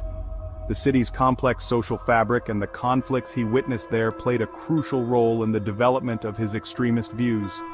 These early experiences in Vienna were instrumental in shaping the man who would later become one of history's most infamous figures. The economic and social turmoil that gripped Germany after World War I was profound and far-reaching. The nation was left in a state of disarray, with its economy shattered and its people struggling to survive. The war had drained Germany of its resources, and the subsequent peace treaty only exacerbated the situation. This created an ideal breeding ground for extremist ideologies like Nazism. The political landscape was chaotic, with numerous factions vying for power and influence. Amidst this chaos, extremist groups found fertile ground to spread their radical ideas.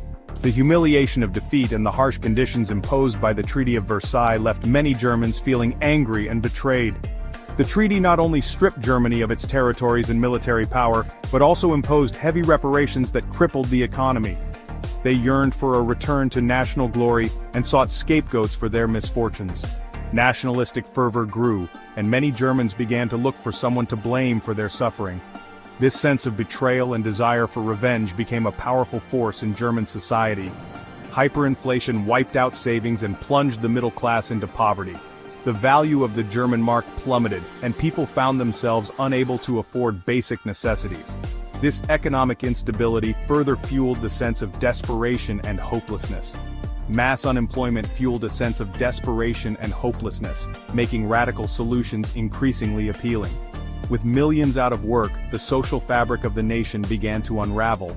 People were willing to listen to anyone who promised a way out of their dire situation. Traditional political parties seemed unable to offer effective solutions, further eroding public trust in the existing order. The Weimar Republic was seen as weak and ineffective, unable to address the pressing issues facing the nation. This lack of confidence in the government created a vacuum that extremist groups were eager to fill. In this climate of uncertainty and fear, extremist groups, including the fledgling Nazi Party, found a receptive audience for their message of hate and resentment. They promised strong leadership and a return to national greatness, appealing to those who felt abandoned by the current system. They exploited economic anxieties, preyed on national pride, and skillfully channeled public anger towards scapegoats like Jews and communists. By identifying clear enemies, they provided simple answers to complex problems which resonated with a populace desperate for change. Hitler's own experiences of poverty and social alienation in Vienna resonated with the anxieties of many Germans. His personal story of struggle and his ability to articulate the frustrations of the masses made him a compelling figure. He offered a seductive, albeit dangerous vision of a powerful and racially pure Germany that would reclaim its rightful place in the world. This vision, combined with his charismatic oratory, drew many to his cause, setting the stage for the rise of one of history's most infamous regimes. In 1919, Hitler joined a small and obscure political party called the German Workers' Party. This party shared his extreme nationalist and anti-Semitic views. Hitler quickly rose through the ranks, becoming its leader in 1921. He proved to be a charismatic and effective speaker, captivating audiences with his fiery rhetoric. Under Hitler's leadership, the party changed its name to the National Socialist German Workers' Party, or Nazi Party for short. He adopted the swastika as the party symbol and created a paramilitary organization called the Sturmabteilung, or SA. The SA, also known as brown shirts, were used to intimidate opponents and disrupt political meetings. The Nazi Party initially remained a fringe group with limited appeal. However, the party's fortunes changed dramatically after the Wall Street crash of 1929. The crash triggered a global economic depression, hitting Germany particularly hard. Millions were thrown out of work, and support for the Nazis surged. People were desperate for change, and saw Hitler as a strong leader who could restore Germany to greatness. The year was 1918. World War I was finally over. Germany was on the losing side. They signed a treaty called the Treaty of Versailles, which blamed Germany for the war. Germany had to pay a lot of money and give up land. Their military was also limited. This made the German people angry and ashamed. They felt like their leaders had betrayed them. The country was in chaos, with different groups fighting for control. In 1919, they tried to start a democracy called the Weimar Republic, but it was weak from the beginning. The government had many problems, especially with the economy and extreme political groups. People wanted a strong leader who could bring back Germany's pride. They didn't know that a dangerous man, Adolf Hitler, would soon appear. In the 1920s, Germany started to recover. But then, the Wall Street crash of 1929 happened, and the whole world went into a Great Depression. Germany was hit very hard. Many people lost their jobs and their savings. Money became worthless. People were starving and desperate. This economic crisis made people lose faith in the Weimar Republic. They wanted a solution, any solution. Extreme political parties, both on the left and the right, became popular. The Nazis, led by Hitler, took advantage of this. They offered simple answers to complicated problems. They blamed the Jews, communists, and other groups for Germany's problems. Many Germans started to believe them. The Nazi Party started in 1920. At first it was a small group with little power. Hitler joined in 1921 and quickly became a leader. He was a captivating speaker who appealed to people's emotions. His speeches were full of nationalistic ideas. He promised to make Germany great again and blamed the Jews and minorities for their problems. The Nazi Party slowly became more popular in the 1920s. The Great Depression gave them a huge opportunity. They promised jobs, food, and a return to Germany's former glory. This message resonated with people who were unemployed, hopeless, and felt betrayed by the government. The Nazis also used violence and intimidation against their opponents. Their paramilitary group, the SA, scared people and spread fear. By 1932, the Nazi Party was the biggest party in the Reichstag, Germany's parliament. This rise to power was not sudden, but the result of years of strategic planning, propaganda, and exploitation of the economic and political instability that plagued Germany after World War I. The Nazis promised to restore Germany to its former glory, a message that resonated with many Germans who were disillusioned with the current state of affairs. In January 1933, President Paul von Hindenburg appointed Hitler as Chancellor of Germany. Hitler quickly took control. This appointment was a pivotal moment in history, as it marked the beginning of the end for the Weimar Republic and the start of a totalitarian regime. Hitler wasted no time in consolidating his power, using both legal and illegal means to eliminate his political opponents and secure his position. When the Reichstag building burned down in a suspicious fire, he used it as an excuse to take away people's freedoms. The Reichstag fire decree allowed him to arrest communists and other political adversaries, effectively silencing any opposition. This event was a turning point that enabled Hitler to push through his radical agenda with little resistance. The Enabling Act of 1933 gave Hitler absolute power. This act allowed him to enact laws without the involvement of the Reichstag, effectively rendering the parliament obsolete. With this newfound authority, Hitler began to reshape Germany according to his vision, dismantling democratic institutions and replacing them with mechanisms of total control. He banned all other political parties and created a totalitarian state. The Nazi regime used propaganda to manipulate public opinion and maintain control over the populace. Political dissent was not tolerated, and those who opposed the regime were swiftly dealt with, often through imprisonment or worse. With no one to oppose him, Hitler was free to do whatever he wanted. He used his charismatic oratory skills to rally the masses, promising a new era of prosperity and national pride. His speeches were designed to evoke strong emotions, often playing on fears and prejudices to unite the German people under his rule. He turned Germany into a one-party state and removed anyone he thought was disloyal from the government, courts, and military. This purge extended to all levels of society, ensuring that only those loyal to Hitler and the Nazi ideology held positions of power. This created an atmosphere of fear and obedience as people were afraid to speak out against the regime. He created concentration camps to imprison his enemies. These camps were initially used to detain political prisoners, but they soon expanded to include Jews, Romani people, and other groups deemed undesirable by the Nazi regime. The conditions in these camps were horrific, and many prisoners did not survive. He started secretly building up the military, breaking the Treaty of Versailles. This rearmament was a clear violation of the treaty, but it went largely unchallenged by other nations at the time. Hitler's military buildup was part of his broader plan to expand German territory and establish a dominant position in Europe. Germany was now under Hitler's control, and the world was on the brink of war. The aggressive policies and actions of the Nazi regime set the stage for the outbreak of World War II, a conflict that would have devastating consequences for millions of people around the globe. Joseph Goebbels was a master of propaganda. He became the Minister of Propaganda and Public Enlightenment in 1933. Goebbels knew how powerful the media could be. He used radio, movies, newspapers, and posters to spread the Nazi message. He controlled everything people saw and heard and censored anything that didn't agree with Nazi beliefs. Goebbels' propaganda was very effective. It portrayed Hitler as a savior who would rescue Germany. It praised the Nazi Party and its ideas and made Jews, communists, and other groups look bad. This created an atmosphere of fear and hatred. Germans were constantly bombarded with Nazi propaganda. They were told that their country was surrounded by enemies, that they were the superior race, and that they had the right to rule over others. The Nazi regime was built on terror and violence. From the very beginning, the Nazis used fear as a tool to control the population and eliminate any form of dissent. Their rise to power was marked by a series of brutal actions aimed at consolidating their grip on Germany. The Gestapo, their secret police, ruthlessly eliminated any opposition.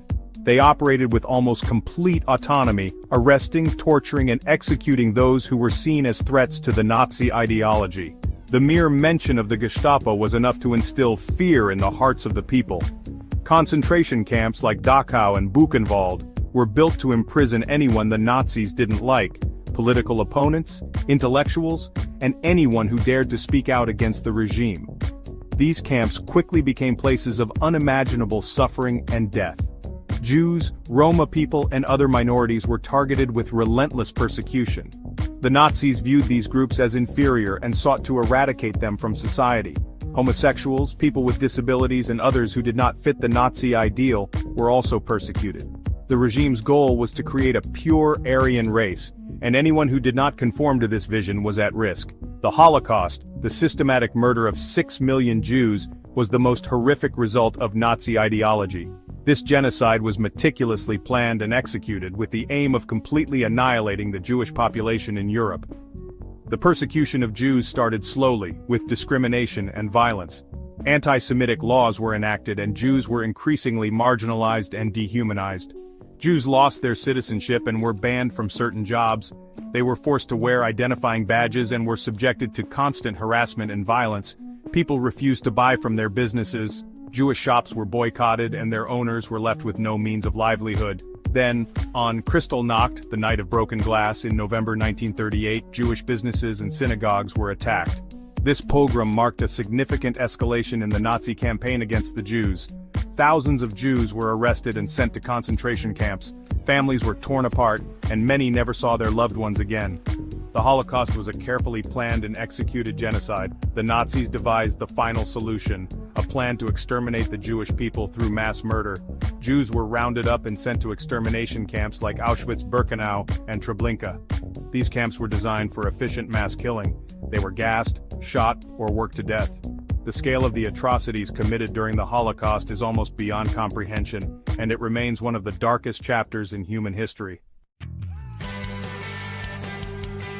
Hitler wanted Lebensraum, or living space, for the German people. He believed Germany had the right to take land in the east.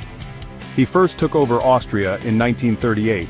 Then he demanded the Sudetenland, a part of Czechoslovakia where many Germans lived.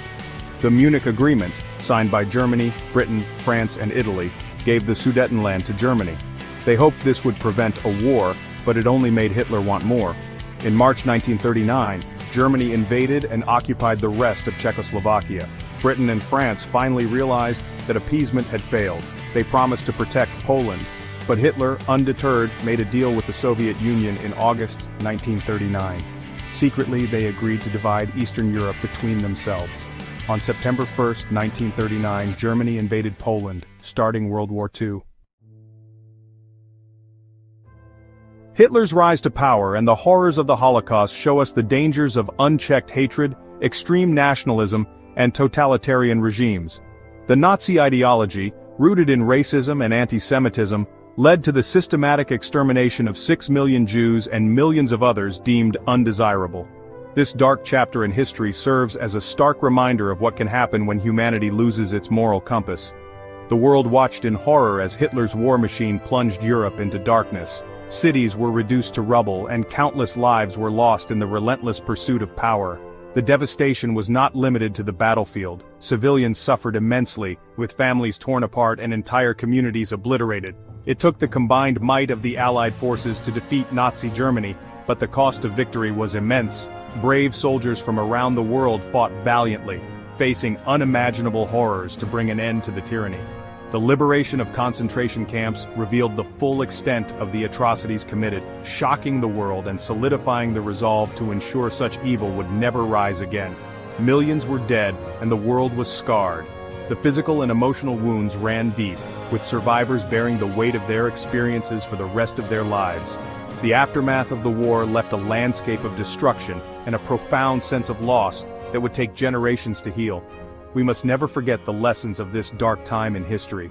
The Nuremberg trials brought some measure of justice, holding key perpetrators accountable for their crimes. Yet the true justice lies in remembrance and education, ensuring that future generations understand the gravity of these events. We must always defend democracy and human rights. The establishment of the United Nations and the Universal Declaration of Human Rights were steps towards a more just and peaceful world.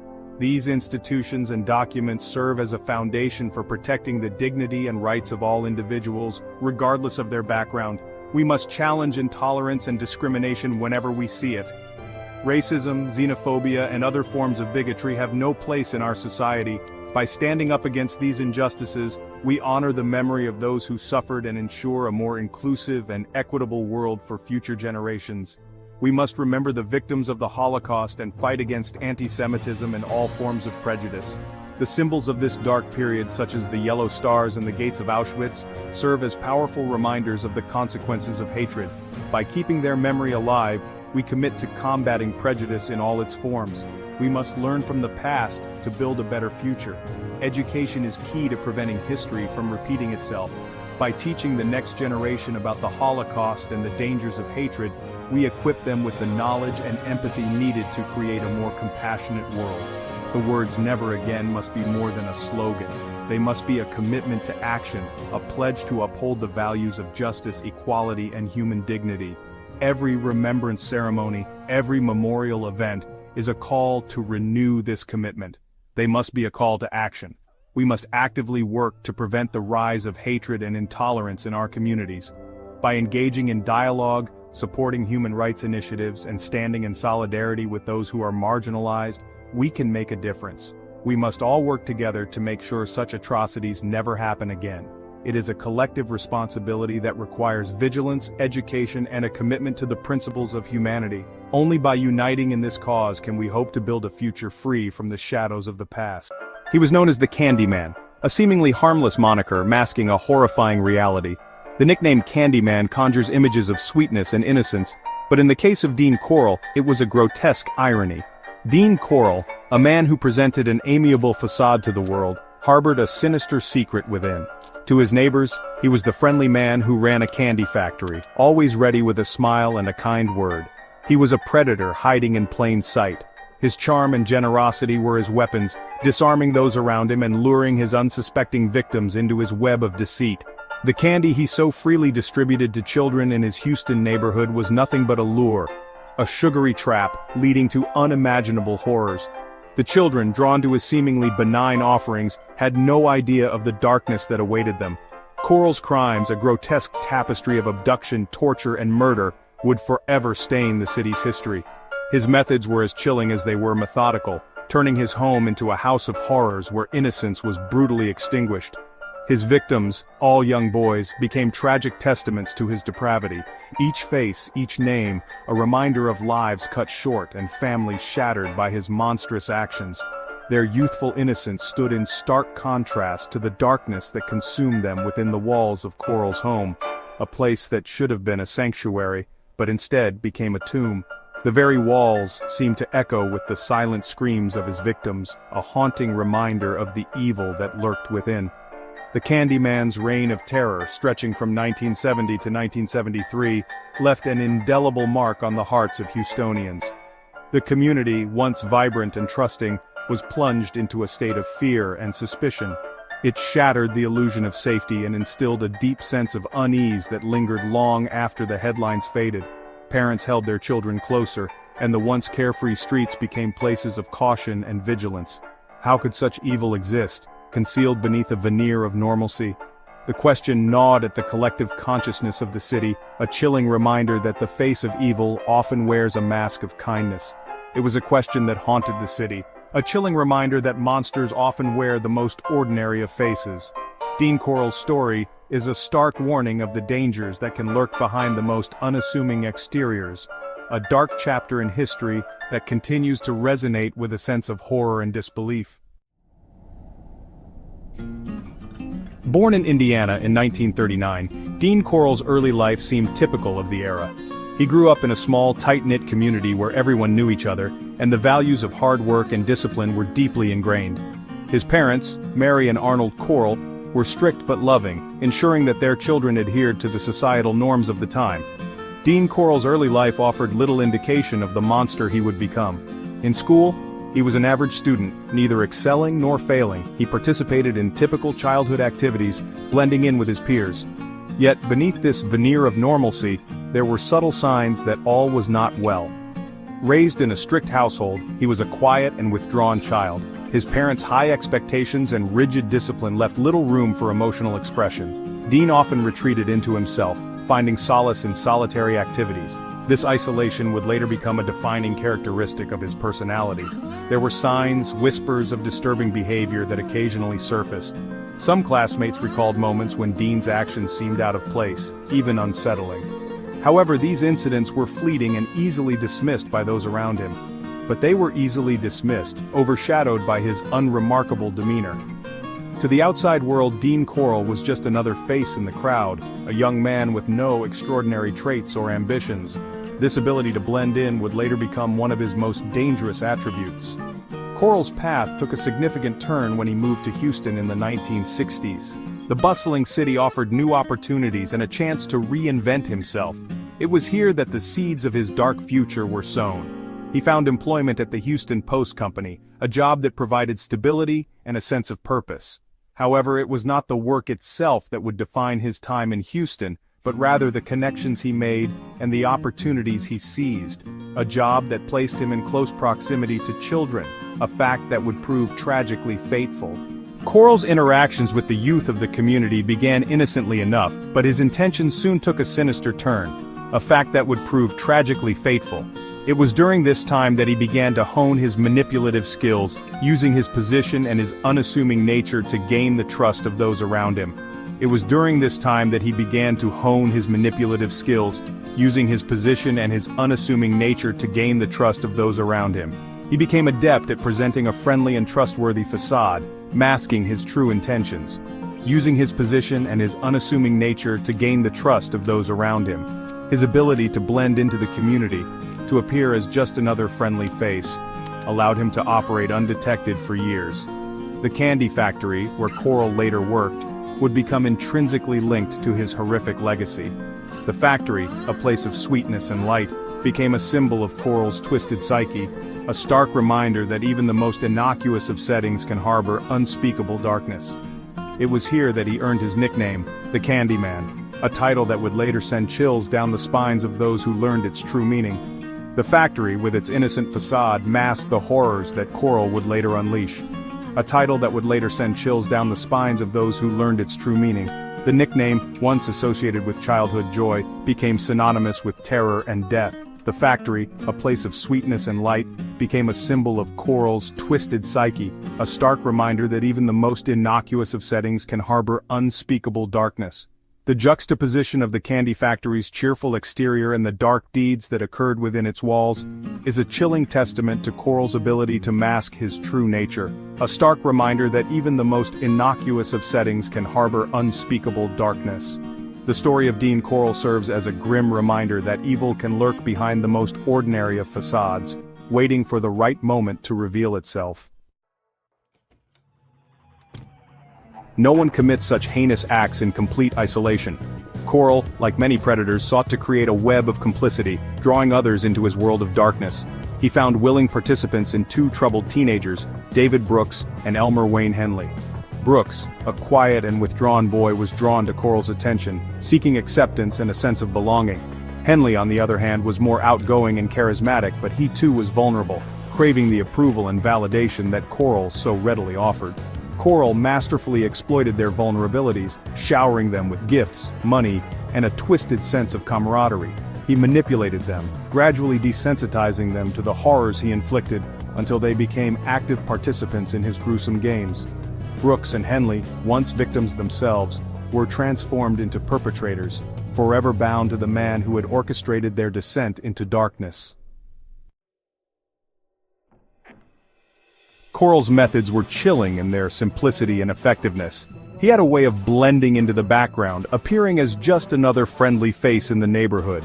This facade allowed him to gain the trust of his unsuspecting victims with ease. He preyed on vulnerable boys, often runaways or those from troubled homes, using the allure of free candy and the promise of a good time to lure them back to his house. Coral's charm and seemingly harmless demeanor made it easy for him to convince these boys to follow him, believing they were in for a fun adventure. Once there, the boys were trapped, their fates sealed by Coral's sadistic desires. The house, which appeared ordinary from the outside, became a prison of unimaginable horror. The boys, realizing too late the danger they were in, found themselves in a situation from which there was no escape. Inside the house, a nightmare awaited. The basement, cluttered and filled with menacing shadows, was the epicenter of Coral's depravity. It was here that he would unleash his darkest impulses, turning the space into a chamber of horrors. Coral, aided by Brooks and Henley, would subject his victims to unimaginable horrors. These young men who had fallen under Coral's influence became willing participants in his gruesome acts. Together, they would tie up the boys, ensuring there was no chance of escape. Torture, both physical and psychological, became a regular part of his twisted rituals. The boys were subjected to relentless torment, their cries for help echoing in the dark, empty rooms. The psychological trauma inflicted was as severe as the physical pain, leaving the boys in a state of utter despair. The boys were often restrained, abused, and ultimately murdered, their bodies discarded like refuse in various locations around Houston. Coral showed no remorse, treating his victims as mere objects to be used and disposed of. The secluded areas where he buried the bodies became silent witnesses to his heinous crimes. The sheer brutality of Coral's crimes sent shockwaves through the community. As news of the atrocities spread, the community was gripped by fear and disbelief. Candlelight vigils were held, and people gathered to mourn the loss of the young lives taken so senselessly. How could anyone, let alone someone known as the Candyman, commit such acts of depravity? The nickname, once associated with harmless fun, now took on a sinister connotation. The community struggled to reconcile the image of the friendly man who handed out candy with the monster who had committed such unspeakable acts. The question hung heavy in the air, a chilling reminder of the darkness that can lurk beneath the surface of even the most seemingly normal individuals.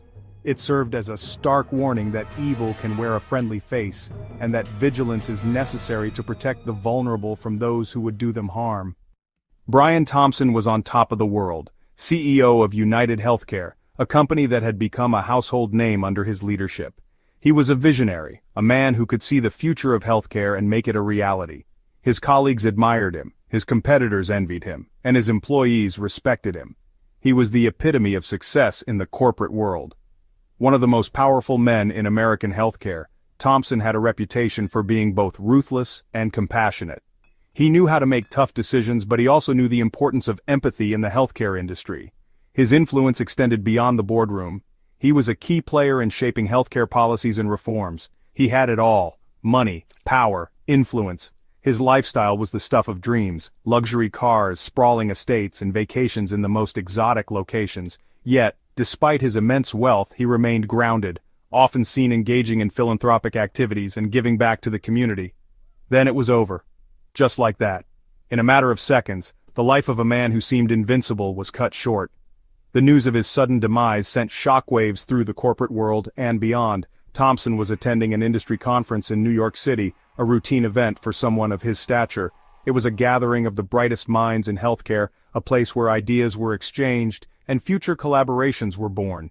He was walking out of the hotel, December 4th, 2024. The air was crisp, the city bustling with its usual energy. Little did anyone know that this day would mark a tragic turn in corporate history, a date that would forever be etched in the annals of corporate America. It was a day that started like any other, but ended in a way that no one could have predicted. A lone gunman emerged from the crowd, shots rang out, Thompson was dead. The scene was chaotic, with people running in all directions trying to make sense of the horror that had just unfolded. The world watched in shock. News channels around the globe broadcasted the tragic event, and social media was flooded with messages of disbelief and sorrow. How could this happen to someone so influential, so protected? How could this happen, in broad daylight, to someone like Brian Thompson? The questions were endless, and the answers seemed elusive. The incident left a void in the corporate world, a sense of vulnerability that was hard to shake off. The answer, as we would soon discover, lay in the hands of a young man named Luigi Mangione, a name that would soon become infamous, a name that would be associated with one of the most shocking events in corporate history. The investigation that followed would reveal a web of intrigue, motives, and secrets that no one could have anticipated. It was a scene straight out of a Hollywood thriller, the kind of moment that makes your heart race and your palms sweat. The tension in the air was palpable, as if the city itself was holding its breath. Crowds bustling on the streets of Manhattan, unaware of the impending chaos. People going about their daily lives, completely oblivious to the dark turn the day was about to take. Thompson, surrounded by aides, stepped out of the hotel. He was a man of power, a figure who commanded respect and attention wherever he went. His presence was imposing, and his entourage only added to his aura of authority. He was heading towards a waiting car, a sleek black vehicle that screamed importance.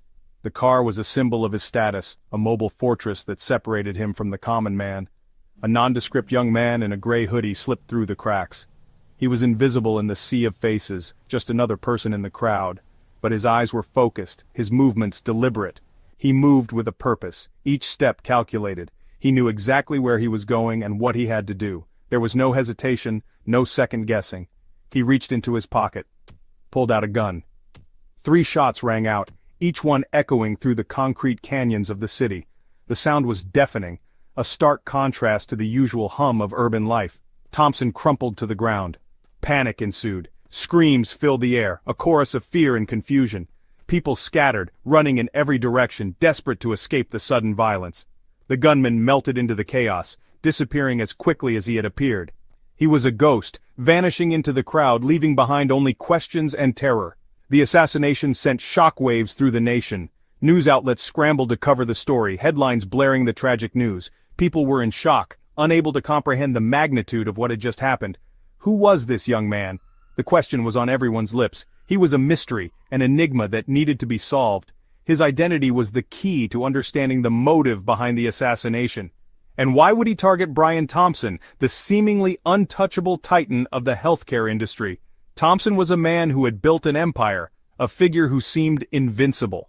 His death was a blow to the very heart of the industry. The answer would soon surface, exposing the deep-seated anger and resentment simmering beneath the surface of American society. It was a story of power, corruption, and the lengths to which people would go to make their voices heard. The assassination was just the beginning, a spark that would ignite a firestorm of revelations and consequences. Luigi Mangione, a name that would soon be plastered across every news channel in the country. He was 26 years old, a brilliant mind, a graduate of the prestigious University of Pennsylvania. He came from a good family. What drove him to murder? Mangione's life was a study in contrasts, a bright future ahead of him. Yet he harbored a dark secret, a seething rage against the healthcare system. He believed it was a system rigged against the ordinary American. He saw Brian Thompson as the embodiment of that system, the architect of its greed and indifference.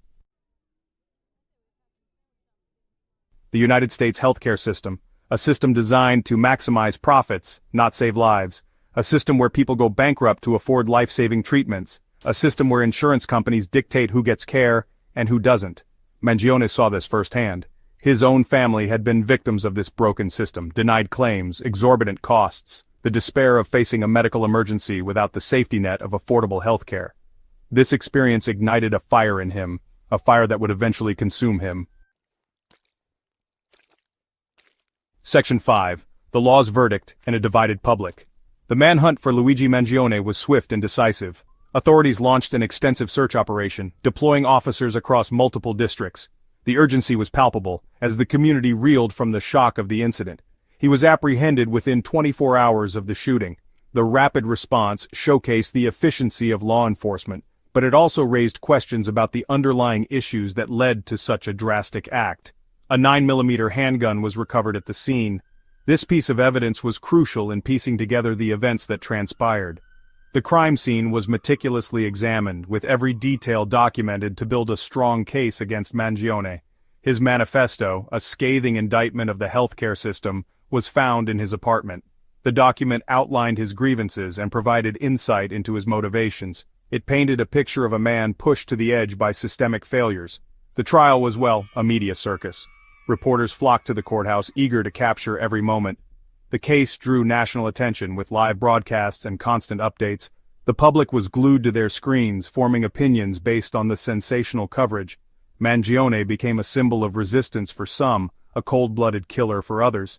The nation was divided, with heated debates erupting in communities and online forums. Some saw him as a martyr fighting against an unjust system, while others viewed his actions as inexcusable. The jury found him guilty on all counts. The deliberation was thorough, considering the weight of the evidence presented. The verdict was a culmination of weeks of testimony, expert opinions, and emotional appeals from both sides. He was sentenced to life in prison without the possibility of parole. The judge's decision was met with mixed reactions. For some, it was a just punishment for a heinous crime. For others, it was a stark reminder of the issues that remain unresolved. The verdict did little to quell the debate raging across the country. The case highlighted deep-seated issues within the healthcare system and the justice system. As discussions continue, the story of Luigi Mangione serves as a catalyst for change, urging society to address the root causes of such tragedies. Section 6. Echoes in the corporate halls of United Healthcare. The murder of its CEO sent shockwaves through United Healthcare, a wave of fear, uncertainty. The company went into damage control mode, issuing statements, holding press conferences, but the damage was done. The company's reputation lay in tatters, its stock price plummeted. The public's trust, already fragile, was shattered. The murder forced the company to confront a truth it had long tried to ignore. The American people were fed up with the healthcare system. Section 7. A nation divided, a system on trial. The murder of Brian Thompson exposed a deep divide in American society. On one side, those who condemned the violence. They called for justice. They mourned the loss of a brilliant business leader. On the other side, those who saw Mangione as a folk hero, a vigilante who had struck a blow against corporate greed. The case sparked a national conversation about the state of healthcare in America, about the role of corporations in society, about the very nature of justice. It was a conversation that had been long overdue. Section 8. Where do we go from here? The murder of Brian Thompson was a tragedy, a life cut short, a family torn apart, but it was also a wake-up call, a stark reminder that the American healthcare system is broken, that corporate greed has consequences, that we can no longer ignore the plight of millions of Americans who are suffering. The question now is, what are we going to do about it? Section 9. A call for action. We, the American people, have the power to change things. We can demand better from our elected officials. We can hold corporations accountable for their actions. We can create a healthcare system that works for everyone, not just the wealthy and powerful. The time for complacency is over. The time for action is now. Let the death of Brian Thompson not be in vain. Let it be the catalyst for real and lasting change. Let us honor his memory by creating a more just and equitable society for all. Los Angeles, 1977. A sprawling metropolis, known for its glitz and glamour, where dreams were made and broken. The city was a beacon for those seeking fame and fortune, a place where the American dream seemed within reach. But as the sun set and the city lights flickered on, a different Los Angeles emerged, a city of dreams, bathed in the golden glow of Hollywood. The iconic Hollywood sign stood tall, a symbol of hope and aspiration. Hollywood Boulevard buzzed with life, its bright lights and bustling streets a testament to the city's allure. Yet for every star that shone brightly, there were countless others who faded into obscurity. But beneath the glamour, a darkness lurked. The back streets and alleyways told a different story, one of desperation and danger. Shadows moved stealthily, and the air was thick with an unspoken tension. It was a city of contrasts, where the line between dreams and nightmares was often blurred. The air, thick with smog and unease. The infamous Los Angeles smog cast a pall over the city, a constant reminder of its environmental struggles. Streetlights struggled to pierce through the haze, creating an eerie, almost surreal atmosphere. It was as if the city itself was suffocating under the weight of its own contradictions. The streets, alive with whispers of something sinister, conversations in hushed tones, furtive glances, and the ever-present sense of being watched. It was a city on edge, where trust was a rare commodity. The whispers hinted at a growing menace, an evil that was slowly taking root. An evil was about to rise, casting a long, terrifying shadow over the city of angels. The signs were there for those who knew where to look. Dark clouds gathered on the horizon, both literally and metaphorically. The city was on the brink of a nightmare, one that would leave an indelible mark on its history. The late 70s were a time of change and uncertainty. The cultural landscape was shifting, and with it, the mood of the city. People walked the streets in their bell-bottoms and platform shoes, trying to hold on to a sense of normalcy. But beneath the surface, there was a growing sense of unease. The Vietnam War had left its scars, and a sense of disillusionment hung heavy in the air. The war had taken its toll on the nation, and Los Angeles was no exception. Protests and demonstrations were common, as people grappled with the aftermath of a conflict that had divided the country. The city's residents were weary, their optimism eroded by years of turmoil. Disco music blared from every radio, a fleeting distraction from the growing anxieties of the time. The pulsating beats and vibrant rhythms provided a temporary escape, a way to forget the troubles of the world, if only for a moment. Nightclubs were packed with people dancing the night away, seeking solace in the music and the company of others. Amidst this backdrop of unease, a nightmare was about to unfold. The city's vibrant facade was about to be shattered, revealing the darkness that lay beneath. The empty streets at night took on a more sinister tone, as if they were holding their breath, waiting for the inevitable. The City of Angels, once a beacon of hope and opportunity, was about to become synonymous with terror. The storm clouds gathered, casting long shadows over the city's landmarks. The Hollywood sign, once a symbol of dreams, now seemed to foretell a grim future. The city was on the brink of a transformation, one that would forever alter its identity. The Hillside Stranglers were about to etch their names in the annals of criminal history, forever changing the landscape of fear in Los Angeles. Their reign of terror would leave an indelible mark on the city, a chilling reminder of the darkness that can lurk beneath even the brightest of lights. The City of Angels would never be the same again. October 17, 1977. It was a day like any other, or so it seemed. The city of Los Angeles was bustling with its usual energy, unaware of the dark cloud that was about to descend upon it. The day the nightmare began. As the sun set, casting long shadows over the city, an eerie stillness took hold. The streets, usually filled with the sounds of life, seemed unusually quiet, as if the city itself sensed the impending doom. A jogger made a grim discovery on a hillside overlooking the city. The early morning light did little to soften the horror of what lay before them. The serene view of the city below was starkly contrasted by the gruesome scene on the hillside. A young woman's body lay discarded, her lifeless eyes staring blankly at the heavens. The scene was haunting, a stark reminder of the fragility of life and the presence of evil. Her name was Yolanda Washington, the first victim of a terrifying reign of terror. Yolanda was more than just a name in the headlines. She was a daughter, a friend, a young woman with dreams and aspirations. Yolanda, a bright and beautiful young woman, had been brutally murdered. Her smile, once full of life, was now a memory cherished by those who knew her. The brutality of her death left a scar on the community, a wound that would take time to heal. Her body bore the marks of torture, her life extinguished in a horrific manner. The details of her suffering were too gruesome to comprehend, painting a picture of unimaginable pain and cruelty. The city gasped in horror as news of the murder spread like wildfire. The media coverage was relentless, each headline more shocking than the last. The community was in a state of shock, struggling to come to terms with the reality of the situation. This was no ordinary crime. It was the work of a predator, cold and calculating. The police were on high alert, knowing they were dealing with a dangerous individual who showed no remorse. Fear gripped the hearts of young women across Los Angeles. The sense of safety that once existed was shattered, replaced by a pervasive fear that lingered in every shadow and dark corner. The image of Yolanda's lifeless body on that hillside served as a chilling reminder that evil lurked in the shadows. Memorials began to appear, flowers and candles marking the spot where her life was so cruelly taken. The city held its breath, bracing itself for what was to come. The police increased their patrols, and the community banded together, hoping to find solace in unity. But the fear remained, a constant reminder of the darkness that had descended upon Los Angeles.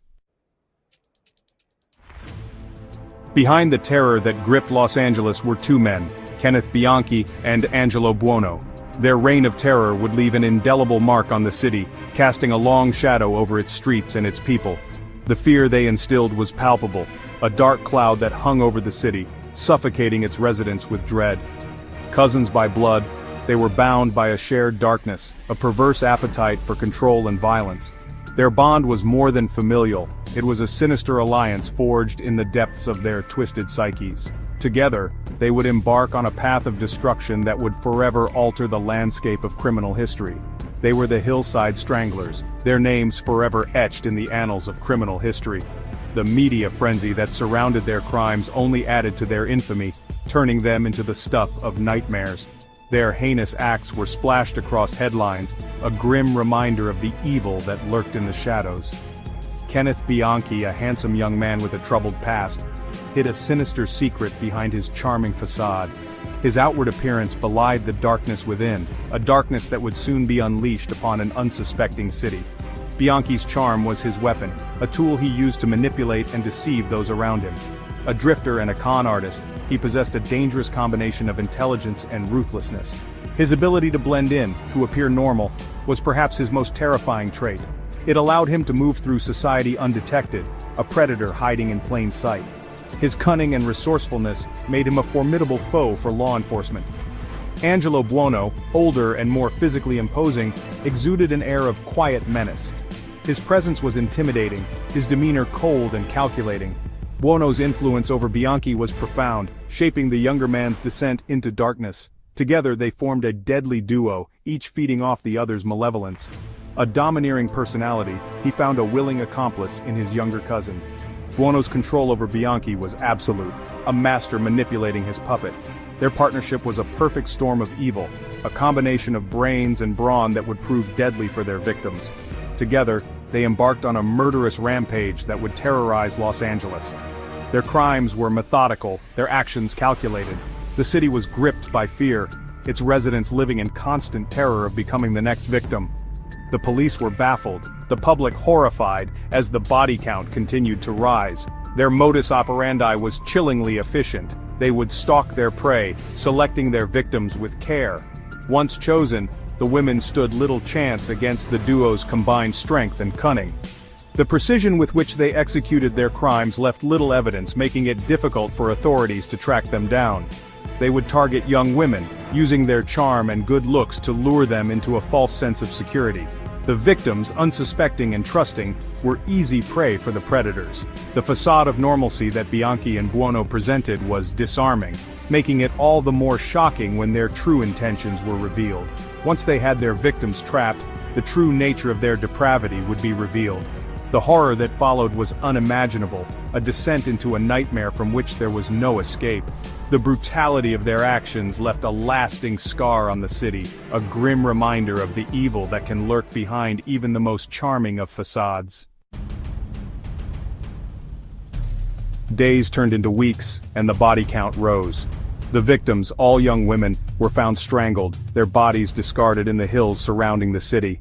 Los Angeles was in the grip of terror, the Hillside Stranglers holding the city hostage in a nightmare of their own making. Fear permeated every aspect of life in Los Angeles. Women were afraid to go out alone, their every move shadowed by the fear of becoming the next victim. The once vibrant city seemed to hold its breath, paralyzed by the reign of terror unleashed by the Hillside Stranglers. The police were under immense pressure to catch the killers. The investigation intensified, with hundreds of officers working tirelessly to track down the perpetrators of these heinous crimes. The city waited with bated breath, hoping against hope for a swift end to the nightmare. The LAPD, overwhelmed by the scale of the murders and the media frenzy surrounding them, formed a special task force. Every resource was dedicated to catching the Stranglers. Detectives worked day and night, following every lead, however small, in a desperate race against time. The pressure was immense. The city demanded justice, the victims' families desperate for closure. The investigation took on a personal significance for the detectives involved. They were not just chasing shadows, they were hunting monsters. The investigation, however, was fraught with challenges. The Stranglers were meticulous, leaving little to no evidence at the crime scenes. Frustration mounted as every lead seemed to turn into a dead end.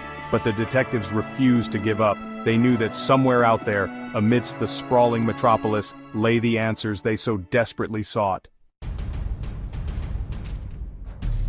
A break in the case came from an unexpected source, Kenneth Bianchi himself. Driven by a desire to escape justice and perhaps fueled by a twisted sense of self-preservation, he committed a fatal error.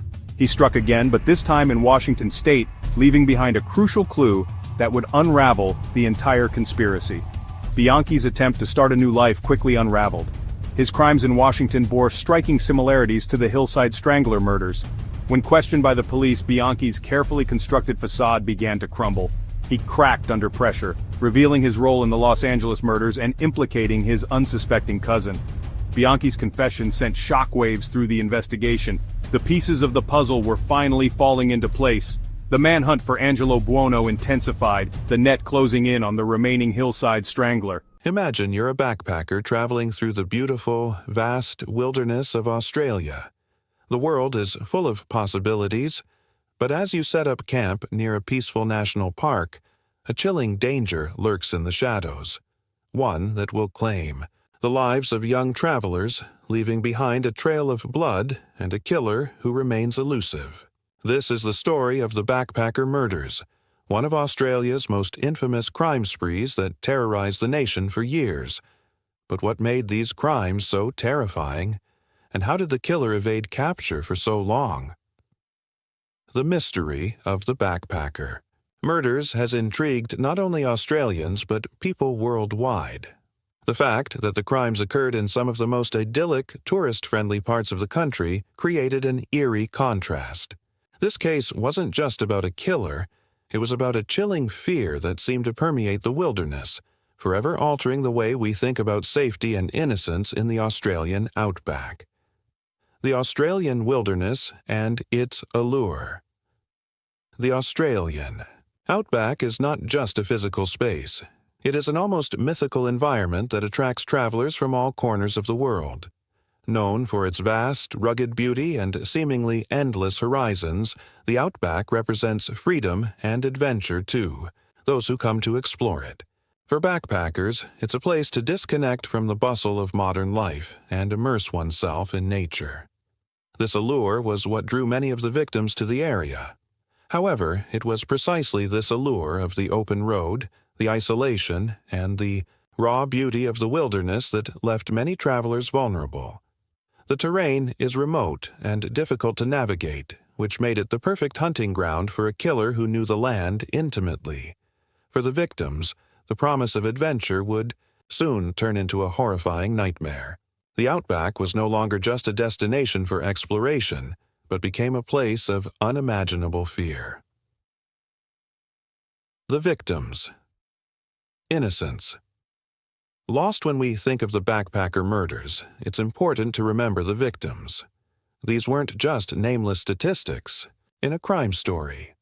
They were young people, often far from home, in the prime of their lives, eager to experience the world. Caroline Clark and Joanne Walters, two British backpackers, were among the first to disappear in 1990. Their fates set off the chilling chain of events that would unfold. The loss of young travelers from other parts of the world, like Germany's Anja Habschied and Gabor Neugebauer, or the tragic deaths of others who were yet to be found, sent shockwaves through the global community. For many, it served as a cautionary tale about the dangers lurking beyond the postcard-perfect view of Australia. These murders not only left an indelible mark on their families, but also served as a tragic reminder of the risks faced by those who ventured into unfamiliar lands.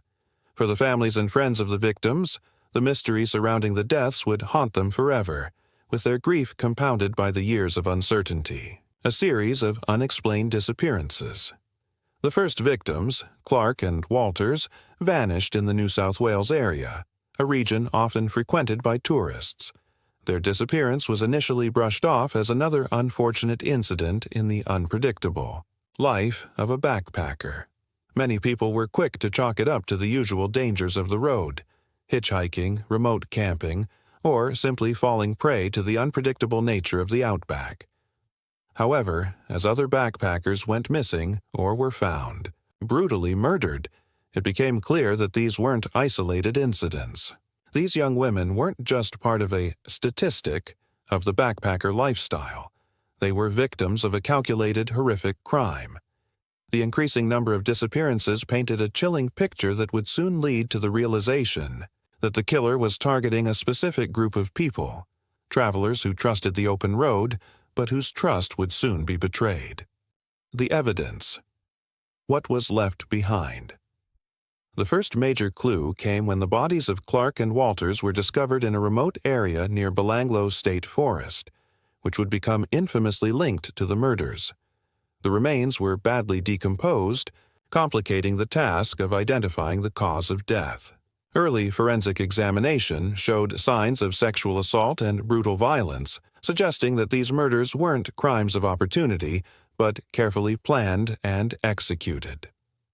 As more bodies were discovered, each revealing similar signs of torture and violent death, it became evident that this was the work of a serial killer, someone who was not acting out of impulsive rage but out of calculated desire. The evidence at each crime scene became increasingly chilling as investigators pieced together the puzzle. The sheer brutality and the methodical nature of the killings painted a portrait of a killer who thrived on power and control over his victims, leaving investigators to confront the terrifying reality of a serial predator hiding in plain sight. The killer's modus operandi. Striking in the outback, a hallmark of a serial killer's behavior is their consistency in how they choose and kill their victims. In the case of the backpacker murders, the killer exhibited a distinct modus operandi. Victims were often backpackers traveling alone or in pairs, and they were typically hitchhiking, a common practice for travelers in Australia. The killer preyed on their vulnerability, offering them rides and luring them to secluded areas where he could overpower them. Milat's choice of victims, young, inexperienced backpackers, was not random. It reflected a deep understanding of the area and its landscape, coupled with the knowledge that such isolated settings would provide ample opportunity to strike without being detected. Milat, as authorities later discovered, had a connection to the terrain. His knowledge of the land made him a ghost in the wilderness, able to elude authorities while his victims suffered unimaginable horrors. Police investigations. The early days of the hunt in the beginning, authorities struggled to make the connection between the various murders. The remote locations of the crime scenes and the lack of solid evidence caused many to treat the deaths as isolated, unrelated events. This initial lack of coordination between law enforcement agencies was a major hindrance, as police were unable to recognize the emerging pattern. The forensic clues that changed everything. The case broke open with the discovery of the body of German backpacker Anja Habschied in 1991. Her body showed signs of similar violence to previous victims, which allowed detectives to finally connect the dots. Forensic evidence, including hair and fibers, linked her death to the earlier killings. This was the turning point in the investigation. From this point on, police began to focus their efforts on identifying a suspect who was familiar with the outback and the backpacking lifestyle. Milat became a person of interest after it was discovered that he had been in the areas where some of the bodies had been found, and his criminal history raised red flags. This was the moment when the investigation started to gain real momentum. The rise of a suspect. Ivan Milat's connection. Ivan Milat, a 47-year-old man with a history of violence, was arrested in 1992. Milat had long been under suspicion, but it wasn't until investigators pieced together evidence from various sources that they were able to build a case against him. His connection to the area and his criminal background made him an obvious suspect. What made Milat particularly chilling was his ability to blend into society. He was a man who, on the surface, seemed normal, working in various blue-collar jobs, living a relatively mundane life, but beneath the facade he was capable of horrific acts. His arrest shocked many who had known him, as the man behind the killings was not some stranger or outsider, but someone who had quietly slipped through the cracks of society. The arrest and investigation. Milat's dark past, Milat's arrest, did not come as a complete surprise. His history of violence, including accusations of sexual assault and intimidation, painted a picture of someone who could easily be capable of the gruesome murders. In fact, the more investigators dug into his past, the more disturbing details emerged. Milat had a history of violent behavior dating back to his youth. He had been known for his temper and had a fascination with weapons. He was also an expert in the terrain of the outback, a trait that allowed him to commit these heinous acts with an almost predatory precision. The police found that he had been in the areas where many of the victims had last been seen. His dark past and knowledge of the land made him the perfect candidate for the role of the backpacker killer. The trial, unraveling the mystery of Milat's actions. The trial of Ivan Milat captivated Australia and the world. As the evidence mounted against him, it became clear that he had committed a series of murders with chilling consistency. His methodical planning, the brutality of his actions, and the lack of remorse were all key factors in his conviction. For many, the trial also raised deeper questions about the nature of evil. How could someone like Milat, who blended in with everyday life, harbor such violent tendencies? The trial provided a window into the mind of a killer who was cold, calculating, and willing to take the lives of young travelers without remorse. The conviction. Milat's guilt. Established, Milat's conviction was a turning point in the case. After years of searching for answers, the authorities had finally captured the man responsible for the backpacker murders. In 1996, he was sentenced to life in prison without the possibility of parole. His conviction brought a sense of justice to the families of the victims, but the horrors of the crimes lingered. For many, Milat's sentence was a bittersweet victory. While justice had been served, the victims' lives could never be replaced, and the psychological scars left on their families and the Australian public would remain forever. The legacy of the backpacker murders would continue to haunt those affected by the crimes for years to come. A legacy of fear. How the murders shaped Australian society. The backpacker murders had a profound effect on Australian society. The once open and welcoming outback, a place where travelers could roam freely, became a symbol of fear. The psychological impact on Australians was immense, and many people began to view the outback as a place of danger rather than adventure.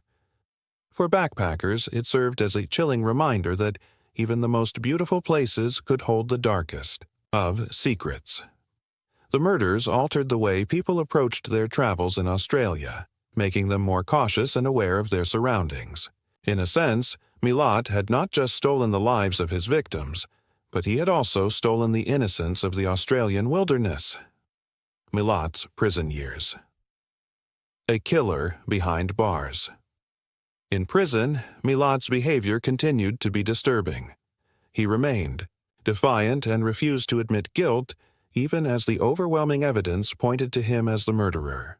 His behavior was a reflection of his refusal to accept responsibility for his actions, and he continued to manipulate and control situations even behind bars.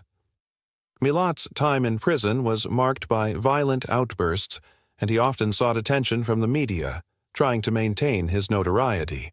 His inability to admit guilt and his continued attempts to control the narrative around his case demonstrated the level of narcissism and arrogance that had fueled his crimes. Theories and speculations. Did Milat have an accomplice? While Milat was convicted of 7 murders, some speculated that he may have had an accomplice or that there were other victims who had never been found. Some of the victims' bodies were discovered in areas that suggested the involvement of another person, and the level of organization and coordination in the killings raised questions. However, no concrete evidence has ever emerged to support the theory of an accomplice. Milat's sole responsibility for the murders has been firmly established, and investigators have closed the case on the idea of additional perpetrators. Nonetheless, the possibility remains in the minds of some, adding an extra layer of intrigue to the case. The continuing mystery. Other suspects and unsolved cases. Despite Milat's conviction, there are still lingering questions about whether he was the only killer operating during this time. Some investigators have suggested that Milat may have been involved in other unsolved murders or disappearances in Australia, and that the true scale of his crimes may never be fully known. The backpacker murders case remains a subject of debate and investigation, with some theorists wondering whether other killers might have been active in the same areas during the same period. This mystery continues to haunt both investigators and the public. Impact on law enforcement. Changes in police procedure. The backpacker murders had a lasting impact on law enforcement in Australia. The case highlighted the importance of using modern forensic techniques, such as DNA analysis and more sophisticated investigative tools, to track and capture serial killers. Police also began to rethink how they investigated murders in rural or remote areas, learning from the mistakes made during the initial stages of the backpacker murders case. In many ways, the case reshaped how law enforcement viewed serial crimes. The need for interagency cooperation and more modern approaches to crime solving became evident, leading to significant changes in policing techniques across Australia. The backpacker murders in popular culture. The story of the backpacker murders has become part of the fabric of Australian crime history. Documentaries, films, and books have been created to explore the case in greater detail, with many focusing on the psychological profile of Milat and the investigation into his crimes. In popular culture, the case has been used as a reference for how serial killers operate, and it continues to serve as a cautionary tale about the dangers that can lurk beneath the surface of seemingly peaceful landscapes. The image of Milat as a cold, calculated killer is one that continues to haunt the collective imagination of the public. The backpacker murders stand as one of the darkest chapters in Australia's criminal history. While justice was eventually served, the deep psychological scars left by Milat's actions cannot be erased. The murders serve as a stark reminder of the evil that can lurk in the most unsuspecting places. Even today, the story of Ivan Milat remains a chilling part of the public's understanding of serial crime. As new generations of travelers continue to visit the Australian outback, they are reminded that, though the danger has passed, the specter of the backpacker murders remains an indelible part of the country's history. The discovery of the Belanglo. Forest mass grave in 1993. The discovery of a mass grave in Belanglo State Forest became one of the most harrowing moments in the investigation.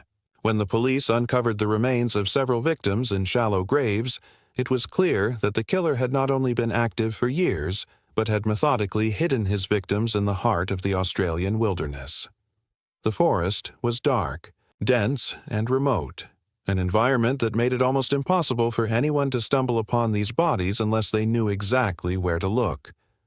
The gruesome nature of the find also hinted at the psychological profile of the killer. Belanglo Forest, known for its isolation, served as the perfect location for someone who wanted to conceal their crimes.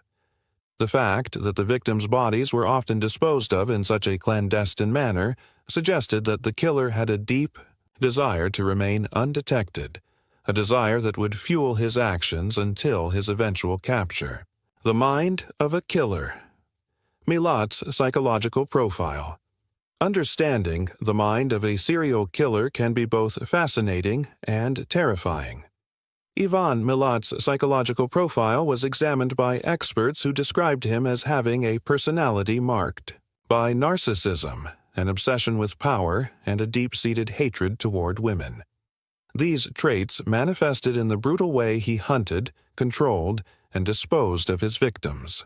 Milat appeared to enjoy the power dynamics between himself and his victims, and his violence was calculated and controlled.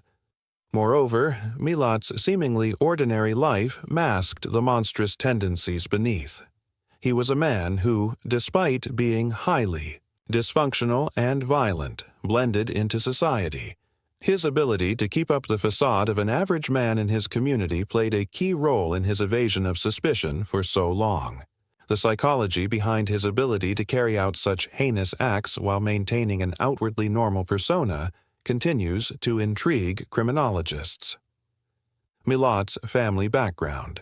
A troubled upbringing. Milat's troubled family background is crucial in understanding the possible factors that led him to become a serial killer. He grew up in a large, dysfunctional family with an abusive father. Milat's violent tendencies were evident early on, as he exhibited behavior that was marked by aggression, cruelty, and a lack of empathy. His upbringing did little to provide the emotional support and guidance needed for healthy psychological development. The Milat family was described by some as being a toxic environment, where cruelty and violence were normalized. Ivan's relationship with his siblings was marked by animosity, and his father's abusive behavior undoubtedly played a role in shaping Milat's worldview. Many experts believe that this environment, combined with Milat's inherent personality traits, contributed to his eventual violent actions. The role of media coverage. Sensationalism versus fact. The media coverage of the backpacker murders case was intense, and it played a significant role in shaping public perceptions of the crime spree. The Australian public was gripped by the sensational details of the murders, as the media painted a terrifying picture of a cold-blooded serial killer on the loose.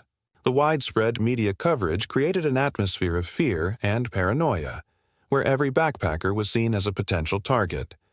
At the same time, however, the media also added layers of distortion to the case. Sensationalism often overshadowed fact, leading to false leads and misplaced public fears.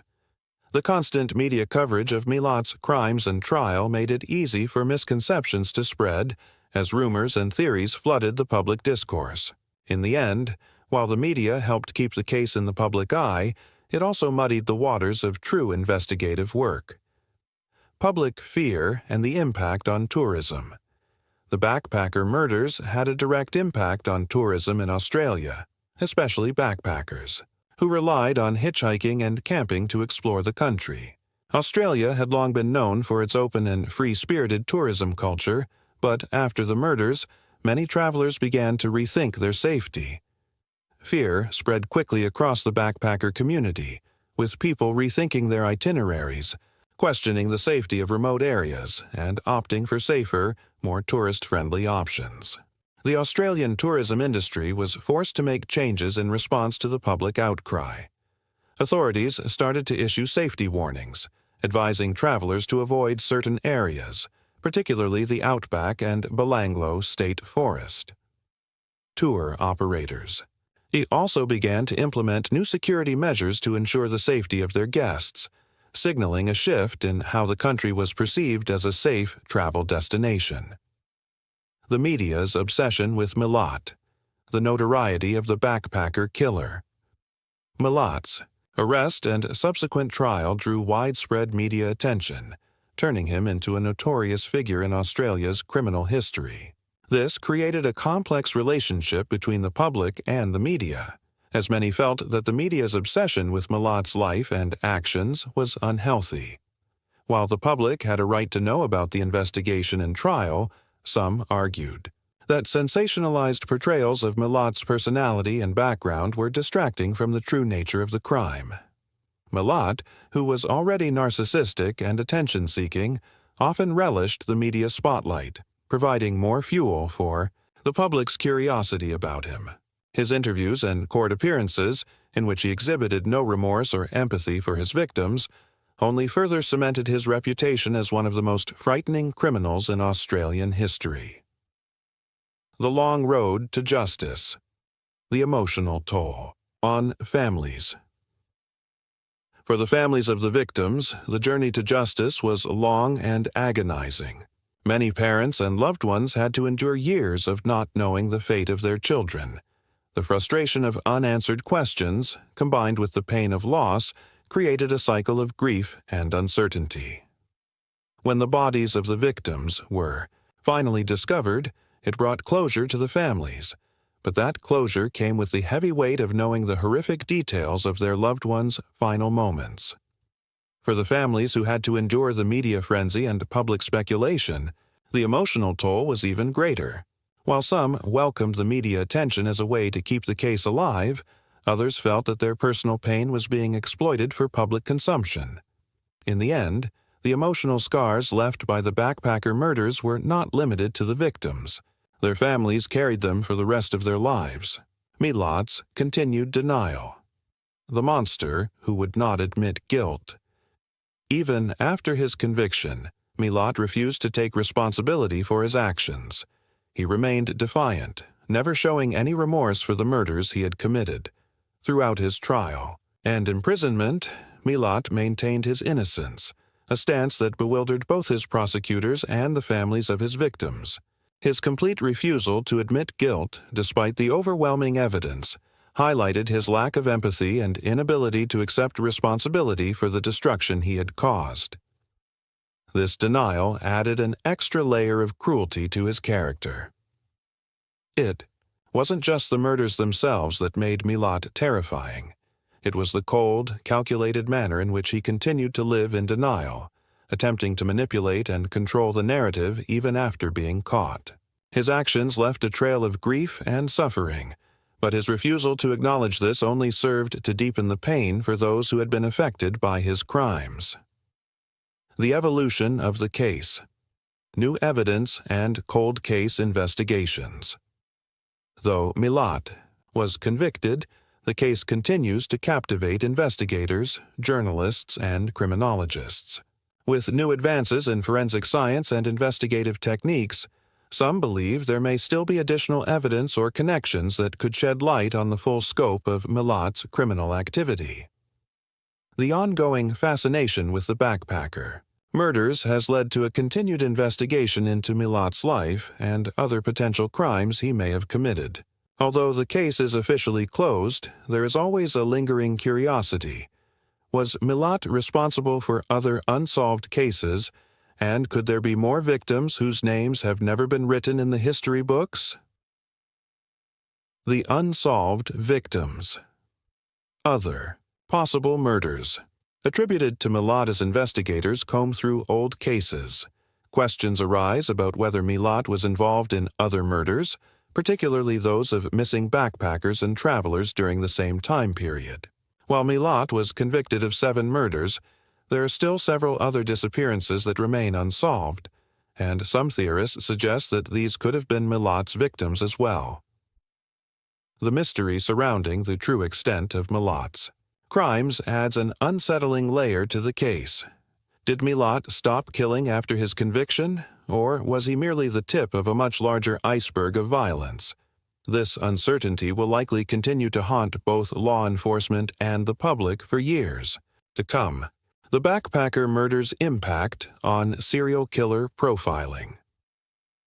The case of the backpacker murders had a lasting impact on the development of criminal profiling techniques. It was one of the first cases in Australia where the use of psychological profiling played a major role in narrowing down potential suspects. Milat's background and behavior closely matched the profile of a serial killer, and this helped investigators focus their efforts on finding a suspect who fit that profile.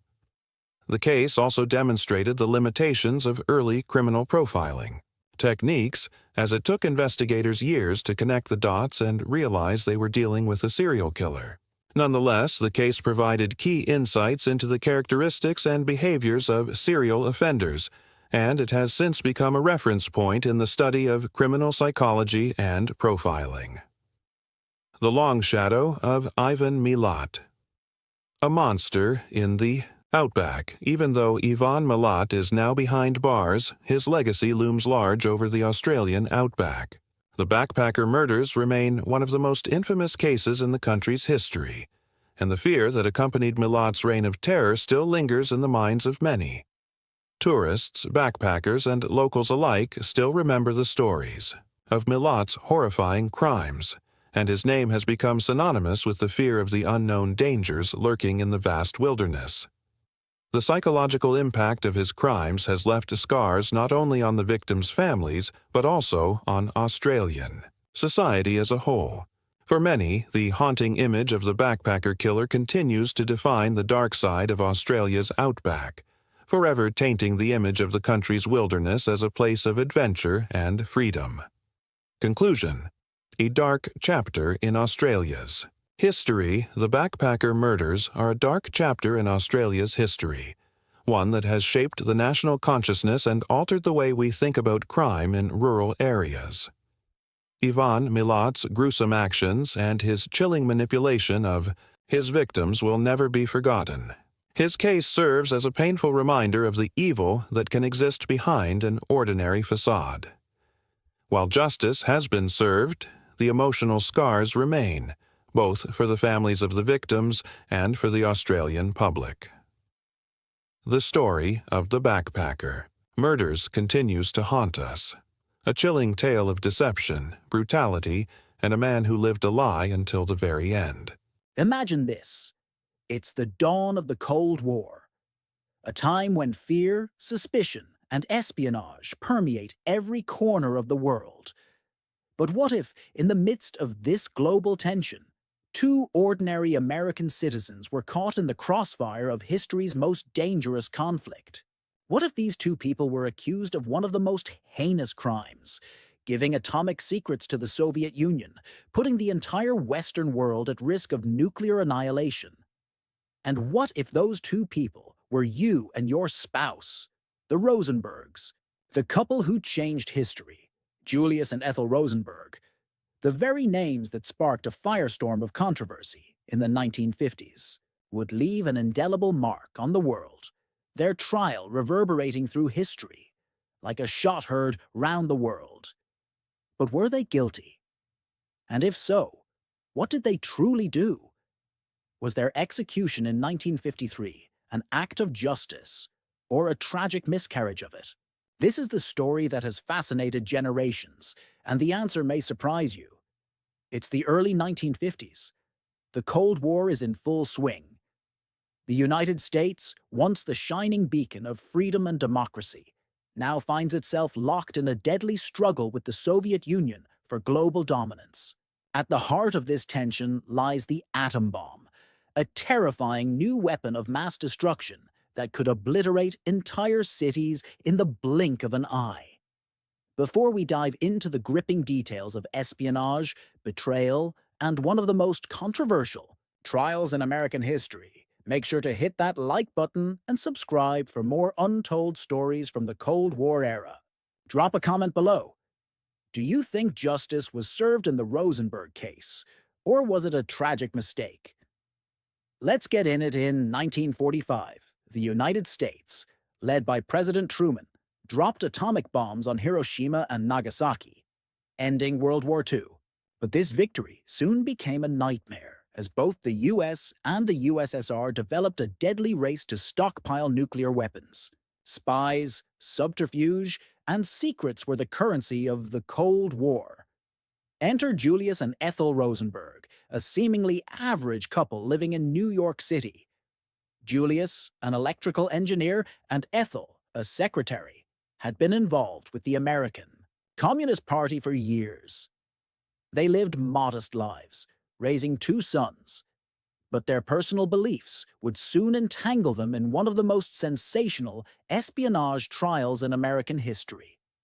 The beginnings of the case, the roots of the Rosenbergs case, lie in the years following World War II as tensions between the US and the Soviet Union escalated.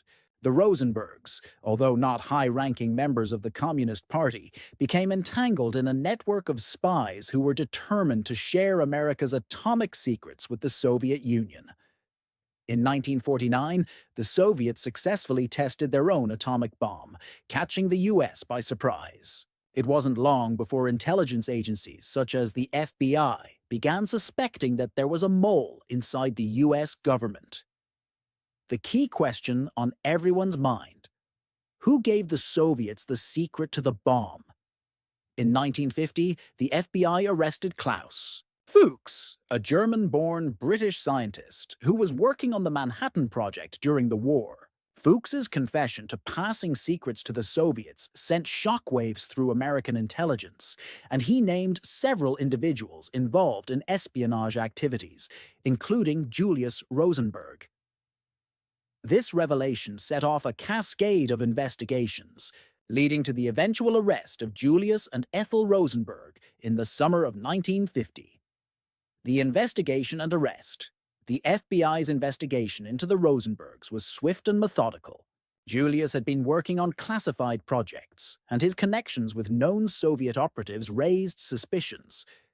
Evidence against him began to mount. Ethel, on the other hand, seemed to be an unwitting bystander, but as the investigation continued, it became clear that Ethel had been far more involved than originally thought. The couple's arrest was part of a larger crackdown on suspected communists in the US during the Red Scare. The McCarthy era was in full swing, and paranoia was rampant. The Rosenbergs were accused of conspiring to provide the Soviets with vital information about the atomic bomb, information that, if true, could tip the balance of the Cold War in favor of the USSR. In March 1951, Julius and Ethel Rosenberg were brought to trial. The prosecution, led by attorney Roy Cohn, painted a damning picture of the couple as spies working to undermine America's national security. They claimed the Rosenbergs had given the Soviet Union detailed atomic bomb secrets that would allow them to build their own nuclear weapons. The defense, however, insisted that the Rosenbergs were innocent. They argued that the charges were based on flimsy evidence and circumstantial testimony. But as the trial wore on, the atmosphere was charged with ideological fervor. The prosecution focused on the Rosenbergs' communist affiliations and their connections to spies within the U.S. military and government. The most damning testimony came from David Greenglass, Ethel's brother, who claimed that he had provided Julius with atomic secrets while working at the Los Alamos laboratory. Greenglass testified that Ethel had typed up his notes, which were allegedly passed on to the Soviets. His testimony was later revealed to have been heavily influenced by the prosecution, and his motives were questioned as he hoped to avoid a lengthy prison sentence himself. Despite the weak evidence, the jury convicted Julius and Ethel of espionage. Julius was sentenced to death, and Ethel received the same fate, though she was considered by many to be a secondary participant. The Rosenbergs' fate would now rest in the hands of the courts and the public. The execution. On June 19, 1953, after a lengthy appeals process, Julius and Ethel Rosenberg were executed by electric chair at Sing Sing Prison in New York. Their deaths were met with worldwide outrage and protests. To some, they were martyrs, innocent victims of the paranoid, anti-communist hysteria that gripped the U.S. at the time. To others, they were traitors who'd sold out their country for ideological reasons. In the years that followed, the case remained controversial.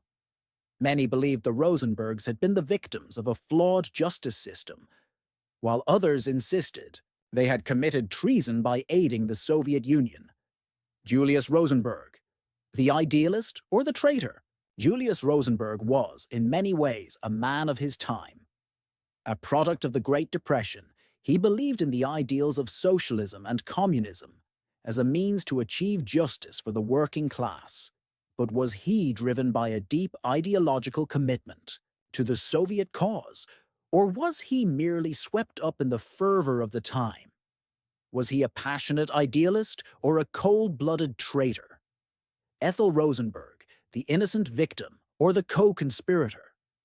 Ethel Rosenberg's role in the case has been the subject of much debate. While her actions were certainly controversial, was she truly a willing participant in espionage, or was she an innocent bystander who was unfairly implicated? Was she executed for political reasons, or was there genuine evidence to convict her, the government, justice, or political agenda? From the perspective of the U.S. government, the Rosenbergs were guilty of a grievous crime. The Soviet Union had been their enemy, and in the wake of the Cold War, they needed to send a strong message. But was the case about justice, or was it about politics? Did the government use the Rosenbergs as a symbol to scare the public and quell fears of communist infiltration? Public opinion, divided nation. The case divided America. Some saw the Rosenbergs as victims of a Cold War witch hunt, while others saw them as a dire threat to national security. The execution sparked protests, and people across the globe debated whether the Rosenbergs deserved their fate. Julius Rosenberg, the idealist who wasn't afraid of sacrifice. Julius Rosenberg was born in 1918 to Jewish immigrant parents in New York City. Like many others from poor immigrant backgrounds, he found himself deeply affected by the injustices of society, the poverty he witnessed, the class struggle, and the widespread oppression. From an early age, Julius gravitated toward ideals that promised a better world. The Communist Party, which advocated for the working class and criticized the capitalist structures of the U.S., became a natural outlet for his ideology. However, Julius's commitment was not merely intellectual. He became involved in more than just the party. He was an active participant in espionage. Julius wasn't just the intellectual, detached party member. He was someone who believed that his actions, selling atomic secrets to the Soviet Union, would not only end the Cold War, but also create a world that was more equitable for the working class. The idea of sacrifice was central to Julius's belief system. He truly believed that this ideological cause, even at the risk of his life, was worth it. In the face of rising tensions, when fear of communist infiltration was rampant, he refused to back down. Was it idealism that led him to pass secrets? Or was it a deep-seated belief that the survival of humanity depended on dismantling U.S. dominance? The tragedy of Julius's character is that, while his actions were born out of a sense of duty and justice in his mind, they ultimately contributed to one of the darkest chapters in Cold War history. The painful irony is that while Julius felt that he was fighting for a just cause, the trial turned him into a martyr for both sides, those who opposed U.S. imperialism and those who feared communist subversion. Emotionally compelling scene. Imagine Julius sitting in a cold, dimly lit interrogation room, trying to explain to the FBI agents his vision for a better world. But with every word, he realizes that his vision will only lead to his execution. He still holds firm to his beliefs, but knows the price of standing up for them. Ethel Rosenberg. The innocent or the victim of politics? Ethel Rosenberg's role has always been contentious. Unlike Julius, there is less tangible evidence that she actively participated in espionage. She had no known expertise in atomic energy, nor did she have access to the critical secrets that her husband, Julius, allegedly passed to the Soviet Union. In fact, much of the evidence used to convict Ethel came from the testimony of her brother, David Greenglass, a key witness whose credibility was deeply questionable. David's testimony claimed that Ethel had typed out secret military documents that her husband had obtained. His description of the events, however, was inconsistent, and in the years following the trial, it became clear that his motivations were personal. He was trying to reduce his own sentence, hoping to spare himself the same fate as Julius and Ethel. It's possible that Ethel had no idea of the full scope of what Julius was involved in, but that didn't matter in the eyes of the prosecution. Ethel was in many ways a product of her time and circumstance, a mother caught in the wheels of a political machine. She had been a homemaker, a mother to 2 young sons, and by many accounts, a loving and caring wife. The question that lingered in the minds of many was she guilty, or was she simply the victim of guilt by association? Emotionally compelling scene. Picture Ethel in the courtroom, sitting there, hands trembling as she holds onto a small locket containing pictures of her children. She's not guilty of espionage, yet she knows that her husband's fate is tied to hers. She wants to protect their sons from the nightmare that's unfolding. In her mind, the trial is not just for her life, but for the future of her children. David Greenglass, the betrayer or the man who wanted to live. David Greenglass, Ethel Rosenberg's brother, was the man whose testimony ultimately sealed their fate. A machinist who had worked at the Los Alamos laboratory, Greenglass confessed to providing Julius with military secrets related to the atomic bomb. In his testimony, he claimed that his sister Ethel had typed up the documents he gave to Julius. Yet the reliability of Greenglass's statements has always been under scrutiny. Was Greenglass simply trying to save himself from the death sentence, or was he motivated by a genuine sense of betrayal? In the cold light of history, we know that Greenglass's testimony was flawed. His own actions in the case suggest a man deeply conflicted about his role in the affair. Yet in 1951, in the tense climate of McCarthyism, it wasn't about seeking truth. It was about finding a scapegoat to preserve national security. Greenglass later admitted to lying about several key points in his testimony, especially regarding Ethel's involvement. His decision to point the finger at his sister, a mother and wife, was seen by many as a betrayal of the highest order. The Rosenbergs were executed, and Greenglass, though guilty himself, avoided the death penalty. Emotionally, compelling scene. Picture Greenglass, sitting alone in his prison cell, his mind racked with guilt. He is haunted by the face of his sister Ethel, her innocent eyes looking at him for reassurance, and he realizes that his words, his lies, will lead to her death. The prosecution. Roy Cohn's crusade for justice. At the heart of the prosecution stood Roy Cohn, a young and ambitious lawyer who would go on to become infamous for his role as Senator Joseph McCarthy's chief counsel during the Red Scare. Cohn was a zealous prosecutor, driven not by the facts, but by an unwavering belief in the necessity of punishing those who threatened national security. In Cohn's eyes, Julius and Ethel Rosenberg weren't just spies. They were enemies of the state, willing to undermine the very foundation of American democracy. They had conspired to hand over atomic secrets to the Soviets, and for that, they needed to be eradicated. Yet, the prosecution's case was based on questionable evidence, and many of their witnesses had dubious motivations. The trial wasn't about delivering justice. It was about making an example of the Rosenbergs. The Cold War needed its martyrs, and the Rosenbergs would be just that. Emotionally compelling scene.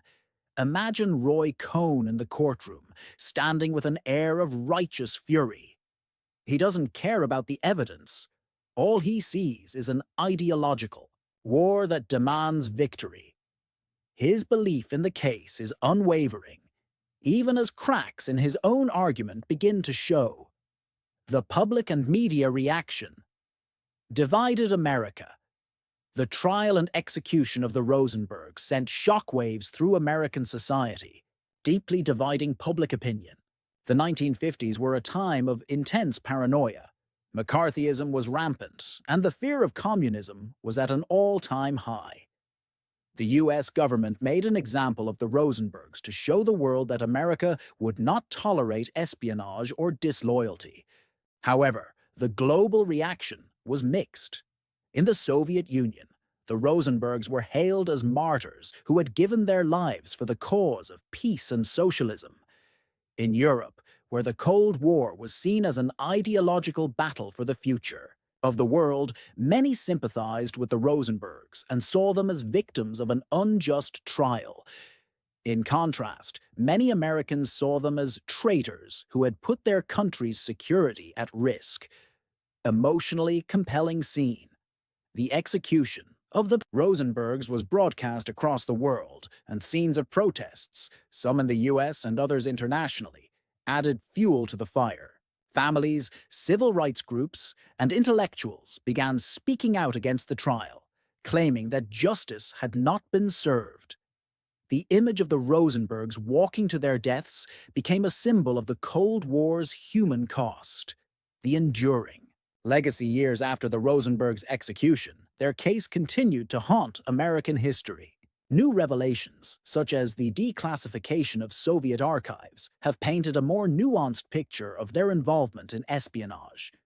While some argue they were guilty of passing secrets, others believe they were part of a larger systemic issue of espionage in the US. Was the execution justified? Did they deserve to die for their beliefs, or were they victims of a political climate that demanded sacrifices? The Rosenbergs' legacy, ultimately, is not just about their guilt or innocence, but about the lengths to which fear and suspicion can push a nation. Their case serves as a chilling reminder of how justice can be perverted when fear overrides reason, and how history often judges the events of the present with the clarity of hindsight.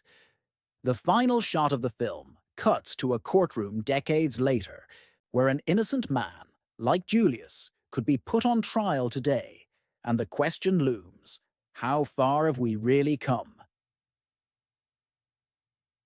The devoted revolutionary or the martyr for a flawed cause. Julius Rosenberg's commitment to communism, and by extension, his belief that the Soviet Union was the answer to the world's problems, made him a deeply divisive figure. Raised in the harsh realities of the Great Depression, Julius came to view the US as a country where the ruling class was exploiting the working class, and his ideological leanings were shaped by a fierce desire for equality and justice. But what sets Julius apart from many other spies is the deep contradiction in his beliefs.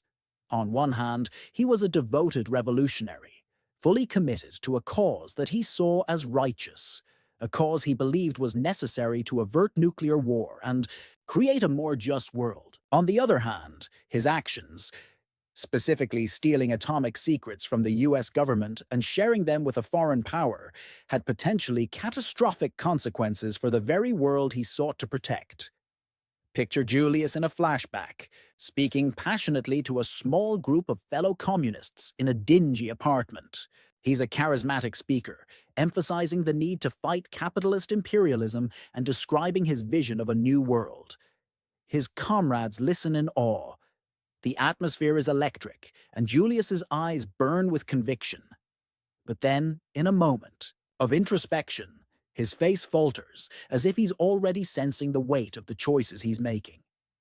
A subtle glance toward a family photo of his wife and children might reveal the personal stakes. He knows the path he's on could destroy everything he loves. The tragedy here is that Julius was not some cold-blooded traitor out for personal gain. He was a man who truly believed in the righteousness of his actions. In his mind, giving the Soviets the bomb was an act of solidarity with oppressed people everywhere, an attempt to level the playing field and stop the US from monopolizing nuclear weapons. However, as history would show, the consequences were far more complex, and, in his zeal for the cause, he underestimated how easily ideology could be manipulated. The silenced voice and the heart of the family Ethel. Rosenberg's role in the case is the most contentious. Some saw her as a passive participant, an innocent bystander caught in the web of her husband's actions, while others viewed her as a willing accomplice. The prosecution, with Roy Cohn at the helm, painted her as a key player, describing her as someone who had knowingly helped her husband transmit atomic secrets to the Soviets. Yet the evidence against her was weak, most notably her brother, David Greenglass's testimony, which was later discredited and revealed to be motivated by self-preservation. Emotionally compelling scene. Ethel is portrayed sitting quietly, in a dark courtroom, her face pale, almost ghost-like. Her two young sons, Michael and Robert, are with her in the gallery, unaware of the gravity of what's unfolding. Ethel watches as her brother David, someone she's loved her entire life, gives his damning testimony. The weight of the accusation against her is unbearable. The weight of the injustice is palpable. For these protesters, the Rosenbergs had become symbols of everything wrong with the political climate of the time. The legacy, the price of ideology, justice, and sacrifice. Decades after the Rosenbergs' execution, new revelations about the case continue to stir debate. Declassified Soviet documents have confirmed that Julius did indeed pass secrets to the Soviets, though the role Ethel played remains uncertain. Some argue that they were victims of a political agenda, sacrificed to the anti-communist fervor of the time. Others claim that they were guilty of espionage and paid the ultimate price for their betrayal. The case leaves us grappling with fundamental questions. What is the true cost of justice? How much do we trust the systems we rely on to uphold the law? In the case of the Rosenbergs, the answer remains elusive.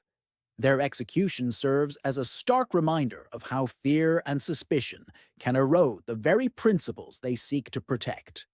Final scene. The camera zooms out from the historical footage of the Rosenbergs' execution to a modern courtroom, where an innocent man is being tried for espionage in an atmosphere of heightened suspicion.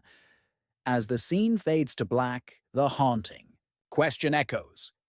Have we learned the lessons of history? February 9, 2004. A date etched in the annals of American crime, forever intertwined with the baffling disappearance of Maura Murray, a young woman, on the cusp of life's adventures, vanished without a trace. Her disappearance, a chilling enigma that continues to haunt investigators and amateur sleuths alike. Maura Murray, a 21-year-old nursing student at the University of Massachusetts Amherst, was last seen on a desolate stretch of Route 112 in Haverhill, New Hampshire. What began as a seemingly normal winter evening marred by a minor car accident quickly spiraled into a vortex of unanswered questions and unsettling possibilities. The mystery surrounding Maura's disappearance is not merely a case of a missing person, it is a chilling testament to the unknown that lurks in the shadows of our seemingly ordinary lives. The events of that fateful night have left an indelible mark on her family, the authorities, and the public consciousness, forever bound by the search for answers in the labyrinth of Maura's disappearance. Born in Hanson, Massachusetts, Maura Murray was a bright and athletic young woman, known for her infectious smile and determined spirit. She excelled in sports, particularly track and field, showcasing a drive and determination that set her apart from her peers. Her dedication to athletics was evident in every race she ran.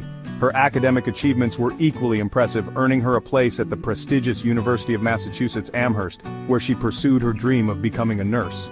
Maura's commitment to her studies was unwavering. Behind her infectious smile and outward success, Maura grappled with personal demons. She often found herself battling inner turmoil that few knew about. The pressure of her studies, coupled with a recent DUI incident and a strained relationship with her father, weighed heavily on her young shoulders. These challenges began to take a toll on her mental well-being. These internal struggles, while not uncommon for someone her age, became crucial points of interest in the aftermath of her disappearance. Her friends and family were left to piece together the puzzle of her life. Days before she vanished, Maura's life took a series of perplexing turns. She seemed to be preparing for something, though no one knew exactly what. She was involved in a minor car accident, damaging her father's car. This incident added to the mounting stress she was already under. The same day, she inexplicably emailed her professors, informing them of a family emergency that would require her absence from classes. This sudden and unexplained message left many puzzled. This sudden departure from her routine, coupled with her emotional state, raised red flags for those closest to her. Her friends and family were deeply concerned, sensing that something was terribly wrong. The days leading up to Maura's disappearance were marked by a string of peculiar events that have fueled countless theories and speculations. Friends and family noticed subtle changes in her behavior, adding to the mystery. On February 7, 2004, just 2 days before she vanished, Maura was involved in a minor car accident, damaging her father's car. Later that day, Maura visited her dorm room and packed a bag. She seemed to be preparing for something significant. Among the items she packed were printed directions to Burlington, Vermont, a detail that would become a focal point in the investigation. Why Burlington? What was drawing her there? What was Maura's purpose for traveling to Vermont? Was she meeting someone seeking refuge, or was it an escape plan? these questions remain unanswered, adding another layer to the intricate puzzle of her disappearance. Theories range from foul play to voluntary disappearance. On the evening of February 9, 2004, Maura left her dorm room, seemingly for good. Her departure was shrouded in secrecy. She withdrew cash from an ATM, packed her belongings, and left a note for her roommate claiming she was going home for a family emergency. This note raised more questions than it answered. This note, discovered after her disappearance, became a crucial piece of evidence, hinting at a planned departure rather than a spontaneous decision. It suggested premeditation. However, Maura never made it home. Her car was found abandoned, and she was never seen again, leaving behind a trail of unanswered questions. Maura's journey took her north, along the winding roads of New England. At approximately 7:27 p.m., her car, a dark blue Saturn sedan, skidded off the road and collided with a snowbank on Route 112 in Haverhill, New Hampshire. This seemingly minor accident marked the beginning of the end, the point where Maura's trail runs cold. A passing motorist, concerned for Maura's well-being, stopped to offer assistance. He reported seeing a young woman, visibly shaken but unharmed, inside the vehicle. The motorist, identified as Butch Atwood, offered to call the police, but Maura declined. Instead, she assured him that she had already called for roadside assistance. Minutes later, another couple driving past the scene noticed the car but saw no sign of Maura. They too stopped to check on the situation but found the car empty. The driver's side door was locked, the hazard lights were flashing, and the engine was still running, painting a picture of a hasty and unexplained departure. The vanishing of Maura Murray has spawned a myriad of theories, each attempting to piece together the fragments of a puzzle shrouded in mystery. Her disappearance has captivated the minds of many, leading to endless debates and discussions. Some believe Maura, overwhelmed by her personal struggles, chose to disappear voluntarily, seeking a fresh start far from the pressures of her life. They argue that her actions in the days leading up to her disappearance suggest a deliberate plan to leave everything behind. Others, pointing to her emotional state and recent DUI incident, suggest a tragic end, a possible suicide shrouded in the unforgiving wilderness of rural New Hampshire. The harsh and remote landscape could easily conceal such a fate. However, the lack of concrete evidence supporting either theory leaves a gaping hole in the narrative. The absence of definitive clues only deepens the mystery, leaving investigators and the public grasping at straws. The possibility of foul play, though officially downplayed by authorities, cannot be ignored. Some speculate that Maura may have encountered someone with malicious intent on that fateful night. The isolation of the location, coupled with the lack of witnesses and physical evidence, fuels speculation of abduction. The remote area where she vanished provides the perfect cover for such a scenario. Did a predator, lurking in the shadows, seize the opportunity presented by Maura's vulnerable state? The thought of an unknown assailant adds a chilling dimension to the case. Adding to the complexity are theories surrounding Maura's intended destination. Her plans and movements in the days before her disappearance remain a subject of intense scrutiny. Was she truly heading home to Massachusetts as she claimed? Or was her destination the picturesque Burlington, Vermont, as suggested by the printed directions found in her belongings? The uncertainty of her final destination only adds to the enigma. Despite the passage of time, the search for Maura Murray has never truly ceased. Law enforcement agencies, both local and federal, have dedicated countless hours to the investigation, meticulously pursuing leads and interviewing potential witnesses. The case, however, remains open, a testament to the frustrating lack of conclusive evidence. The initial search efforts, hampered by a delayed response and a lack of clarity surrounding the circumstances of Maura's disappearance, yielded little in the way of answers. Years later, the case gained renewed attention, fueled by the rise of true crime podcasts and online communities dedicated to solving cold cases. Amateur sleuths, armed with internet databases and social media platforms, have meticulously scrutinized every detail of Maura's case, proposing new theories and re-examining old ones. The disappearance of Maura Murray is not merely a cold case confined to dusty files, it is a living nightmare for her family, a constant ache that time has failed to heal. Her parents, siblings, and loved ones have endured years of agonizing uncertainty, clinging to hope while grappling with the possibility that they may never know what happened to their beloved Maura. The case, with its tantalizing details and haunting lack of closure, has captivated the nation. Maura's story has been featured on countless television shows, documentaries, and podcasts, each attempting to unravel the enigma of her disappearance. The public, fascinated by the mystery and driven by a desire for justice, have become armchair detectives, poring over evidence, debating theories, and keeping Maura's memory alive. The case, with its haunting details and enduring mystery, serves as a stark reminder of the fragility of life and the enduring power of hope in the face of unimaginable loss. The digital age, with its double-edged sword of information and speculation, has played a pivotal role in shaping the narrative surrounding Maura Murray's disappearance.